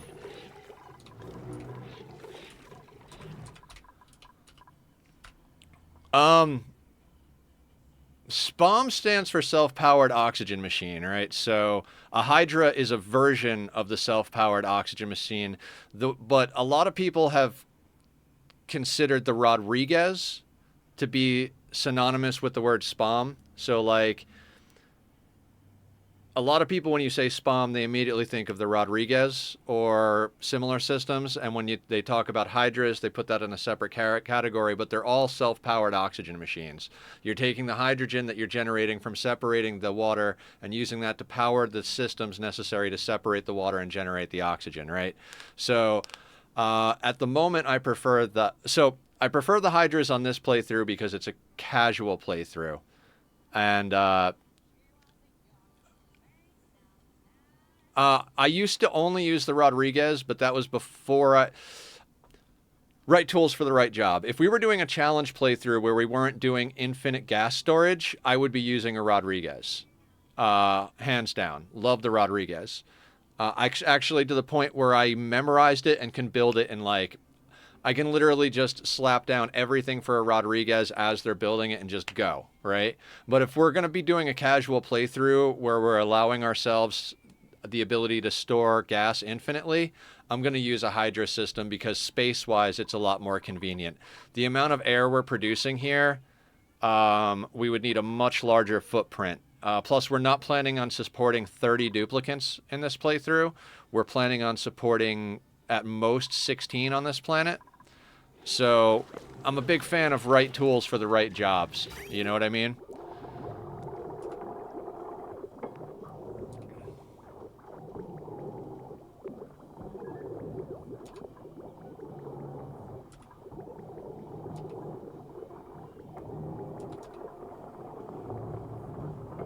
Yeah. I think the Rodriguez is a little bulky. With the changes they've made to the way certain stuff works, what I like about it, so, like, when I'm doing a 30-person colony, right? Or not, maybe not a 30-person colony, you can actually, I don't know if the changes are online, but you can actually fit the Rodriguez in that space, like, vertical-wise, which is 3 floors, right? And then those 3 floors could be your barrackses or your bedrooms, and then each pipe goes into an Atmos suit dock as they're coming out of their bedrooms. And so, like, the bedrooms and the Rodriguez occupy the same vertical space, and I like that. But also, if there is limited water, Hydra may not be best. Right. That's also why I put in additional automation over here. If this only turns on if either of these chambers drops below 20 kilos of pressure. So if both the hydrogen and the oxygen are above 20 kilos, the electrolyzers shut off in this system. And then they also, the pumps will shut off if they drop below a certain point as well, so that we don't accidentally vacuum it out, but I'm pretty confident we'll be okay. This last few micrograms should go reasonably quickly, but everything takes time, right?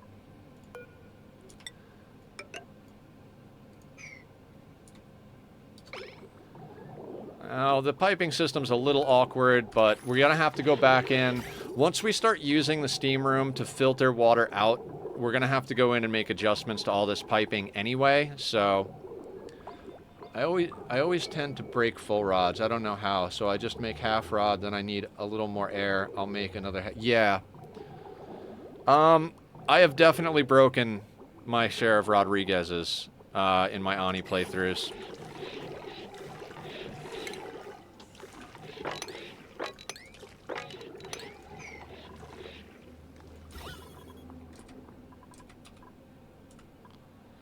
Alright, so vacuum seems to be almost taking hold here. The vacuum is more or less going to overtake all the gases as... so we're just going to start looking at the vacuum, start expanding outward and deleting tiles. There we go. It's starting to happen.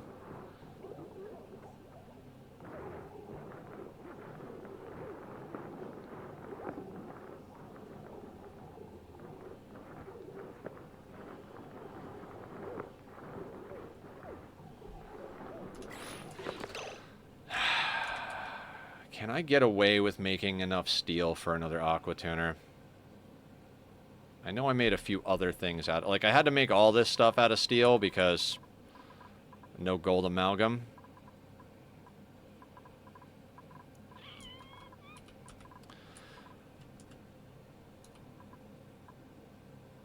I guess it's just a quick hot swap, isn't it? Cooling loop would go offline for, like, maybe a minute or two. Getting ahead of myself. Getting ahead of myself. Let's get the vacuum going.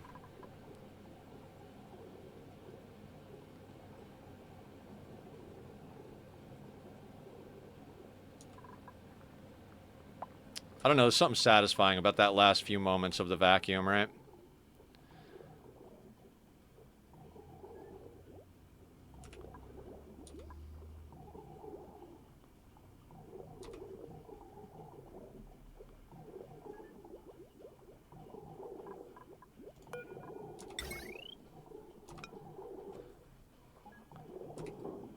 You know what? I'm an idiot. I didn't need to move that system. I needed to delete that piece of wire. I might move it back. I'm just that kind of asshole. I'm gonna double check before I move it that I could actually build the thermosensor, but I preferred the way that looked before.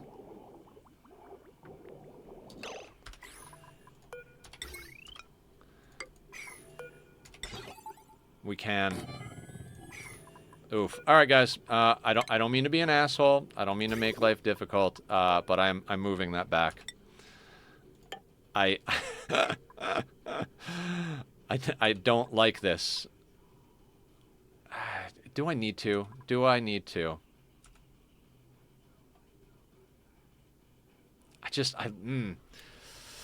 Yes. I'm going to justify it by saying that the more space we have to run radiant pipe loops, the better. I'm sorry. I mean, I'm sorry. I'm not sorry. God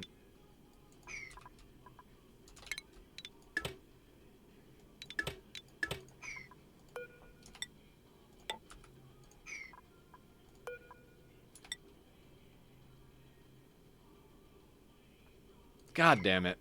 Hang on.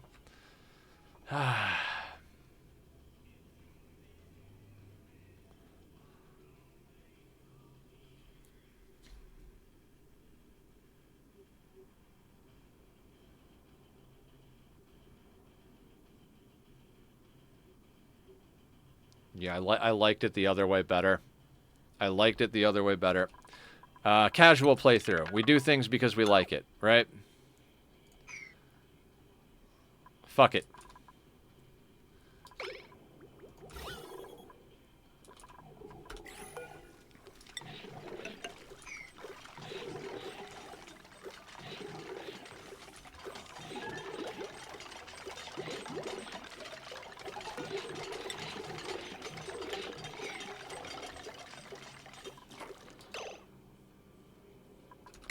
Speaking of doing things because we like it, I'm going to put one of those there because I like it.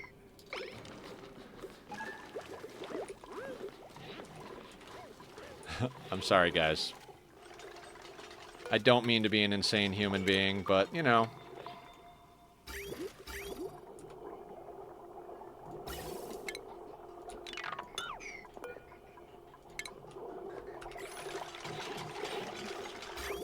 I wanna like my cozy base, right? I wanna like it.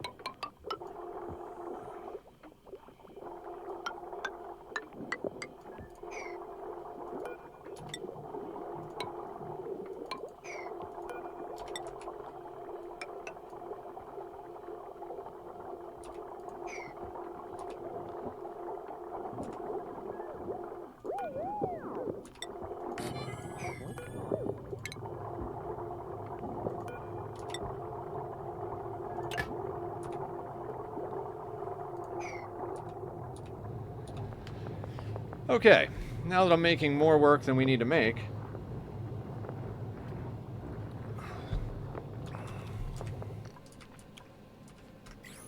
I'm over here looking at resources like, guys, the resources are a timer. You know, we got to get done before this and done before we run out of this. And then I'm over here like, no, I don't like the way the pipes look. We're going to take an extra 5-10 minutes or whatever it takes to make these pipes look the way I want them to look.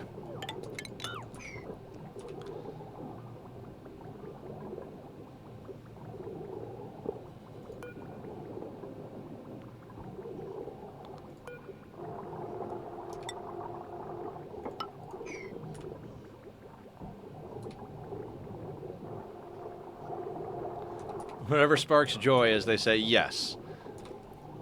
It's just that I was so happy with the way that system was working that I was like, aw. I don't want the system to not be the way I like it if I made some other mistake.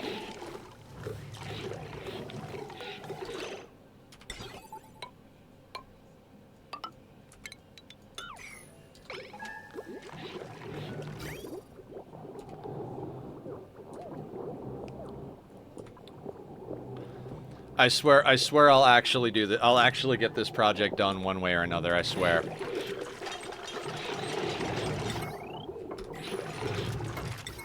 That's the wrong button. This is oxygen not included, not RimWorld. Stop pressing the RimWorld copy button, Nether.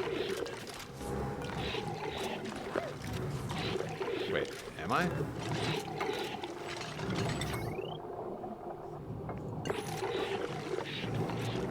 Oh, do I not have... Oh, it says I don't have enough plastic to make the third one. Not sure why. We had enough plastic. 121. Plus 50. Did I build something using plastic? I could have... Oh, maybe we had just shy. Okay, so... 71 kilos. No. Whatever. Whatever.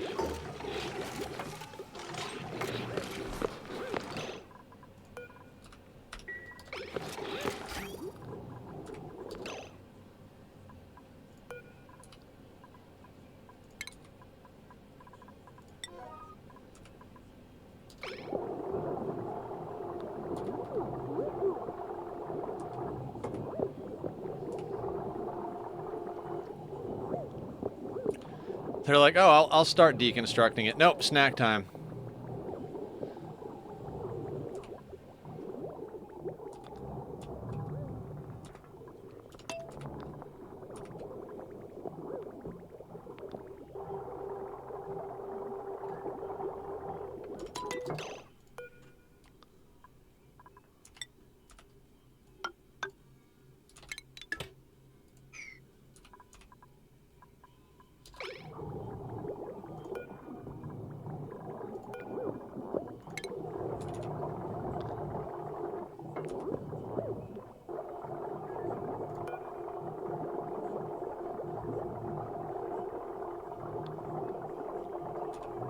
Oh, enjoy the sushi, Julie. I haven't had sushi in a long time. I love me some sushi.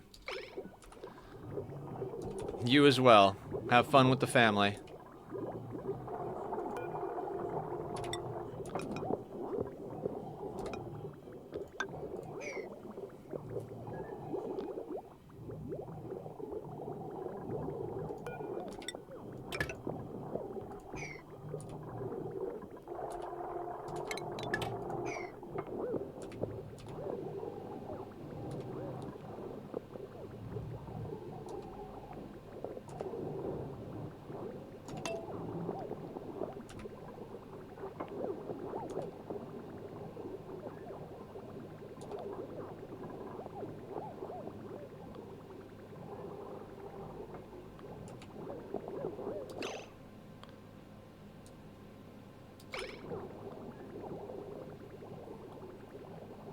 now they're coming over here to do the things over here.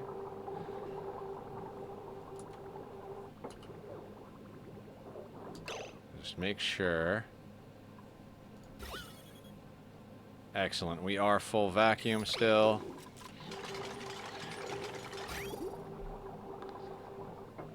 Ah, Squiddy would love the blub blubs.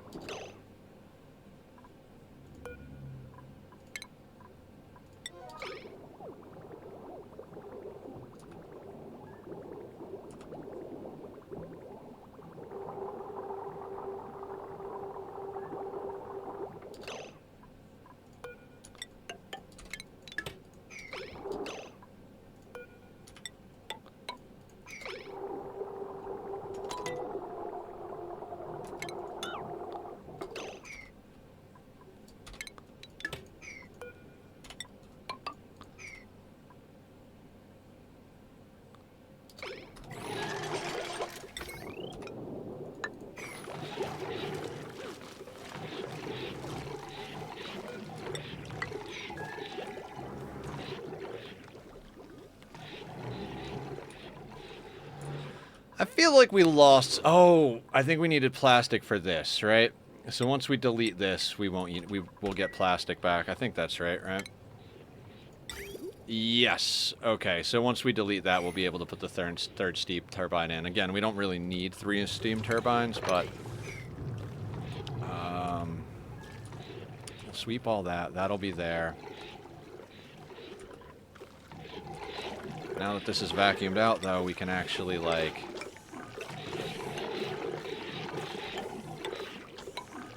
actually do that, separating the 2 chambers. Put that there.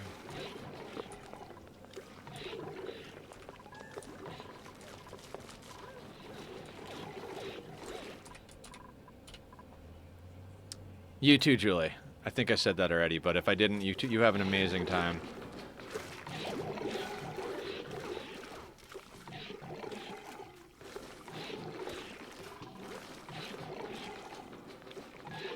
All right, we're putting more water into our storage than we're taking out, so I don't have to worry about this system as much as I thought I did. I thought we were gonna have a problem, but okay, that will do.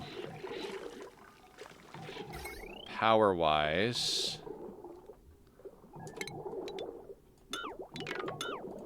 I swear, if this debris goes into there, I'm gonna lose my mind.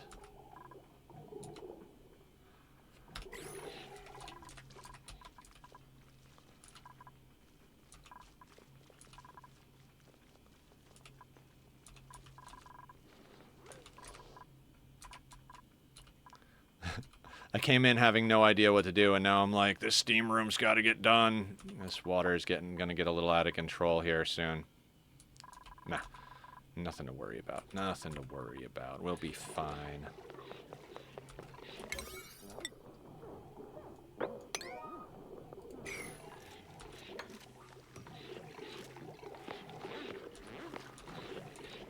Hippity hoppity.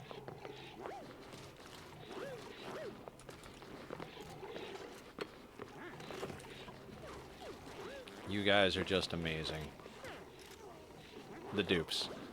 Like, I'm just gonna deconstruct this, then move over here, then do this, like one thing at a time, like no concept of getting flow going, you know?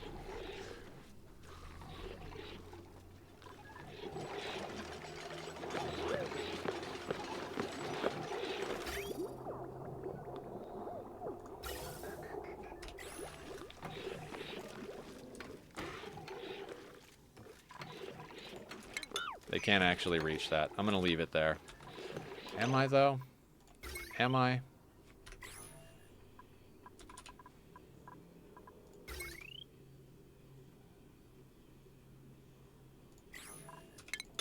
Nope, I am not.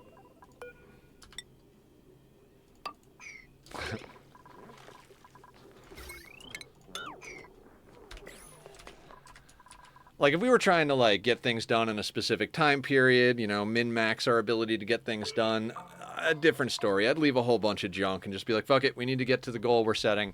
Right now, the goal is to have fun, enjoy ourselves, and build systems we can be proud of. Insufficient oxygen generation. Yeah, you're incorrect there, sir.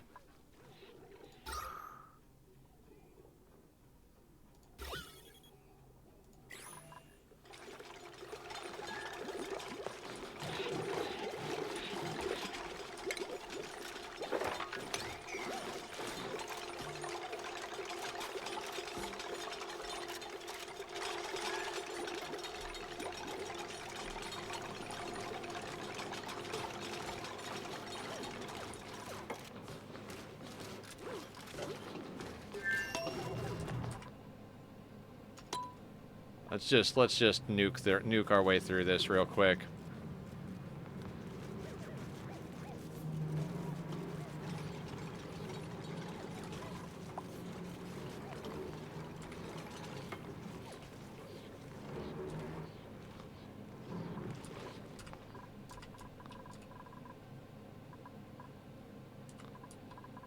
Yeah, there's a lot of gases in here that are going to become a problem soon enough.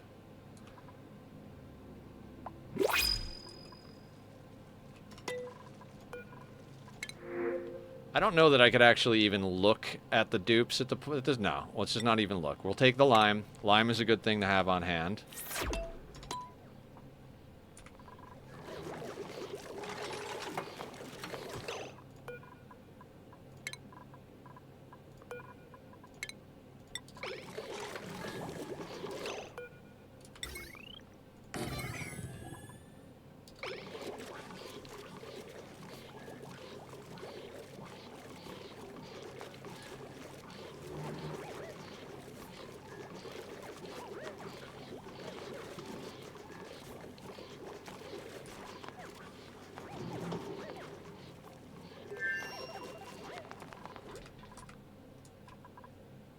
Come on, build the steam turbine, would you?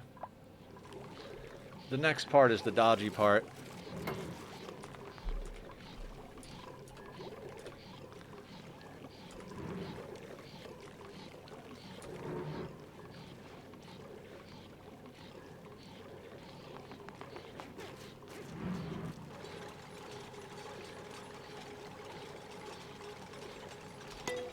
Okay, I think we can start metering water in.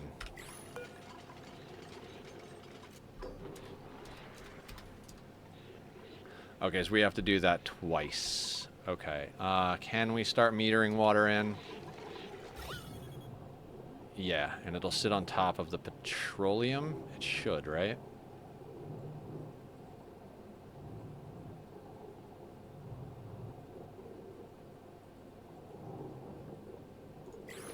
Yes, okay.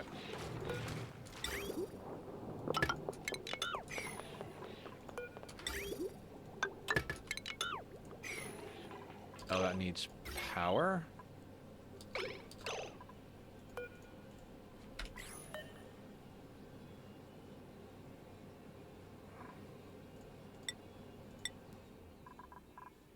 Just want to make sure I don't do anything stupid.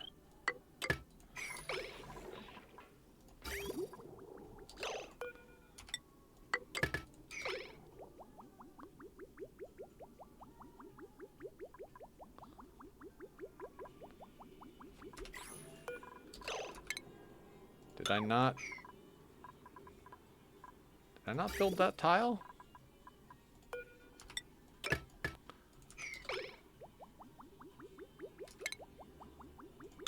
I guess I didn't. Okay.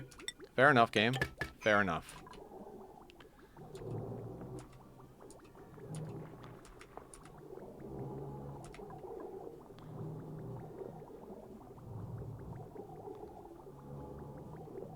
I do like this. Like, this makes me pretty happy at the moment. Like I said, we're going to have to make adjustments as we go and we expand the system, but that's, you know, that's a given in any system in Ani. We eventually want to fit 5 steam turbines. This will have to lengthen itself over. We're eventually going to want to pull water out to dump into here with a priority to our oil reservoirs. So, yeah, there's a few things that are going to happen. Alright, we're metering water.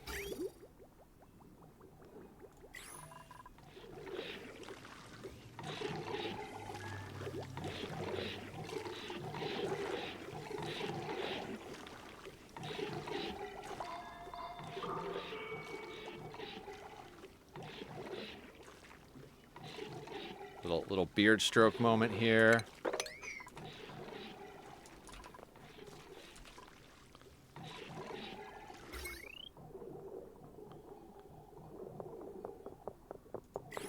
Again, we only realistically need one steam turbine, but since we have the plastic for a few of them, we're gonna do a few of them.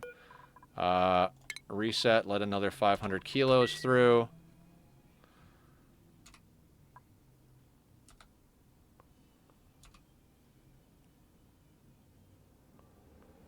Yeah, we'll have to get those polymer presses set back up because we haven't mutated to glossy Drecos just yet, so. It looks like we're overcrowded in here. 10 critters. We are overcrowded.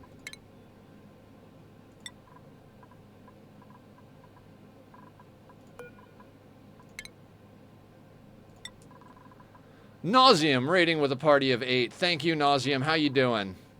Welcome, welcome, welcome. How are you today? What have you been playing? Frosty did a shout out for you. Nauseum, the first playthrough connoisseur from Unraveling Mysteries in Unheard. And it's already scrolled off the screen. Good, just started another detective game called Unheard. It's pretty good. Nice, very nice. Whoever is calling me, you can go straight to hell. I don't give a shit. We are working on a steam room. We're just about there. We're metering in water. We've got an access airlock here. We've got to put some fluid on the ground up here. That's the one thing I almost, well, kind of forgot to do. What do we got in here? 136 kilos. We've got how much here? 140. Okay, so if we move these, let's put one of them there.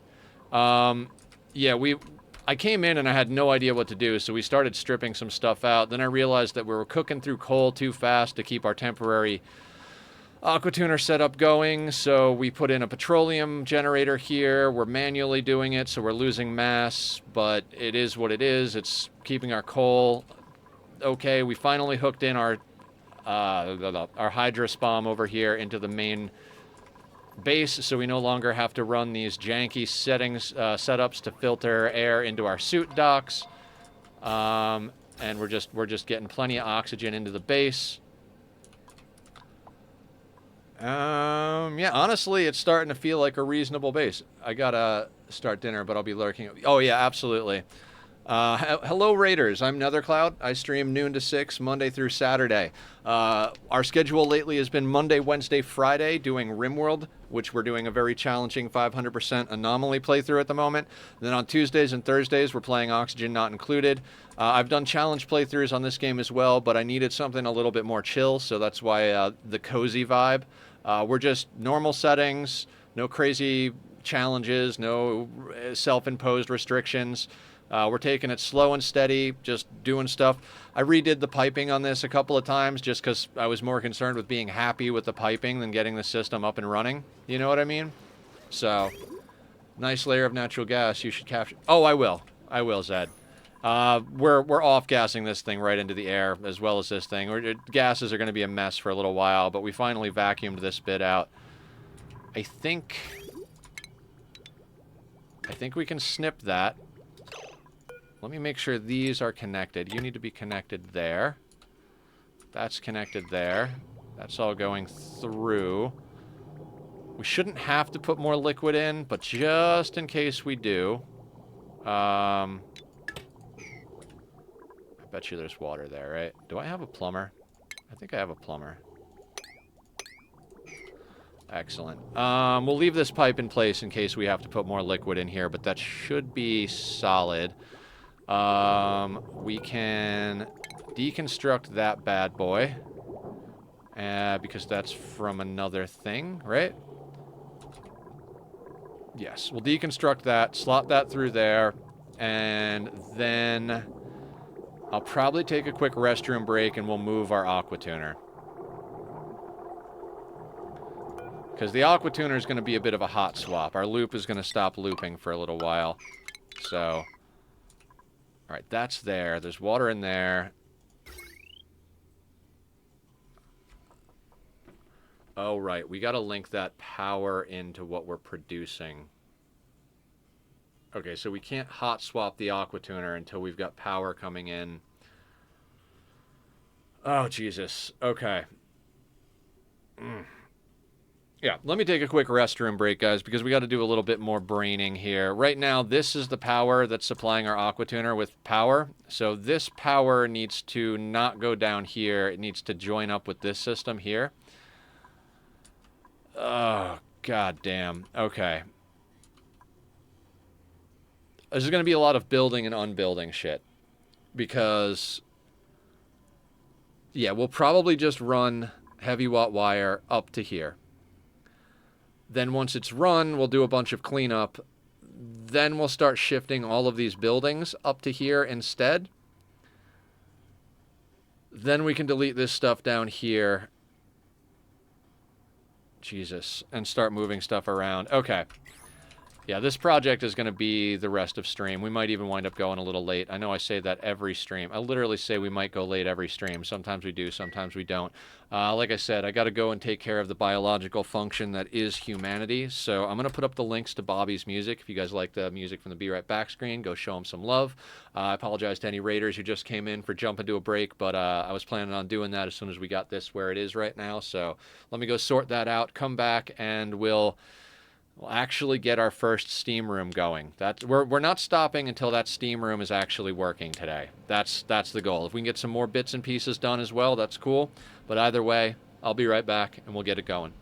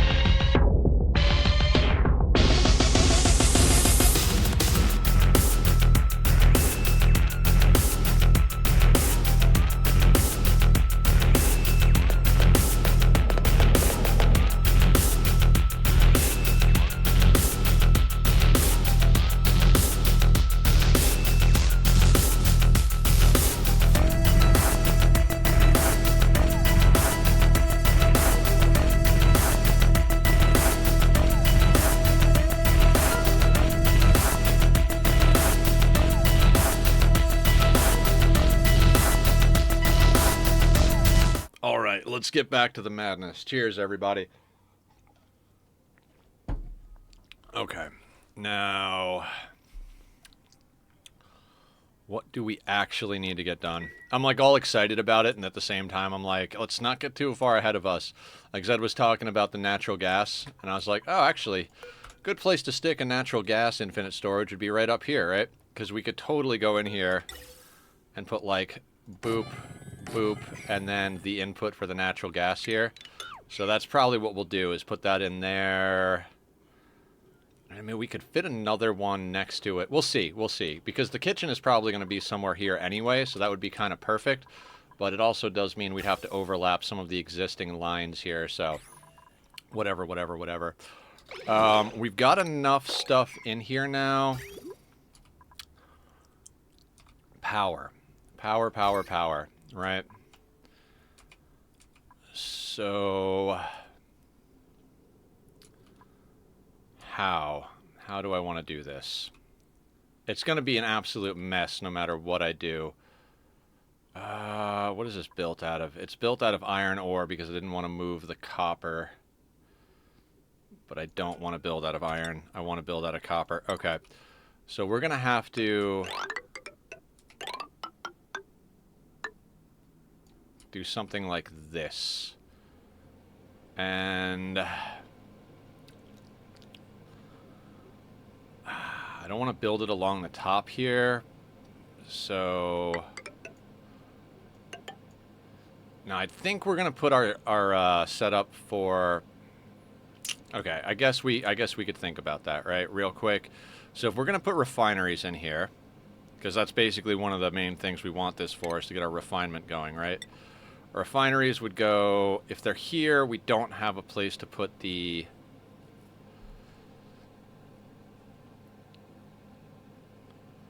How is that system? Yeah, we would need to put it here so that the liquid shutoff could be above it. Okay, so yeah, it would have to be at this level, probably over here. So I think if we take that into account and we just go like this...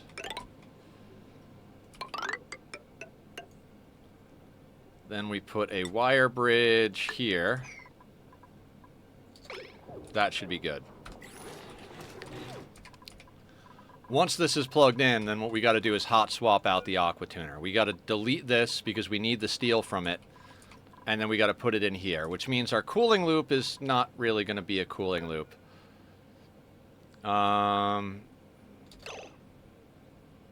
Goes idle in 0.5 cycles. This is going to be interesting. I'd also like to get this liquid reservoir out of the equation since we've got this one in here now. This is the one that's more important because it's coming right before the thermosensor. So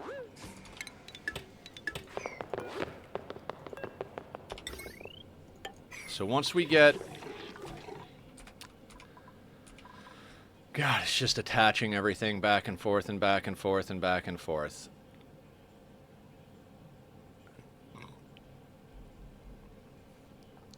But this should work, and it gives us a nice tight little thing.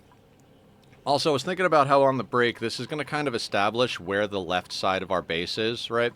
So we're going to have the 5 steam turbines here, probably have the infinite gas storage for the natural gas somewhere under here. Kitchen will probably go in here. And so wherever, we're going to be able to go into the liquid locks from our central base. So basically, wherever these liquid locks get pushed to eventually, once we build in the full system, that'll be the leftmost wall of our base. And since our dupes are going to be getting into their Atmos suits coming straight out of their bedrooms, they can just go bloop, bloop, bloop right through into the steam room over here, which will be good, especially once we convert it to a sauna. All of that being said, we're going to have to also make a tank for this volcano, so a lot of this stuff is going to get in the way of that happening. So we're basically... Everything here, everything on this map is more or less temporary except this stuff here, which we're basically going left to right, top to bottom, building more permanent structures. This spawn is going to be permanent. This isn't going to change. We're going to make a few adjustments to the steam chamber here to be more efficient about liquefying the steam so we don't lose lose throughput to overpressuring like we are right now. We're still positive because we're only running 7 dupes on this system. So that's fine. But once we get to the point where we're taking on 8 to 16 dupes for this, we can't have this thing overpressure and missing out on liquids. Even though we're going to be water positive on the rest of our processes, we can't afford to be wasteful with liquids on this planet. We do have ice meteors, so in theory, as we get to the late game, we could make a system for capturing and melting the ice down to add to our whole situation here, which we might do. I don't know that we'll go that ridiculous. Ice meteors, I don't feel like this is like a necessary thing, although there's like 16 kilos of crushed ice, 12 kilos of snow. Maybe it's worth it. Maybe. But more or less, we just kind of need to use our temporary systems to start putting in more permanent systems. If we absolutely need to, we'll put in a second aqua tuner once we start processing some stuff here. Right now we're pushing pretty hard on that one. We spent the last stream really kind of figuring out whether or not that aqua tuner would even be able to handle the load we were putting on it, because we wanted to send out liquid at a cool enough temperature to keep our crops growing. Then we want it to come back through and cool down our gases so that we're pumping cool gases into our base, oxygen. And then we're also sucking a little bit of heat out of the steam over here so it liquefies for the system. Then that's coming down and actually dragging a little bit of temperature out of this mini industrial area here, and finally going back into the aqua tuner. We're right on the edge. The aqua tuner is keeping up with it, and our temps are coming out pretty good, you know, somewhere between 13 and 20 C, depending on whether this is active or idle. But it is really pushing the limits of a single aqua tuner in order to keep up with the amount of heat we're currently deleting. And if we get this thing working more efficiently, we very well might need to slam a second one in next to it over here, which wouldn't be a difficult thing to do. We would put a liquid thermo sensor here, put the second aqua tuner right here, and then just, you know, output to output, and bing, bang, boom, we're sorted. Bing, bang, boom, we're sorted, right? What a joke. You're never sorted in this game. If you've ever completed everything and everything is perfectly tight, I think you can consider that winning the game, and you should time to move on to another playthrough.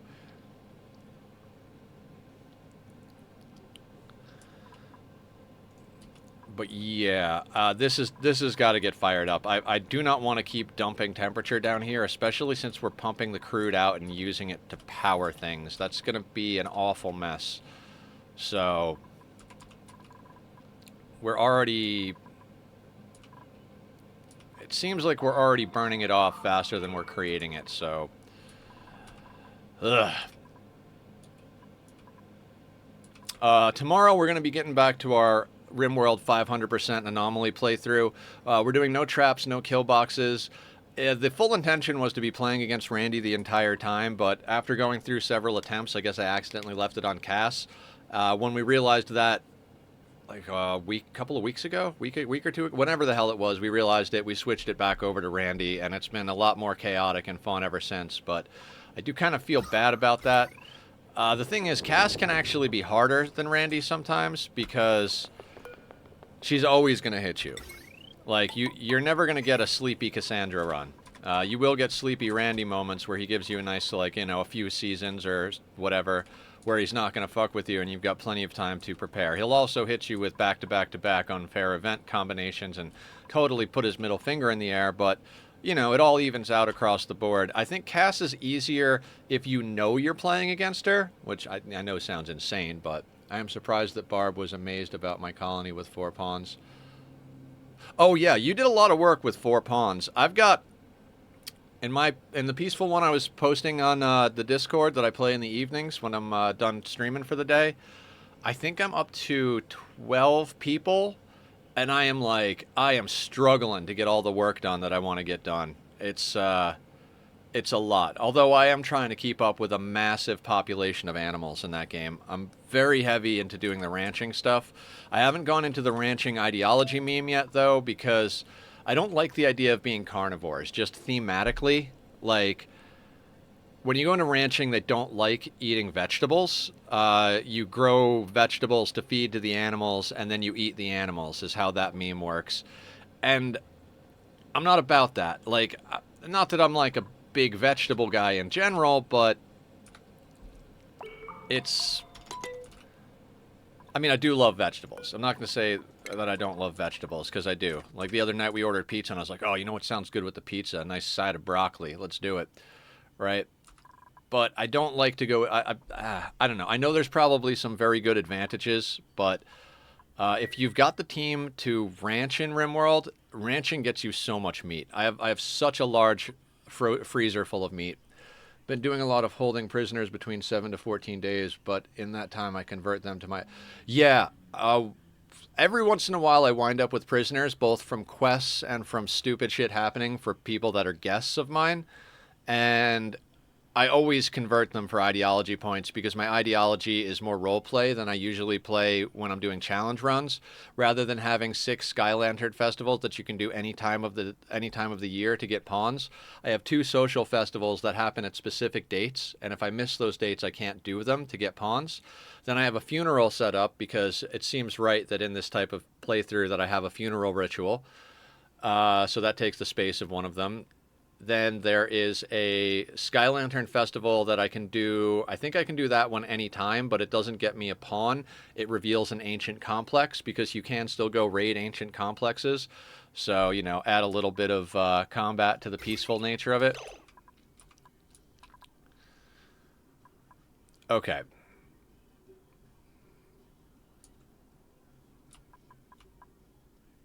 I think we can swap that in. Are all of the systems in place?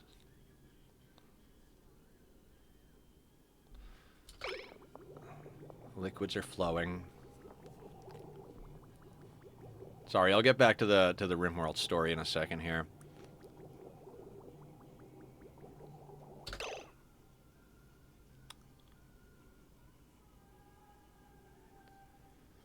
I'm trying to think if there's anything else before I do this, because if I do this and it fucks up, we're going to be in a situation where we're cooking our base.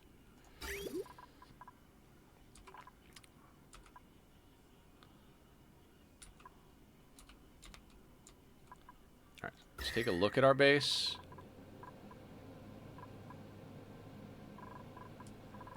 Alright.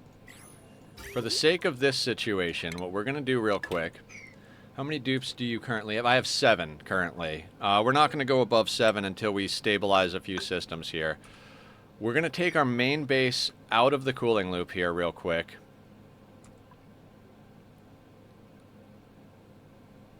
Just so we don't accidentally cook anything.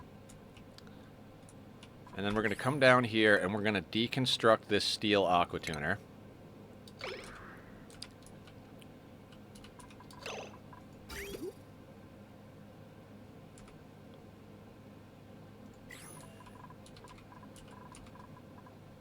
And okay, unpause. This is always a nerve-wracking thing where you got to hot swap something, delete it to rebuild it because you don't have the materials to build an extra one. Ideally, we would have enough steel to build the new one, then delete the old one. But you know, this is not an ideal situation.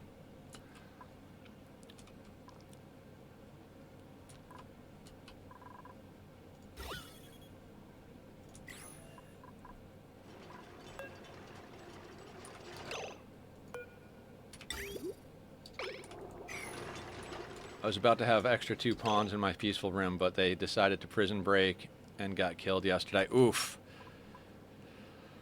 Yeah, I've been taking shock lances as quest rewards for moments like that. I don't want my colonists taking hits, even small hits in that colony. So the moment anything happens that's bad, I just shock lance everybody. I had one fight that I had to do where someone took a hit from an arrow, and I was like, nope, never again.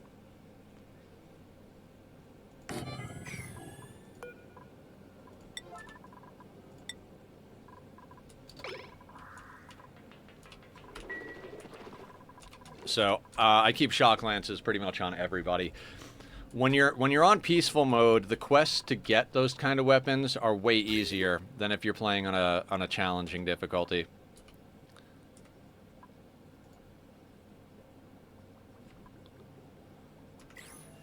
Anybody gonna come build this? Current errand. Good, good. Killer's building it. Where are you, Killer?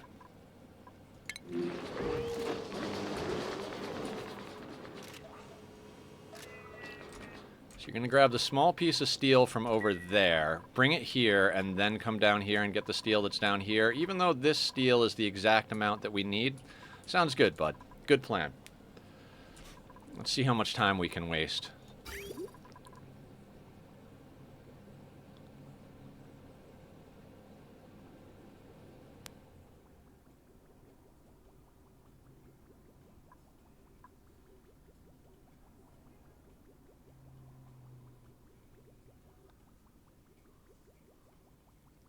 Quickly, quickly, quickly. Yeah, pawns are not easy to come by in peaceful mode.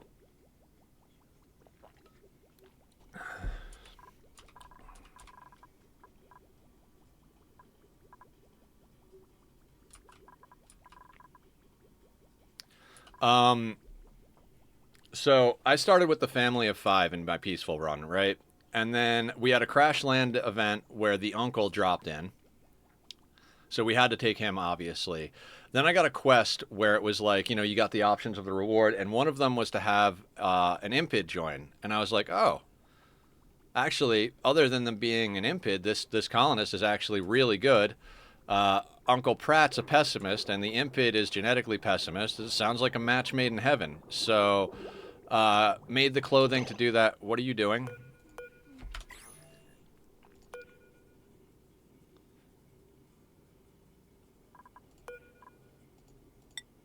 You did not bring enough steel. All right, we're going to have to do something. All right, I'm going to have to stop this loop from going at all, actually. We can't risk popping the pipes, so... So, I did, I made them some clothing, and for a reward, the impid Kate joined. I was hoping to pair them off with Pratt, and I wasn't sure if it would happen, but I got them on the same schedule, had them doing a lot of stuff around each other. They started out like a little bit not liking each other, but eventually grew to like each other. As soon as I could, I had them get together, and now they have 2 kids with a 3rd one on the way. Who came after that? Who came after Kate? I think after Kate, we got Naria, who was another quest. I think that's how it went. I wrote it all in the Discord. Please build that.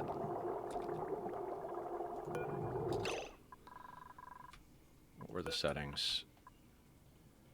Copy settings.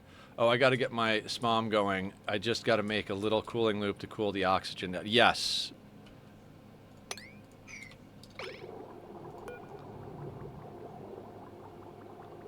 Devo, I'm glad you're still here. And thank you for following and joining the Discord. I look forward to seeing your Ani designs and talking about fun ways to exploit the mechanics. So yeah, anyway, I put the whole story of the peaceful one. Most of my colonists are essentially coming from getting kids and from joint events from refugees. And the joint events from the anomaly creep, whatever they are.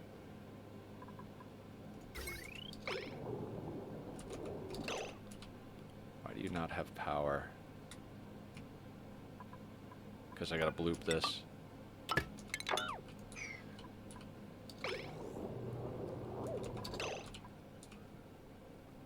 Still living on cycle? Oh god, that is 270, still living on algae. That's a dangerous life you're living there.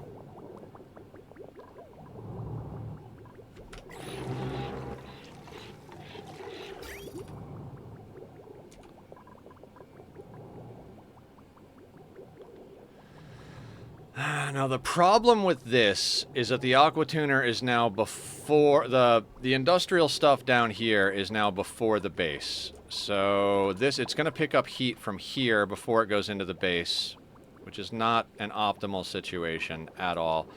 But once we move that stuff, I don't know. I don't know. This is a terrible setup. Trying to find some diamonds, but it looks like I'm going to have to research and make some. Yeah. I was lucky enough to have a decent amount of diamond on this map, so pretty stoked about all that.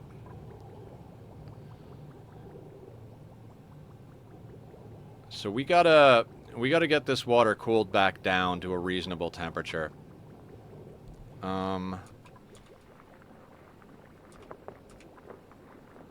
Then we can bring the base back into the equation.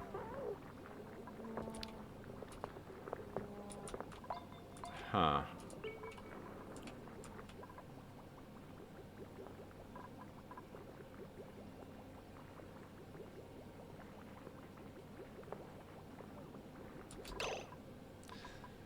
That whole part where we, okay, that should be... Alright, so that's gonna work out alright, I think.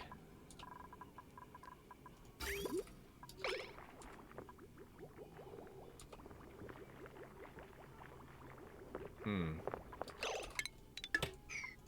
think I want to do...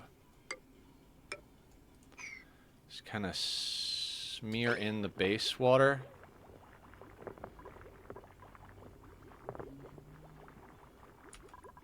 Yeah, that'll help. And that'll empty this tank out. I just need the beefy temp plates. Yeah, the diamond temp shift plates, there's like... There's no substitute for a diamond temperature shift plate, right? That doesn't need... you know what? Let's do this.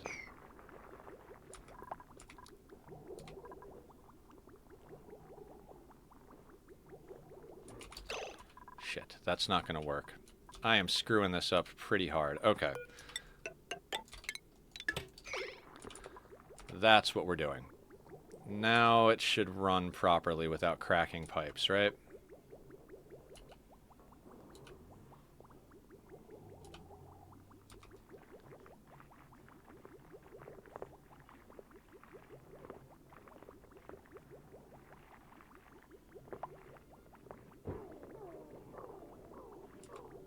We're going to have to be able to inject that stuff in.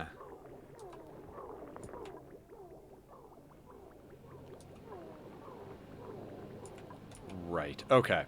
I got this.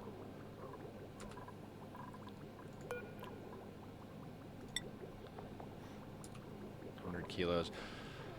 Staggeringly ugly and psychically dull pawn with cooking passion level 4, double passion plants level 11, passion in animals level 12, passion in medical level 8, and level 9 intellectual passion. Do you think I should use it for blood bag? Well,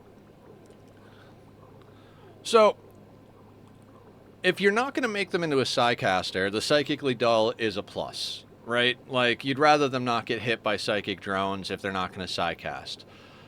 So that's like a up in the air thing. The staggeringly ugly thing, people won't like them, but if you get to the point where you have flesh shaping, you can give them an aesthetic nose and an aesthetic shaper, and then they're not ugly anymore. If you're gonna have vampires, it always does take, it always is good to have a hemogen farm.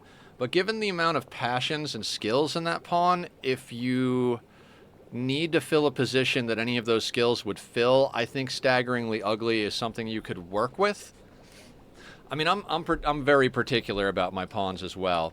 It's a vampire colony. Okay, yeah, if you need a hemogen farm, then I would take them on as a hemogen farm.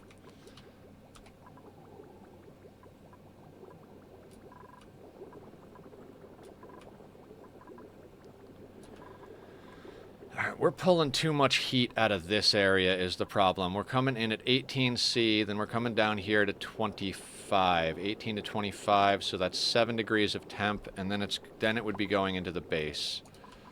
25 is not bad. It's basically what we want the base to be. Alright, by the time it goes in here...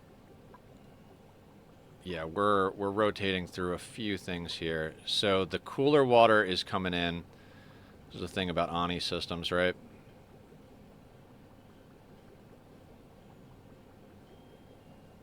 We're basically just watching this system, trying to get it online now. Coming out here at 18.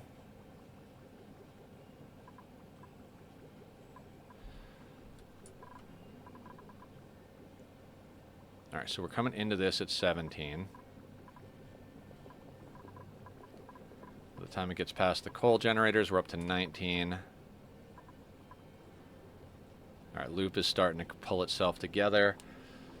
Ideally, with this particular loop setup, we would want this loop going into the base first, then going down here.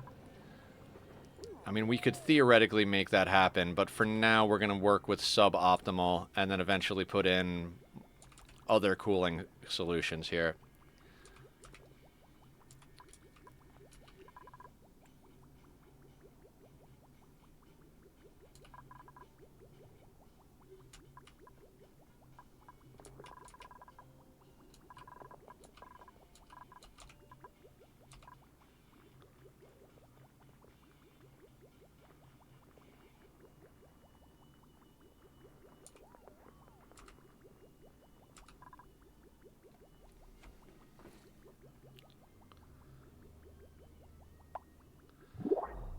Like I said, I want to get that liquid reservoir in the base out of this equation.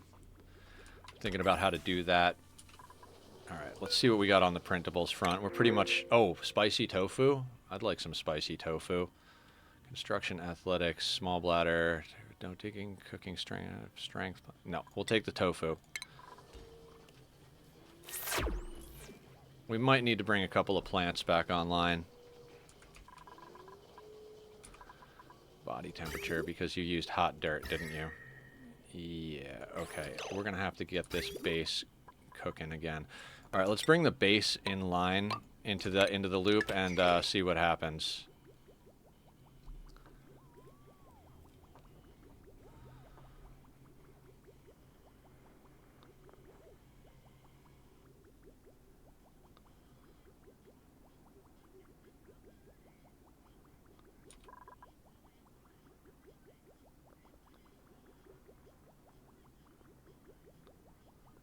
I think we'll be okay. If we have to, we can make some changes down here. All this stuff is going to get brought up there anyway, so...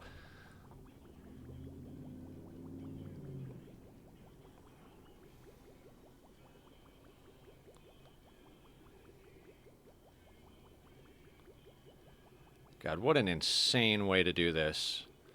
Now, I suppose theoretically what we could do, because I put this pipe in here, right? This is me future-proofing. When we move all that stuff up here, we could actually have it come out of the base, then go through this little industrial area, then go up through this pipe and through this system. Because I think that will work.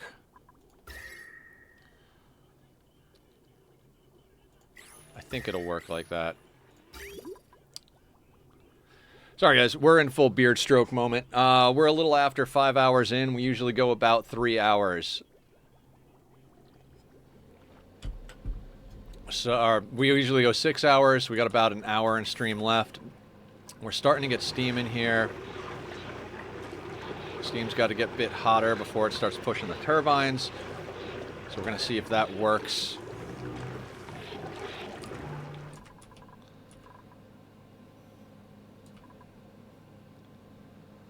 Temporary systems, swings and roundabouts, right? Now, realistically... Hang on.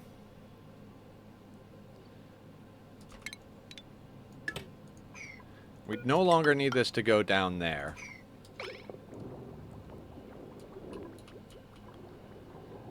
This might cause a few issues with the aqua tuner.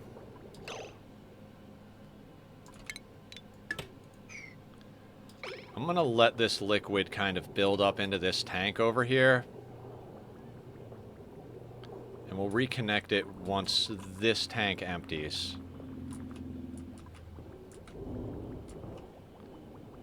Okay, so we're draining this line. Then we can cut that off.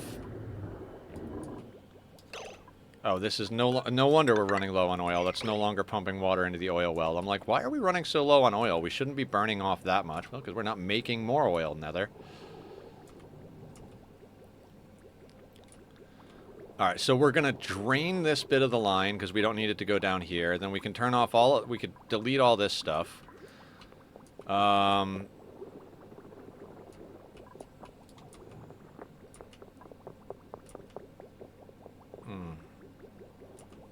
Yep, it's gonna be a gradual process of adding and deleting pipes until we get to the point where we don't have as big a knot to deal with.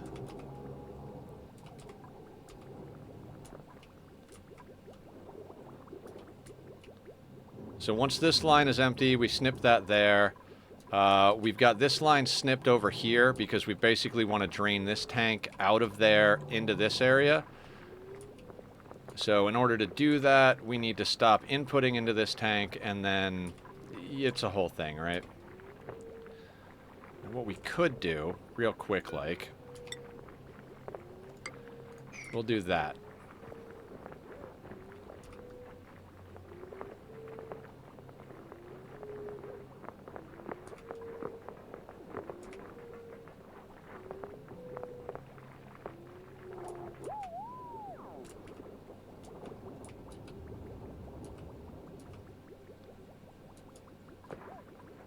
Alright, so now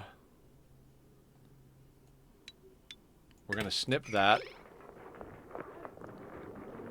and it'll empty this tank, and once that tank is empty, it'll start flowing through this line again. First kid will be born on the rim. Hell yeah. I was so excited for the first childbirth in my peaceful colony. I was super stoked. I'm still super stoked. I hate raising kids on challenge playthroughs, but raising kids on a peaceful playthrough is just so freaking cool. Now that mother has had a second child already who is actually up and running around, and they have a third one on the way, and then the eldest daughter from the original couple wound up getting married and just gave birth to a newborn. So that's pretty awesome. That was a little bit of a dodgy story about how her husband joined the colony. So we had like guests from another tribe, like, hey, these people want to learn about your culture, or they want to whatever it was, they wanted to come and hang out at our colony, these two people, right? And I just had them doing work, hanging out, doing whatever. And of course, one of them falls in love with the eldest daughter. Then they're engaged, and I'm like, by the time these guys leave in 3 days, my colonist is going to be married to someone who doesn't live in the colony. So I had to do drastic measures, right? And again, I'll justify it within the story in a second. But what we want to be the first kid in my piece? Sure, I'll be the youngin' running around, lots of energy. I'll be your first god pawn. So when I noticed that my main colonist was gonna marry that guy, I was like, shit, this is a problem. And so, is this thing empty? Oh, it is empty. Excellent. So then we can snip that out entirely. So what I had to do is actually arrest him.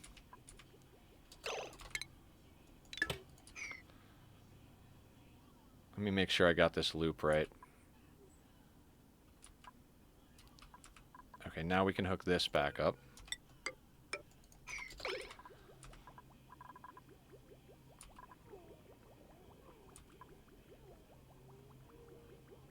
And I think that's good, right? Sorry.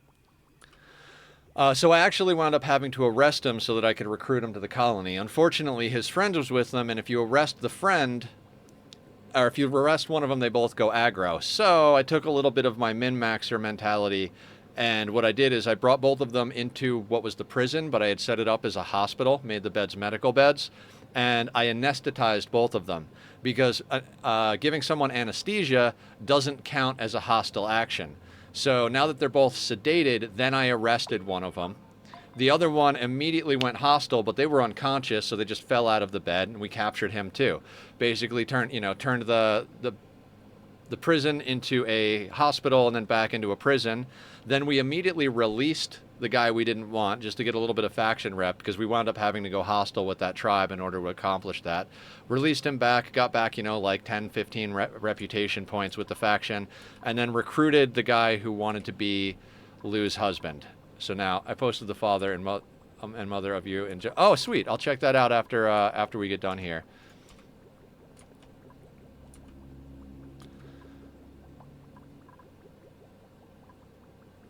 Okay, so that appears to be good.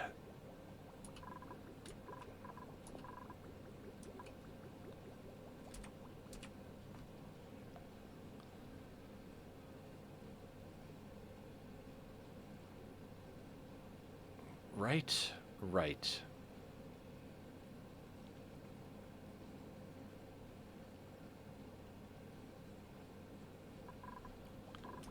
And this steam turbine's actually kicking on a little bit. Okay, so we're deleting heat with steam turbines now. I'm very happy about that. We're not just dumping it into the oil. Okay. So the rest of stream is basically going to be us doing a little bit of cleanup here. We have... Perfect. 30 kilos a tile is perfect. Nice, nice thick air pressure. Let's delete this temporary bit here. We'll delete this. I think we can delete this, although that has been helpful. I think we'll hang on to that for just a half second. We'll delete a few other things because I want to get stuff moved up here. Actually, yeah, we'll do a little cleanup here, and then we'll figure out how we're going to bring everything in again. So, like I was saying, ideally I would like this to come out of the base and go through the industrial area, then up through here. So that's what we're going to set up. So if we're coming out of the base to go through here, and then this is going to come back into the base.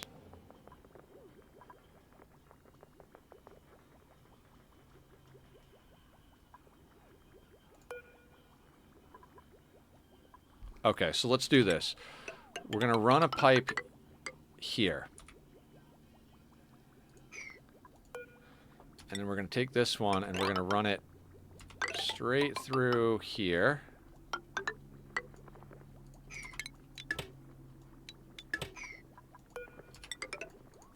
Right?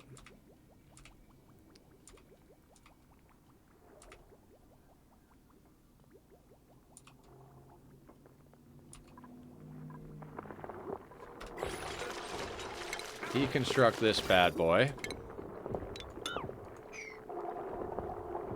Hey, welcome home. How you doing? We have a steam room.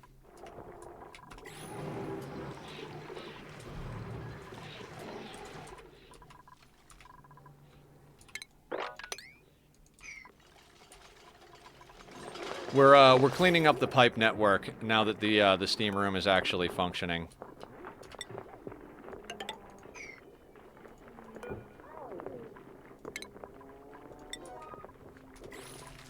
Get that deleted.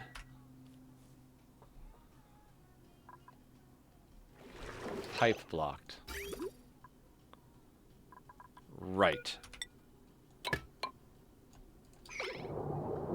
There we go.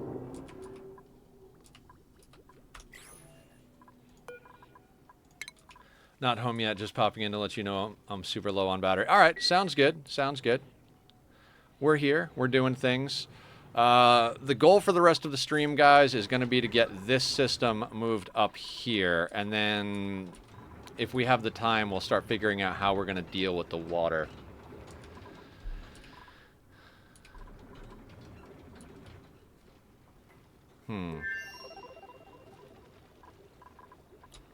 I wonder how Turner's coming along. Love you too. You have a good one. Be safe. We'll see you soon.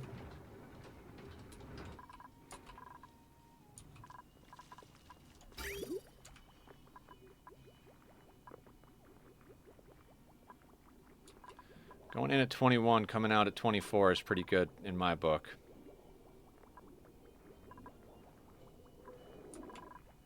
Okay.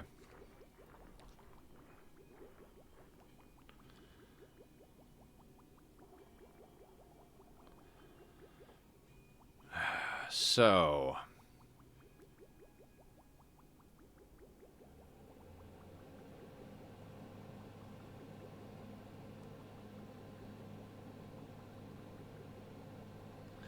I guess I'm going to make tungsten. I can't make diamond, and my map doesn't have any. Ooh.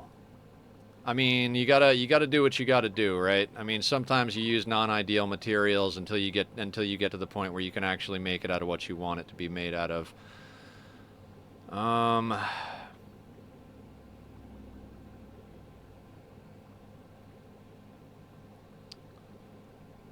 Okay, now that that thing is deleted, we're gonna put that in there. I know we don't need it just yet, but we're gonna need it soon enough.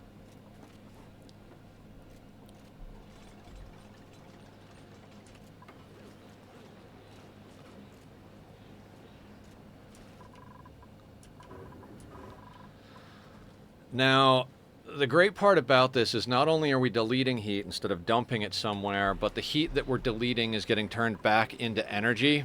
So it's helping augment the energy consumption of the aqua tuner that's doing the cooling. That's the advantage of these types of rooms, right? Okay, so then let's say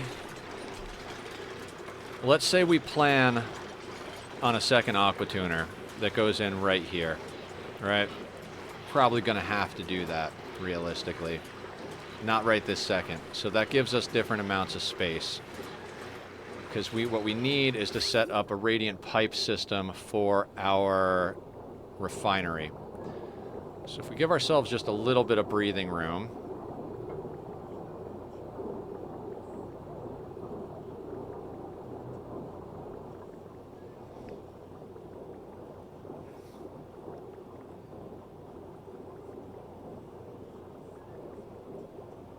What's our temperature like over here? 44, 44. Okay, that's not too bad. All right, let me think about what we got to move over there. It doesn't seem like the coal generators are really essential.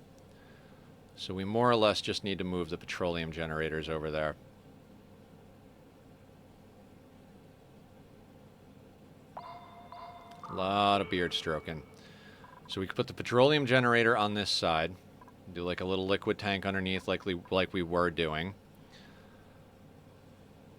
Same type of deal as over here, basically. Okay.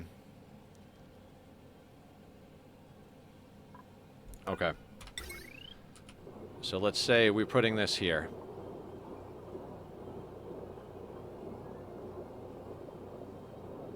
Made out of... Yeah, that'll do. So we're going to put that guy there. I'd really like to get these ladders out of the way now, actually. So we're on buildings... Gonna take we're gonna have to build to unbuild type of deal.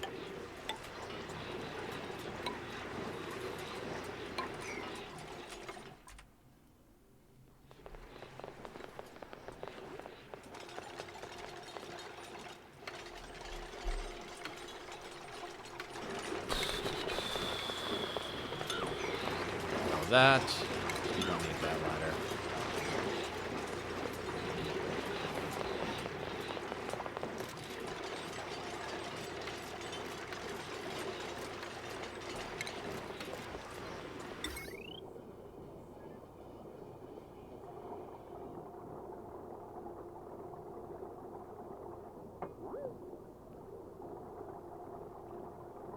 So that guy will go there.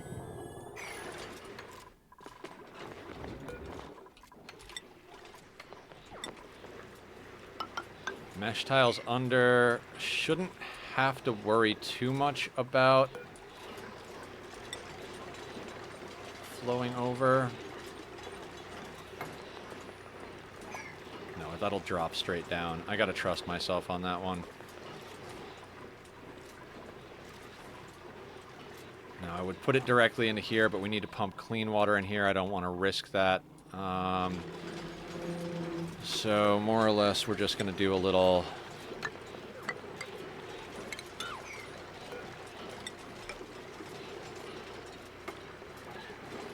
Just for safety's sake.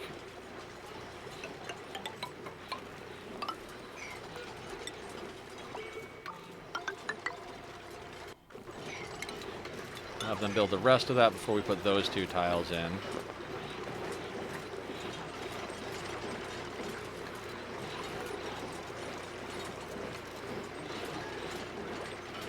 I need them to have access to get down there. We'll delete that. Gases are going to get trapped there, so we'll do that. Actually, yeah, we'll do that. Delete that. This can get, yeah, these can get deconstructed.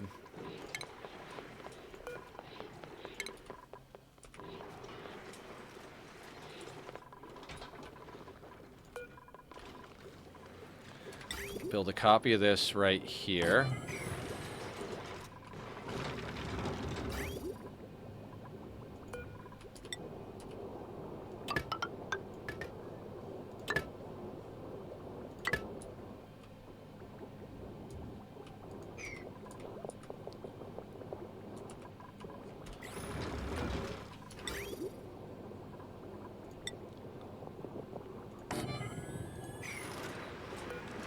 I cannot wait till we have a petroleum boiler and we don't have to deal with the oil refinery.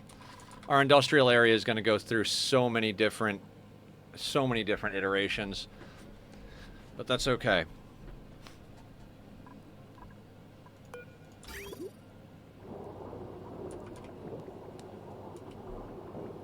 We are going to have to deconstruct a lot of stuff down there in order to get the radiant pipe. I do not want to... I do not want to be wasteful about that. These things have an overheat as well. Like, we've got plenty of copper in these radiant pipes. We just need to get it all into the things we need, right?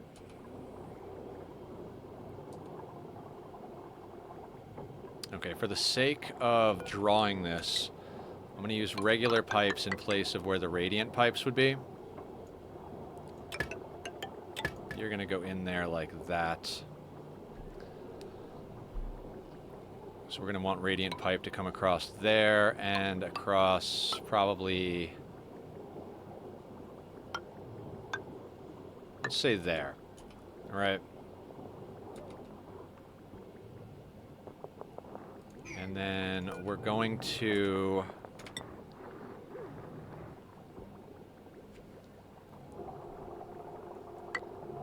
so many pipe jumps. Ugh. Crazy convoluted systems, right? That's going to come down through there, let's say.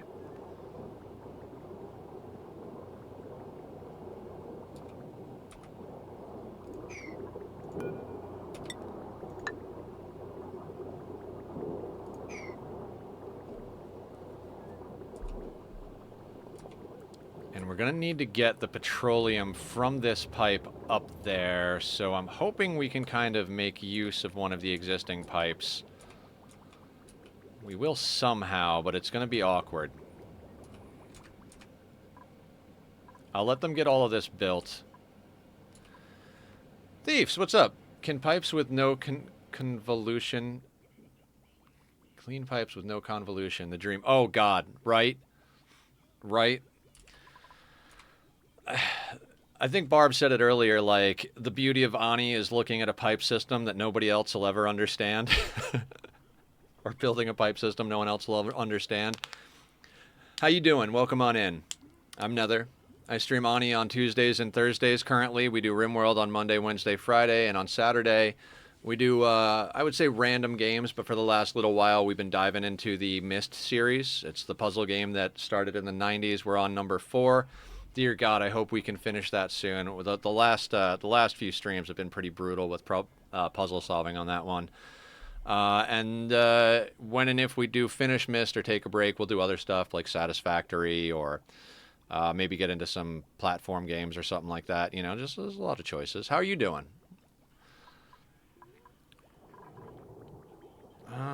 We're nice. Thank you. Thank you. I used to stream almost exclusively Minecraft, but I started doing a lot of other stuff. So we went through a period where it was kind of all chaotic and up in the air. I just played whatever the hell I wanted for that day. but we found a nice middle ground where we've got mostly a schedule, and every once in a while we swap things out. Last week I didn't stream Ani on Thursday because Hellblade 2 came out last week, and I had been waiting for that basically since the first game came out. So we took a day off from Ani and did Hellblade full stream, 9-hour stream, really great stream. One of my favorite puzzle games was the first one. The second one was an absolute blast.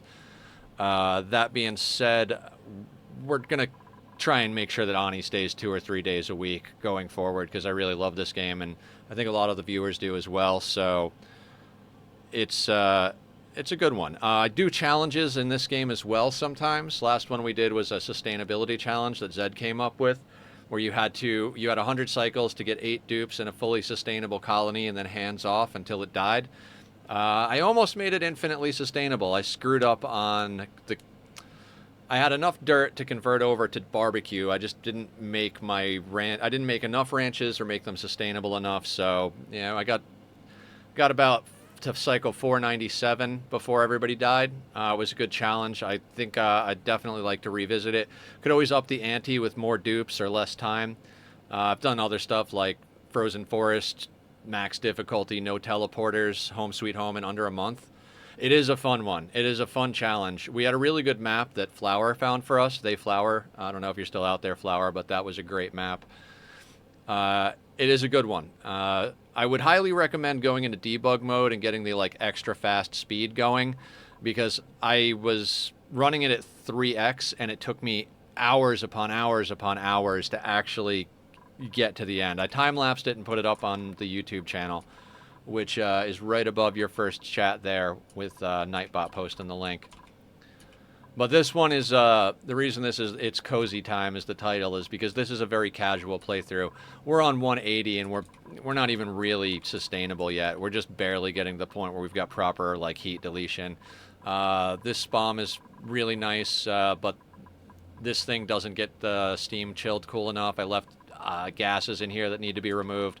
So when this thing goes dormant again, we'll go in and fix that, make it nicer. And now we're kind of setting up a little temporary industrial area over here. We're going to expand this out, blah blah blah blah, all that stuff. But I wanted to do a less stressful playthrough. I've put a lot of time into challenges lately, and it was really starting to weigh on me.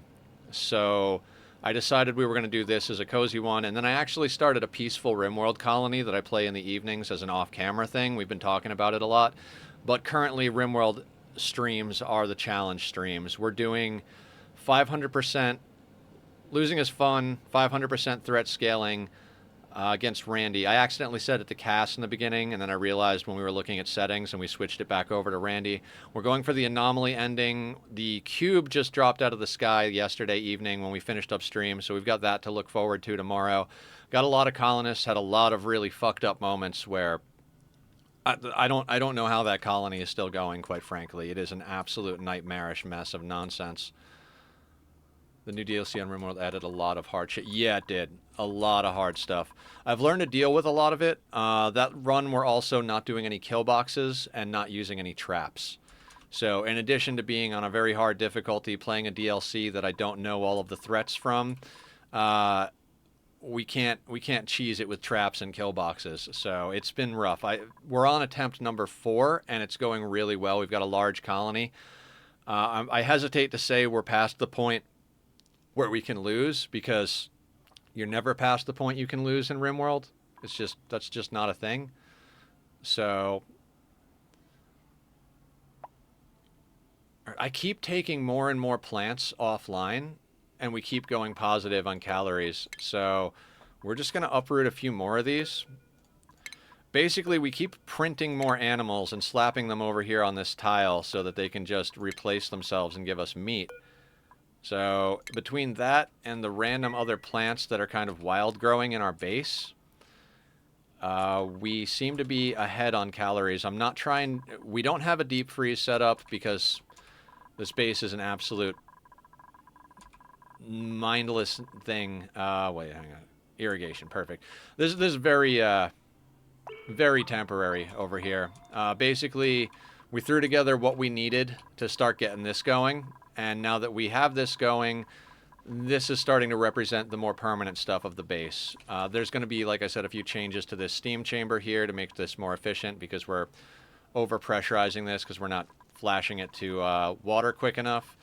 We'll be extending this out to have 5 steam turbines, then eventually expanding it out into a sauna instead of just dumping the heat into this small chamber. But for the most part, we're talking about like this is where we're getting our permanence in, and that's going to just gradually expand outward. This volcano is going to be made into a petroleum boiler setup. Once we get the loop of boiling the petroleum, burning it off for power, and then recycling the polluted water back into our system, we should be able to sustain 16 plus dupes. We built this system for 16 dupes. Goal being that each planet that we go to, with galactic conquest is the ultimate goal, we're going to have like a small team. Somewhere between 3 and 8 dupes, depending on what the needs of any individual planetoid is. So basically, this is our home planet. We're going to be training people up here for the most part. We've got pretty innocuous asteroids because they're just ice asteroids.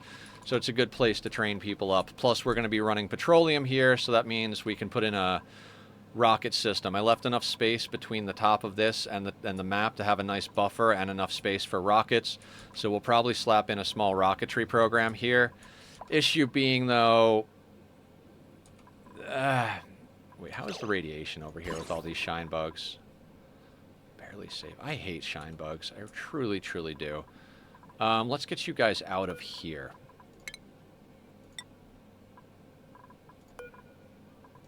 Because people actually go over here. I'm like, let me just dump the shine bugs.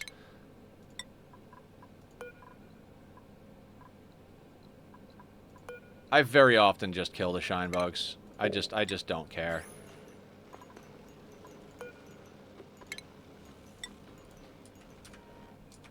Yeah, I've got plans. We were talking about earlier how with colony builders, the start is often everybody's favorite part, right? Where it's like overcoming those initial challenges, and I'm really a huge fan of endgame. We need to let our rancher come out, huh? I like doing large-scale projects and stuff, so I'd ideally like to get into doing stuff like sour gas boilers and get space materials in all of my hours, and I'm somewhere between 1,400 and 1,500 hours on this one. I've never actually gotten space materials. The first really long playthrough, I was on a classic-sized asteroid, so just working with the first planetoid and the second planetoid wound up being so much work that we barely started doing stuff on other planets. We did wind up going through the tear and doing Home Sweet Home on that playthrough. Trichlitter fungal spore. I'm not ready to take on another dupe until we get more infrastructure. We take the Drecklet because more wild animals that can give us passive. You're glum. Why? Are you cramped?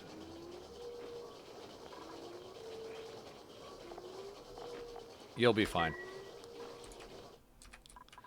But yeah, I like big crazy projects. I'd love to eventually give a sour gas boiler shot. I'd like to get some space materials, do like all sorts of crazy stuff. Petroleum boilers, I'm pretty comfortable with now. I've built a couple of them. Mostly just following tutorials by people like Francis John. Francis John is like hands down my favorite content creator. Love that dude's stuff. He just has a way about him with games. He knows how to break them.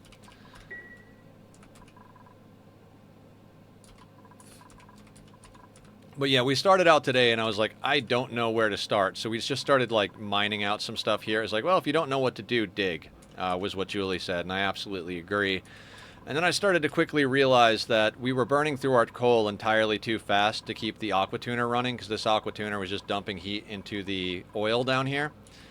So we added in the petroleum boiler to help power that, and then while that was working, we decided to start getting this sorted. Getting a proper steam room up. Now we're moving this stuff. The goal for the rest of stream, which is theoretically only 15 minutes, but we're probably going to go a little longer.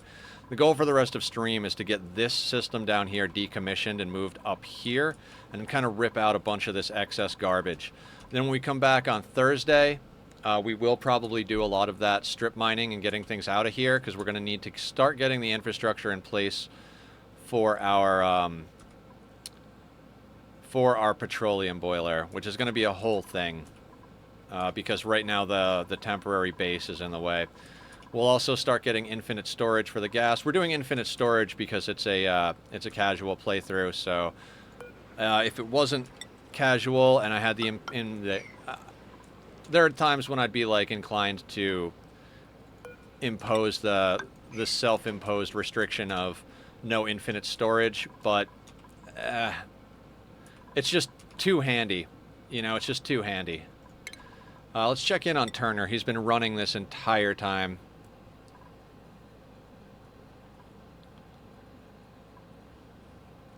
Turner is such a happy dupe. He's got 2 skill points. We need him into...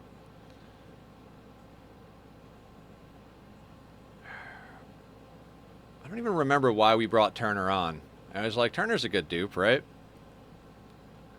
He is. He's got exosuit training, so another mechatronics engineer, more or less. And we have research in case we need it. I could have been a little bit more picky, but I think I liked him. 12 machinery, 9 athletics. He's not quite done yet. We're going to have to let him run a bit longer. I'd like to get that athletics to about 15 and have enough points to get all of the suit sustainability.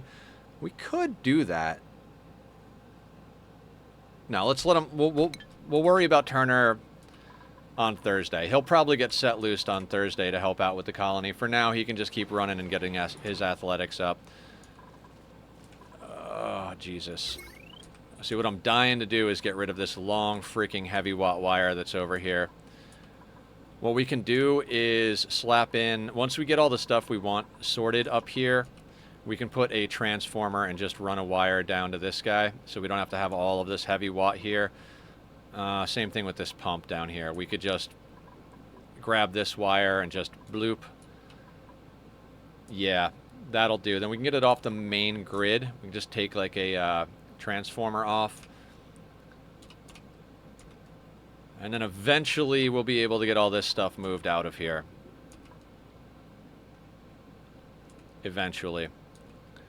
I don't want to have to rely on coal for too much longer, but we don't have too many other options until we get the petroleum boiler going. It's all on a bit of a knife's edge, right? Like, we need the petroleum boiler going to make the power, to make the infrastructure we need to get the petroleum boiler going. I'd like to get some of this stuff cleared up, though, so that we can start actually buffering a magma tank, which is going to just be a whole thing in and of itself, right? So we're gonna have to liquid lock into the volcano area, vacuum it out, make a tank, and set it up so that it is ready to do the dropping. Jesus, it's gonna be such a thing.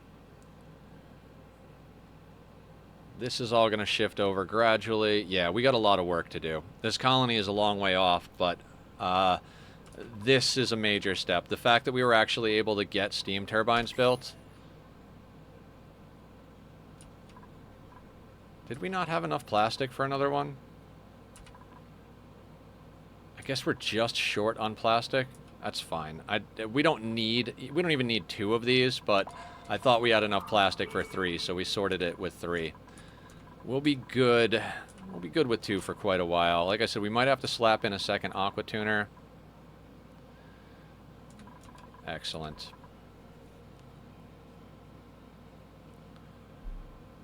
I'm very glad that I built these pipes in over here just so we have possibilities, because we're going to move...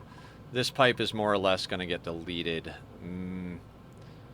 We're going to leave it in place just for the hell of it, but a lot of changes have to happen here, so...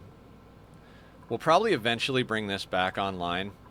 Like, bring it in through here, because I like the idea of that. When we open this up to become an actual industrial sauna.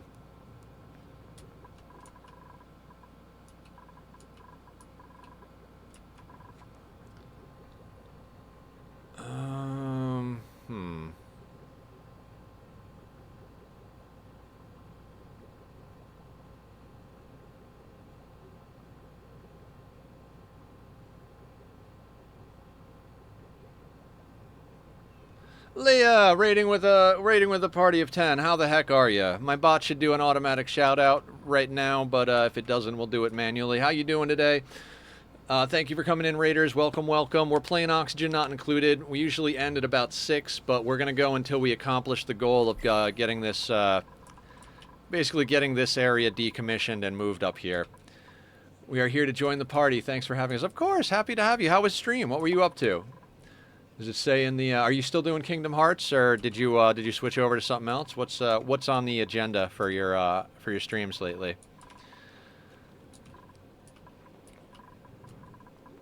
And we're gonna have to get a pump in here, and then pump that liquid somewhere useful.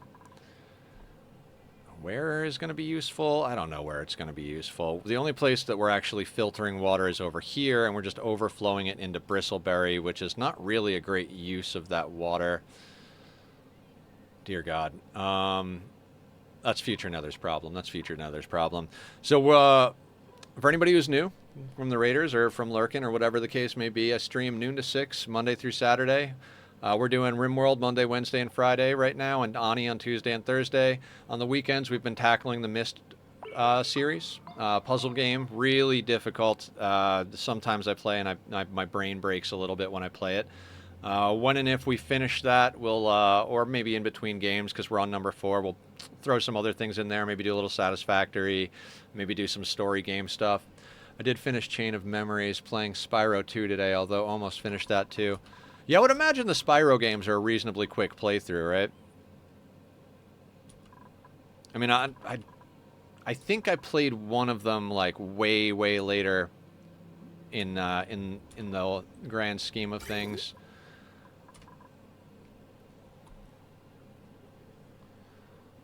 Okay, so how are we gonna hot swap all of this?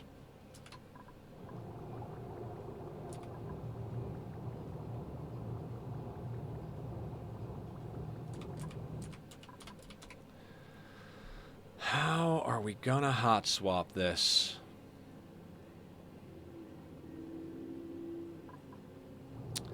You know what Nether forgot to build, guys?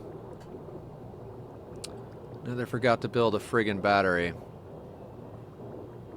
Oof.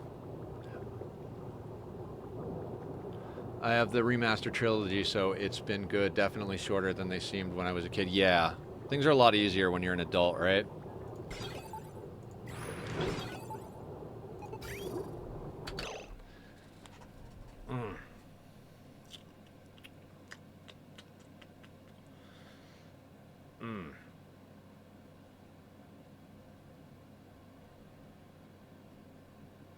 I really screwed up here. I mean, I could... I'm going to have to shift this around again. On the plus side, most of the pipes can stay, but we got to shift over that refinery and that reservoir by 2 so we can slap a battery in there, because we need that battery running for the system to function properly. Okay. It is what it is. We could have easily, you know... Who would have thought that things would be done wrong and we'd have to redo them? That does mean that this is going to start getting in the way. Can we afford, temperature-wise, to move stuff? It's chilly as fuck down here. So I think we play a little bit of a risky business thing. Let's...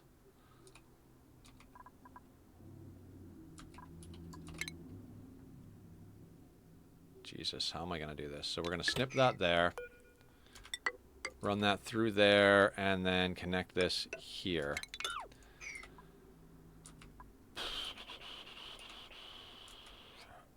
That might cause problems with boiling the water in the pipes or freezing the water in the pipes if we're not careful. Okay. So we'll have to do that thing where we snip this pipe and allow that to move into the buffer.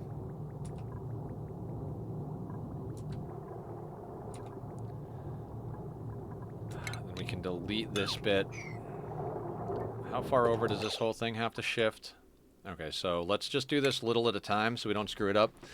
Have the remaster. Yeah. So anyway, we are definitely getting down to the end of stream for me personally. But like I said, I don't like to leave things in the middle of a project because future Nether, he's going to be confused if we leave him mid bullshit. So we're going to try and hook him up just a little bit and get this done. So we're going to delete those pipes. We're going to hook these pipes up. That gets deleted. That gets deleted, right? Because we need the refinery to be here. So basically using that bit right there.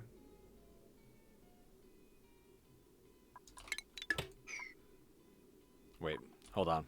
I confused myself. Where's the output? Output's on that tile. Right, got it. Got it, got it, got it. So those actually do stay there because they're going to be part of the cooling loop instead. And this is going to come up and over like that. That's going to get deleted. I love this game. It can be quite complicated, but I do enjoy it greatly. So we're going to put that down there and move that there.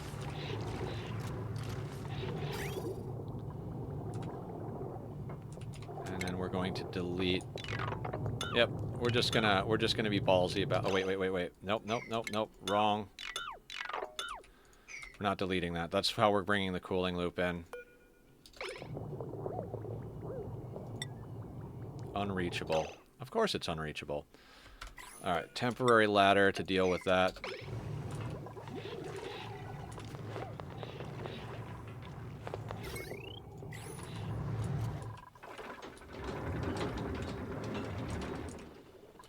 God, what absolute crazy nonsense. It takes for... basically, this whole stream was spent building this right here. I mean, after we dug a little stuff out and realized how crazy this was going to be.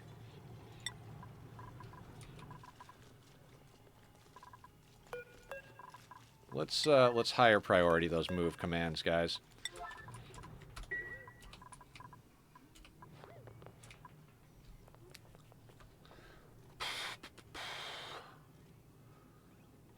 So what we're probably going to end up doing here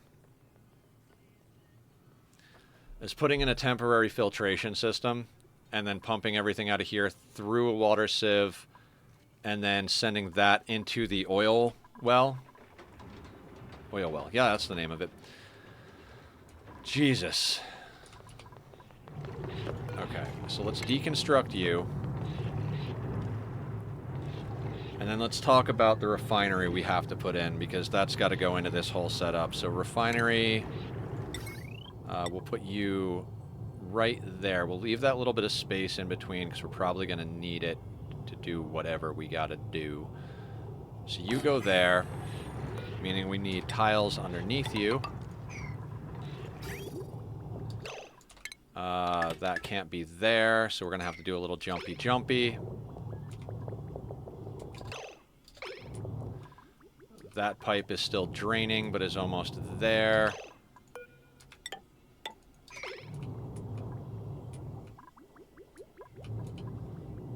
Okay. And then we're going to make pipe. This game is just an absolute crazy situation when it comes to, like... I don't know how to explain it to people that don't play the game. It's basically like figuring out thermodynamics in the context of a steampunk-looking cartoon with idiots trying to do all the labor.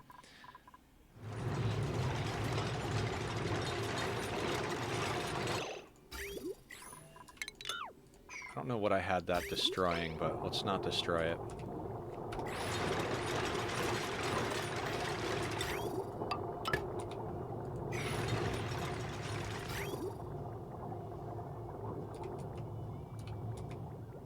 Okay, now, all of this is absolute madness. Just absolute madness.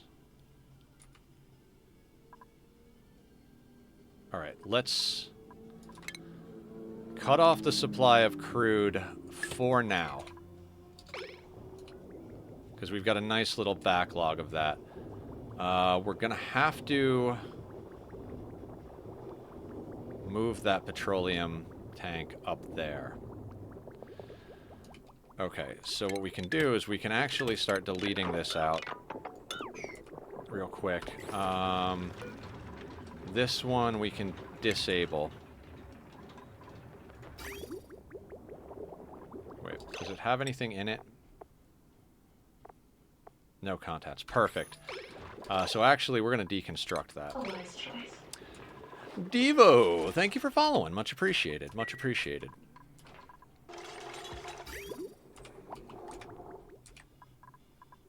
Oh, we made that radiant liquid pipe out of lead. The Thief is following as well. Thank you so much, guys. I appreciate that. I really do. I've been putting a lot of work into doing this streaming thing. It's been a lot, but it has been a wonderful experience. So, in no small part because of you guys. Okay, so I need...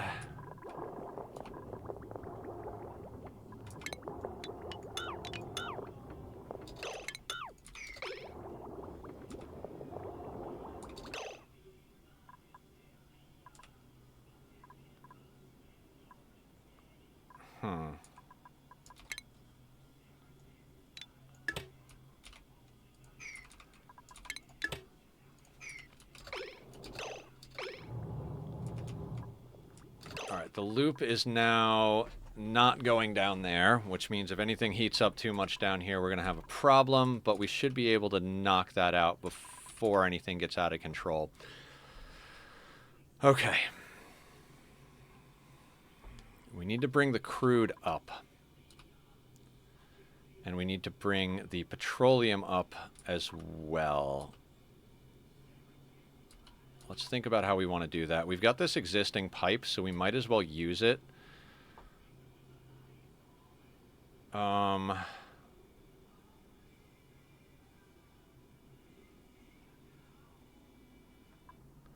I'm on pause mode because, you know, now that I've disconnected a few things, we're going to have to be a little bit more careful.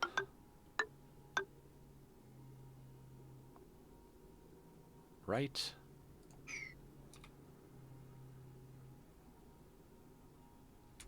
Okay, and then we can delete this.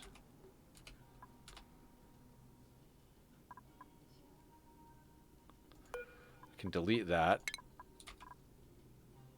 And then this line can be used to bring up the petroleum. So delete this.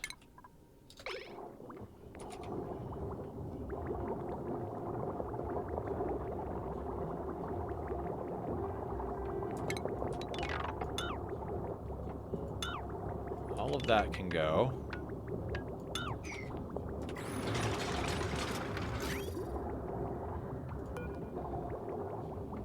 And this pipe will then get snipped from there.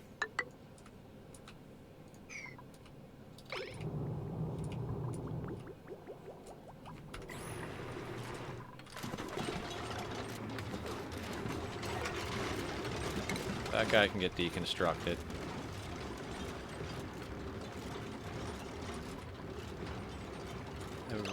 Whip it good into our cozy crew. Welcome sneaking into our cozy community. That bot is fun. Okay.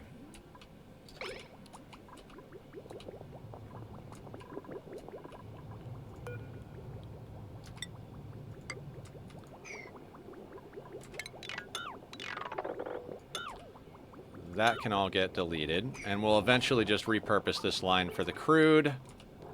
Whole bunch of repurposing about to go on here.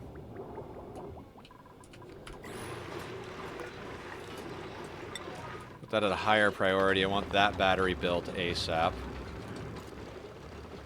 These are off because now the automation is just red. Still providing enough power to our situation over here, which is fantastic.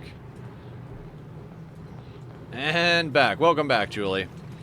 We're making a few more modifications to stuff to get all this stuff offline. We're damn near ready to convert over Oh, good. How was it? What'd you wind up getting? What kind of rolls did you guys snag?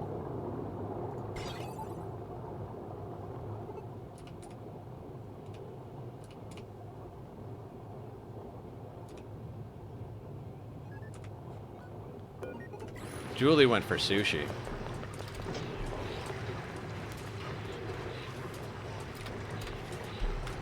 Go there with that.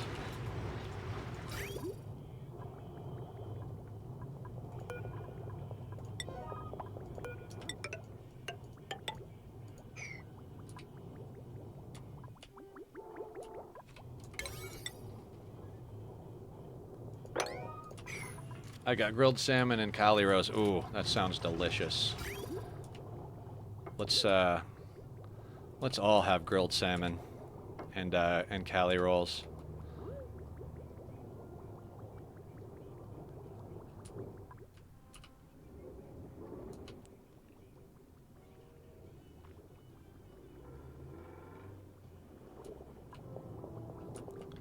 Okay, so here's the plan. Once this is built here, we can reroute this up to this petroleum generator. Let this one burn off what's in the pipe, deconstruct all that. Then this thing will go. This thing will have been emptied in. We'll get rid of the bridge, and then we'll pipe the crude from down here up to there. And then how long am I gonna go tonight? Am I going to go long enough to clean up the power associated with this? I might. I kind of want that done. Anybody coming up to build things? Alright, I don't think we need to let our rancher out anymore. Dad ordered hamachikama for an app and a bunch of dumplings. What is hamachikama? I don't know that one. Never had it before.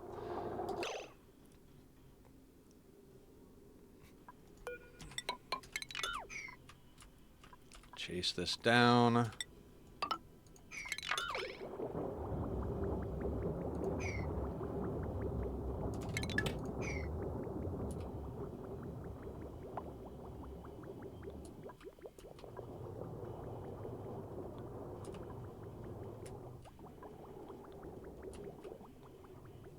The best part of the fish.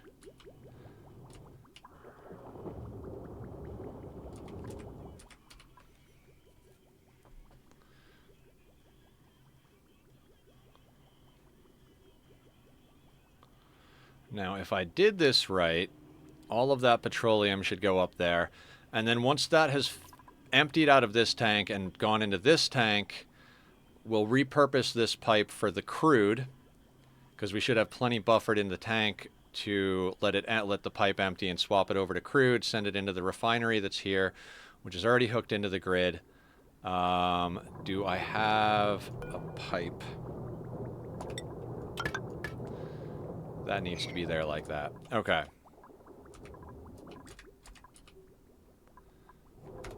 Excellent. And this battery is 9050. That'll do. So that thing is solid. If we come down here, recheck the pipes. Is there anything in this pipe? Petroleum. So what we're going to do is we're going to delete that and this battery. Then it'll just burn off. And at this point, we might as well delete all of this stuff as well.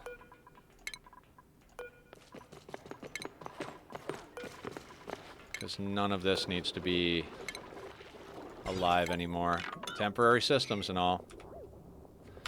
So right, that's just going to cook off what's left in the pipe, and then when it's gone, it's gone.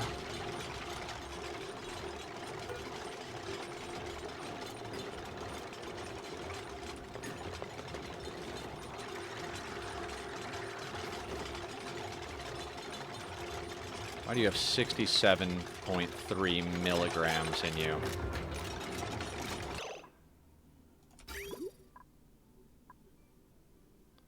$67.3 milligrams.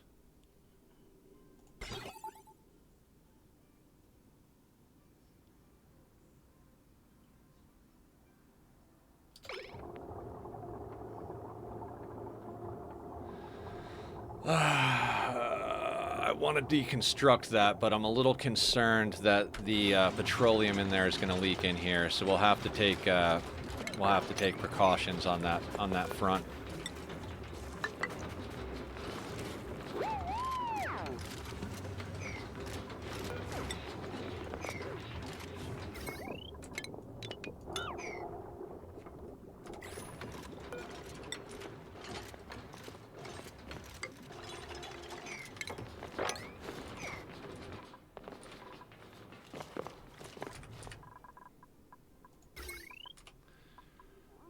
Oh god, the wiring system here. So all that can be deleted. That can be deleted. This can be deleted. Wonderful. That can go.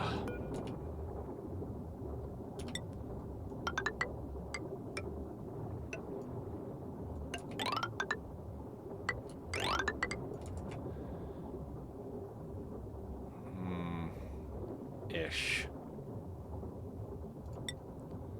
Wire bridge for now.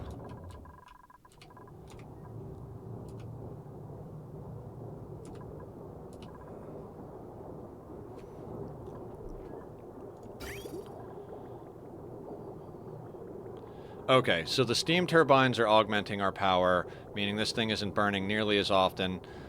We've got a battery in here to automate it, so all of the petroleum that we had already produced is getting moved up to this tank. And we want to... How much copper do we have on us? 470. So... let's do just a little bit of shenanigans here. We're going to put radiant pipe here. There. There. Couple of pieces there, and then 1, 2, there. And that should sort us on cooling for the moment for this. Okay.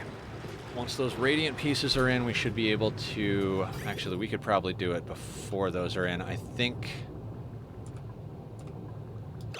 Yeah, okay. So we can start running this...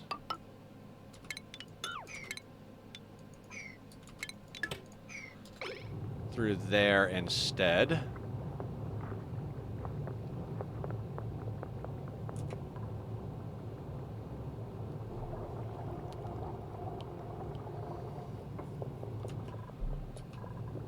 Okay. Cool. Cool. Nothing in that pipe? No. Okay. You have... deconstruct that guy.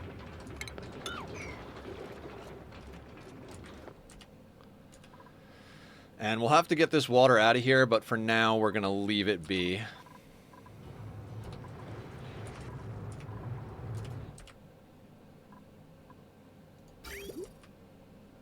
Okay, water is still getting pumped down to the oil well. Petroleum is still getting moved that way. Perfect. Man, this is going along swimmingly.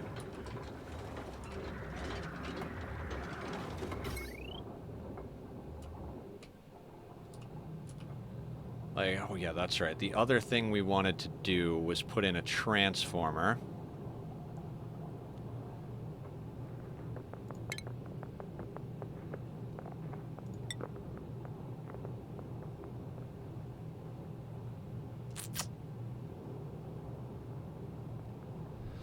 That wire won't need to go right. So we can literally put the transformer in probably just like right there in theory.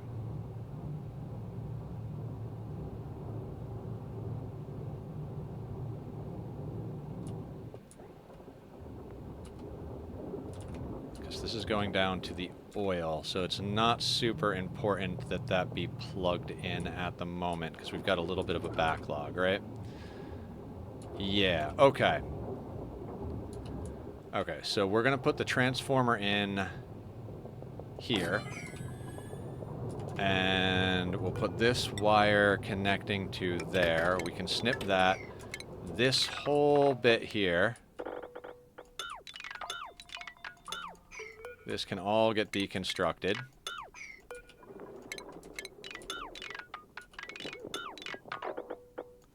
Yes, that'll be off temporarily, but that's fine. Same thing over here. All that gets deconstructed.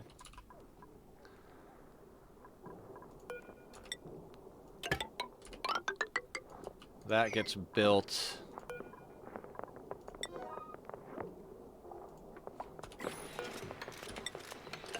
Two tiles go there.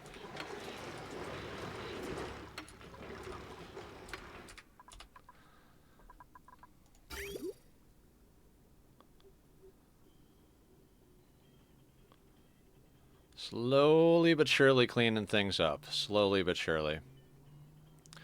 So, I'm going to leave this pipe here. I'm not going to deconstruct this because I think eventually we will be bringing in through there, but if we're not, we can always deconstruct it. We've got access to get into here and do all those things.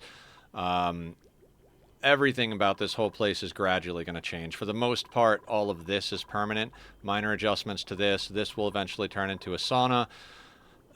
We're going to have to be walking over the top of a volcano. Volcano's going to have a nice chamber down here. It'll work. It's just one of those puzzle pieces that you have to do. You know those puzzles where you have a single tile missing and then you have to shift the other ones around with only one missing place? That's more or less what we're doing here, but on a large scale. Okay. That can get deleted. That can get deleted.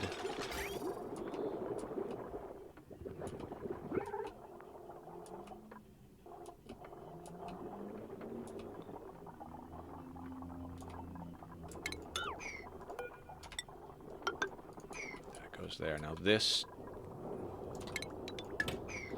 that's going to get rerouted to there.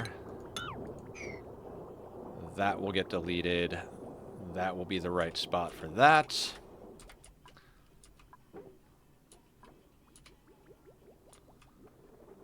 And now if we connect that, when that comes online, that should all flow properly.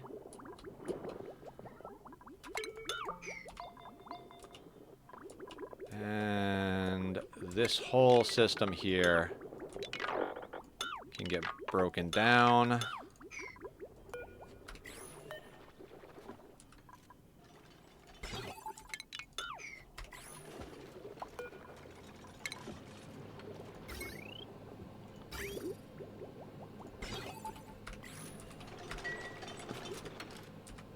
And that is fantastic.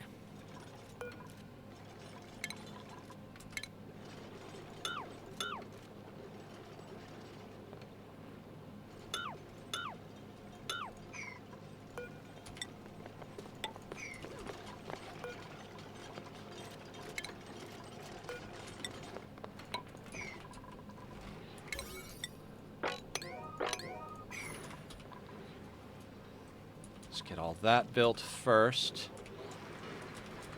The fact that we can recycle our heat into power makes me very happy. That's a very happy moment. Let's take a look at our grid. Water's coming in here at 19C currently, which is freaking amazing.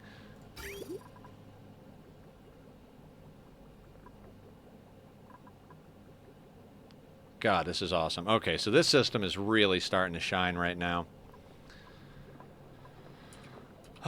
This can get deleted. This can get deleted. That can get deleted.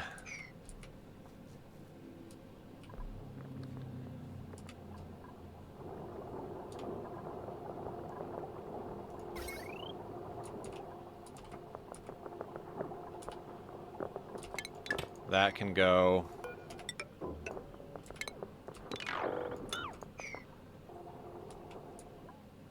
Obsolete systems and all. That can wire into there and into there, and that still needs to get deconstructed.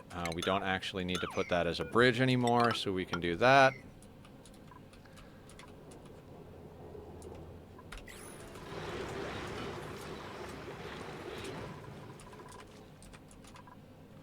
I'm honestly a little surprised we're able to get that all sorted reasonably quickly. All right, let's put some priority on that and some priority on that. Make sure to get those in. The deconstruct stuff I'm not nearly as worried about. It's the building of the parts that we need to build. Oh, that steam turbine wound up getting built anyway. I knew we had enough plastic for that. That's fantastic. We got a new printable, probably the last one we're going to look at before we close stream out. I'm not willing to even read the dupes. I'm at that point where I'm like, nope, can't be bothered. I'm not gonna chase my tail trying to set things up, so.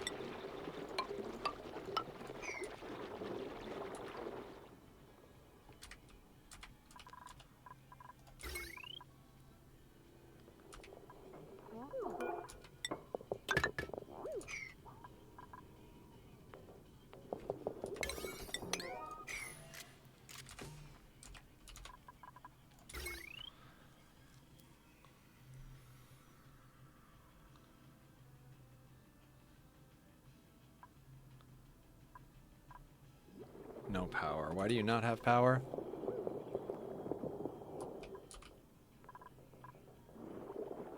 Oh.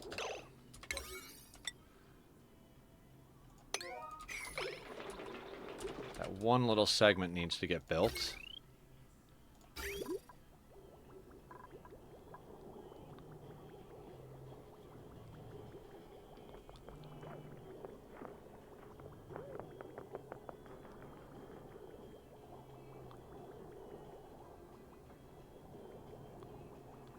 Okay, we might actually have to batch a little bit more copper in our old system because we need radiant pipe to set up the system over here. Actually, we could probably get away with using... We have 14.7 tons of iron. Really? We refined down that much iron, huh? I might just use radiant pipe made of iron temporarily. Okay.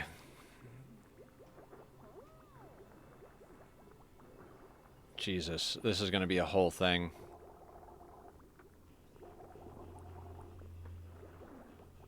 Alright, let's not get ahead of ourselves now there. I'm like in the swing of things, and now my brain wants to do it all. You know what I mean? I'm like, oh, cool, well, we got that going. Let's get the cooling, let's get the loop for the refinery put in, too. But I do think we're going to have to put a little bit more effort in than I can put in right this moment. We do have the liquid shutoff valve, right? Liquid shutoff. And that requires just a little bit of power, so...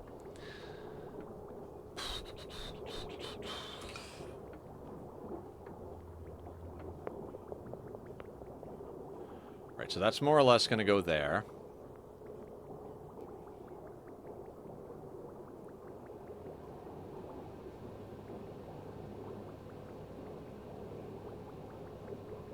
Other way around? Yeah, definitely can't do that there. We're going to set this up so that the output... We're going to put exactly enough petroleum from here. We're going to use our meter... Oh, we need more plastic for that. Well, we're going to put enough petroleum into this guy. And then we're going to run the loop so that it goes up and in here. And when it comes back out, the temperature is going to get checked. And it's not going to go back into the refinery until it's below a certain temperature, which is going to be about, what, 140-ish, 145-ish? Because, you know, we gotta, basically we're dumping the heat into here. Once it gets down to the temperature that this thing is running at, you know, probably around, like, theoretically 125, but since we're dumping heat in from other stuff, it'll never come out if we do that, so probably about 135, 145. Once it hits that temp, it'll go back into the refinery to be used as coolant again. That'll send it, and then the output will go there. We'll have to do some bridge priority, which I remember how to do all of that, but if I try to do it right now when I'm exhausted at the end of the stream, it's not going to necessarily be the best thing. You are getting crude in, putting petroleum out. This thing is just petroleum, which is fantastic. That's going up. They're deconstructing everything down here.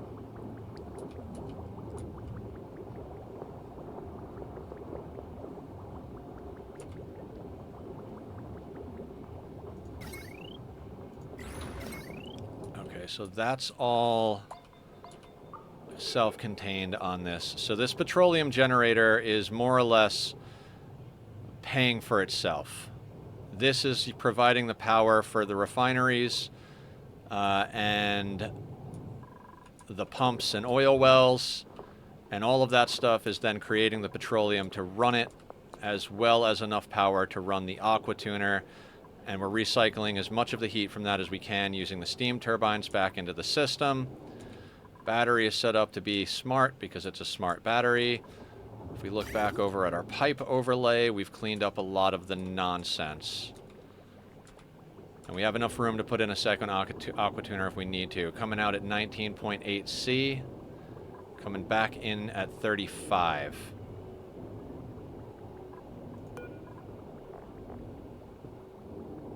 So we're 33.9 average temperature coming back in. Now, as that starts to sort itself out, that we should smear that a little bit, because we've had to do a little disconnect, reconnect action across the board. It's been a little awkward. One last thing I'd like to do is get rid of this. Just for completion's sake, right? Because we don't need a bridge there anymore.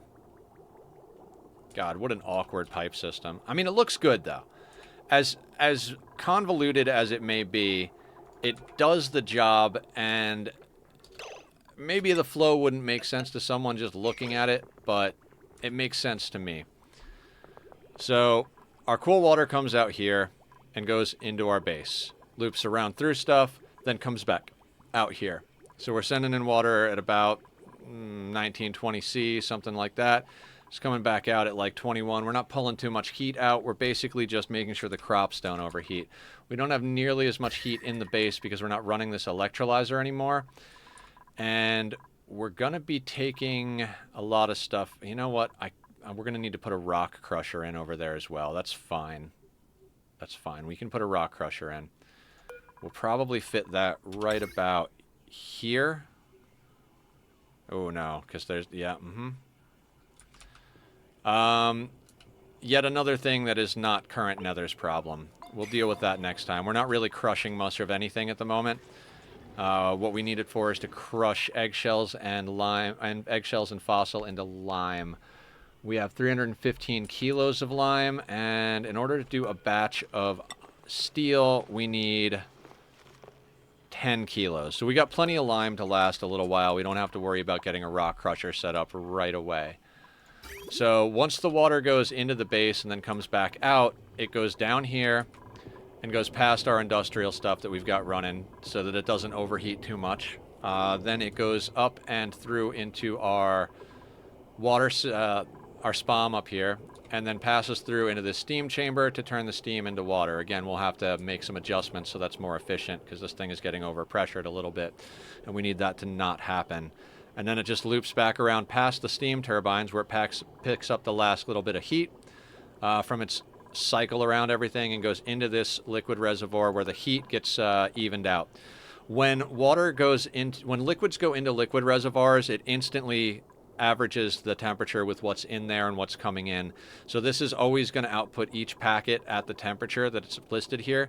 So every packet coming out of here is going to be 32.6. This makes it a lot more stable. If you can put the liquid buffer right before the input for your aqua tuner, it means that this thing is in the best position to not overcool your coolant. Now, if you're using super coolant or the like, not a huge deal. But if you're running water as your main coolant, which is what we are, I'd love to swap it out for polluted water, but not yet. We're not at that spot yet.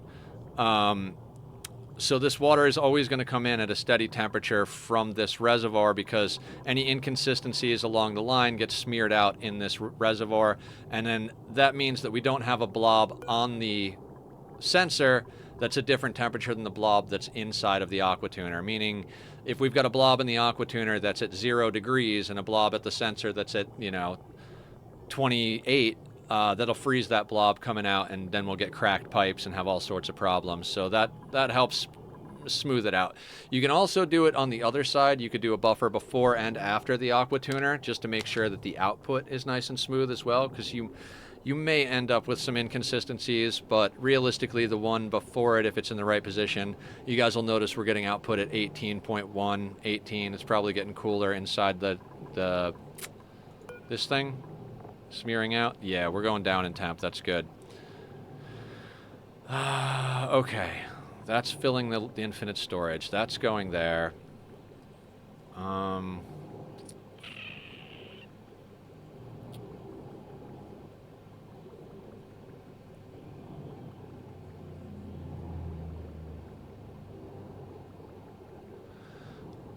I know I said we're done, and we're done. I can't help but look at the systems, right? I'm like, is this really? This is like, I know it doesn't look like we did a whole hell of a lot in the last 6.5 hours, but this is night and day above what we had. This is just way nicer. So I'm very happy with the way we made progress today. Let's just queue up a few deleting tiles things. Not that it matters, but I want them out of our life. We'll let that be what it is. So I think that's good for the day. Our temperatures are right, other than the fact that these idiots keep putting hot dirt into the freaking mealwood containers. We're pretty stable at about 70,000 kcal in pickled meal, and we keep printing more wild creatures. So I'm guessing the reason that we're so stable with calories, even though we have more dupes than the mealwood should accommodate, is the fact that we've got that many wild animals producing meat for, basically wild ranched barbecue. We do have the hatch ranch too, so that's producing a little barbecue. So we're producing enough on the side barbecue and a little bit of gristleberry from the overflow of our clean water that we don't need nearly as much mealwood as you would if you didn't have those things going on and just had the dupes living exclusively off the mealwood. So okay, temperature's looking okay. It's a little warmer in here than it was, but we also don't have a cooling loop going up here. Now, for powering the base, I'd like to get all of this out of here so the refinement stuff can go next time. I think we can theoretically... All right, let's talk about plans for Thursday, and then we'll call it, right? What I'd like to do on Thursday is get the base off of this power system.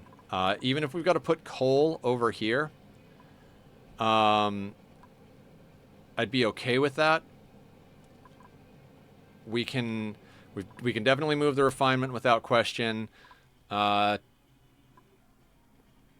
We could let the hydrogen generator stay here while we transition and burn all of that off. We'll put in 2 transformers somewhere over here and then swap out all of the wire in the base for conductive wire.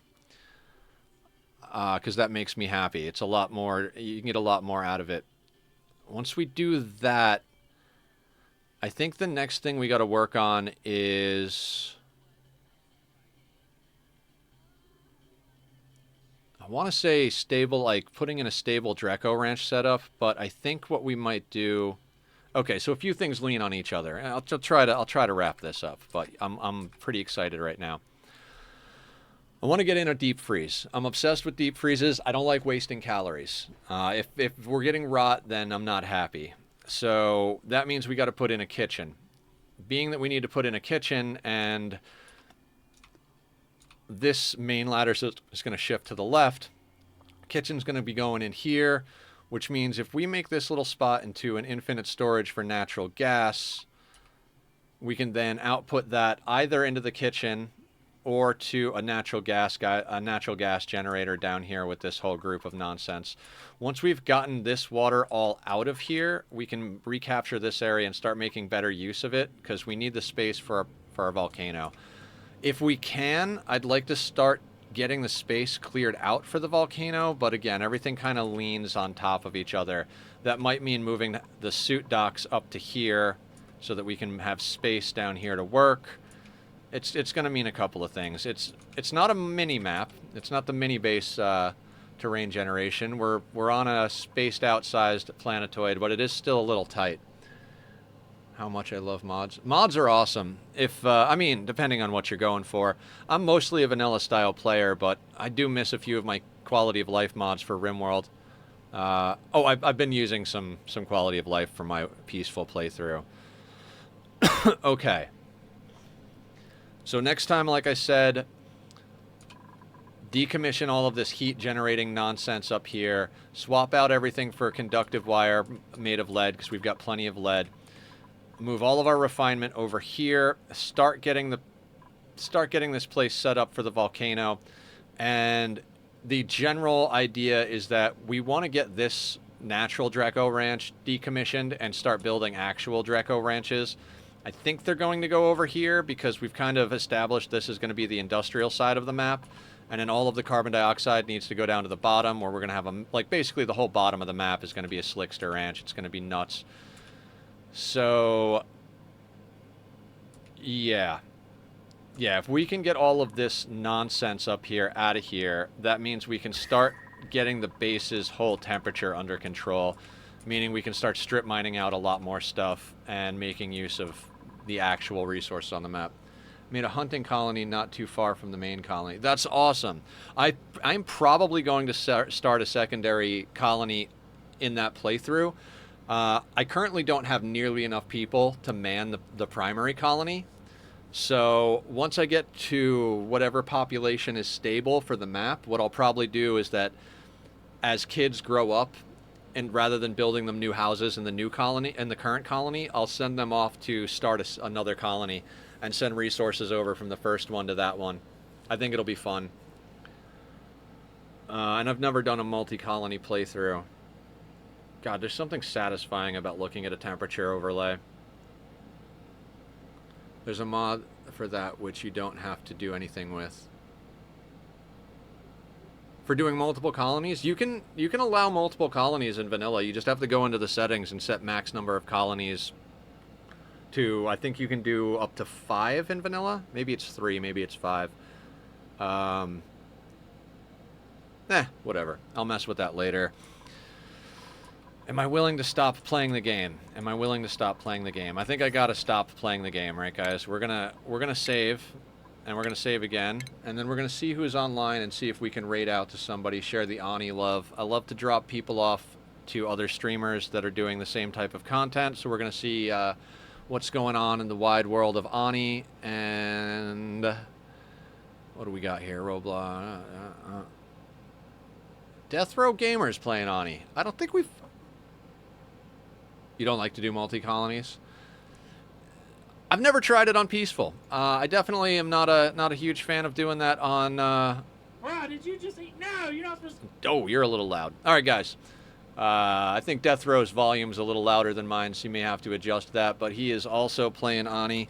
Looks like... Tell me how I'm supposed to breathe with no air. Coming back to Ani now. Oh, he's coming back to Ani. Guys, let's go welcome Death Row back to the Ani madness. With proper attack here. Tomorrow, noon to 6 Pacific Standard Time, RimWorld. If you guys see me in Discord, want to hang out, come say hi. I don't know, I think I've got enough snacks here, but I'll be in Discord shortly-ish. Thank you guys for an amazing day. Have a wonderful evening. Take care of yourselves and be well.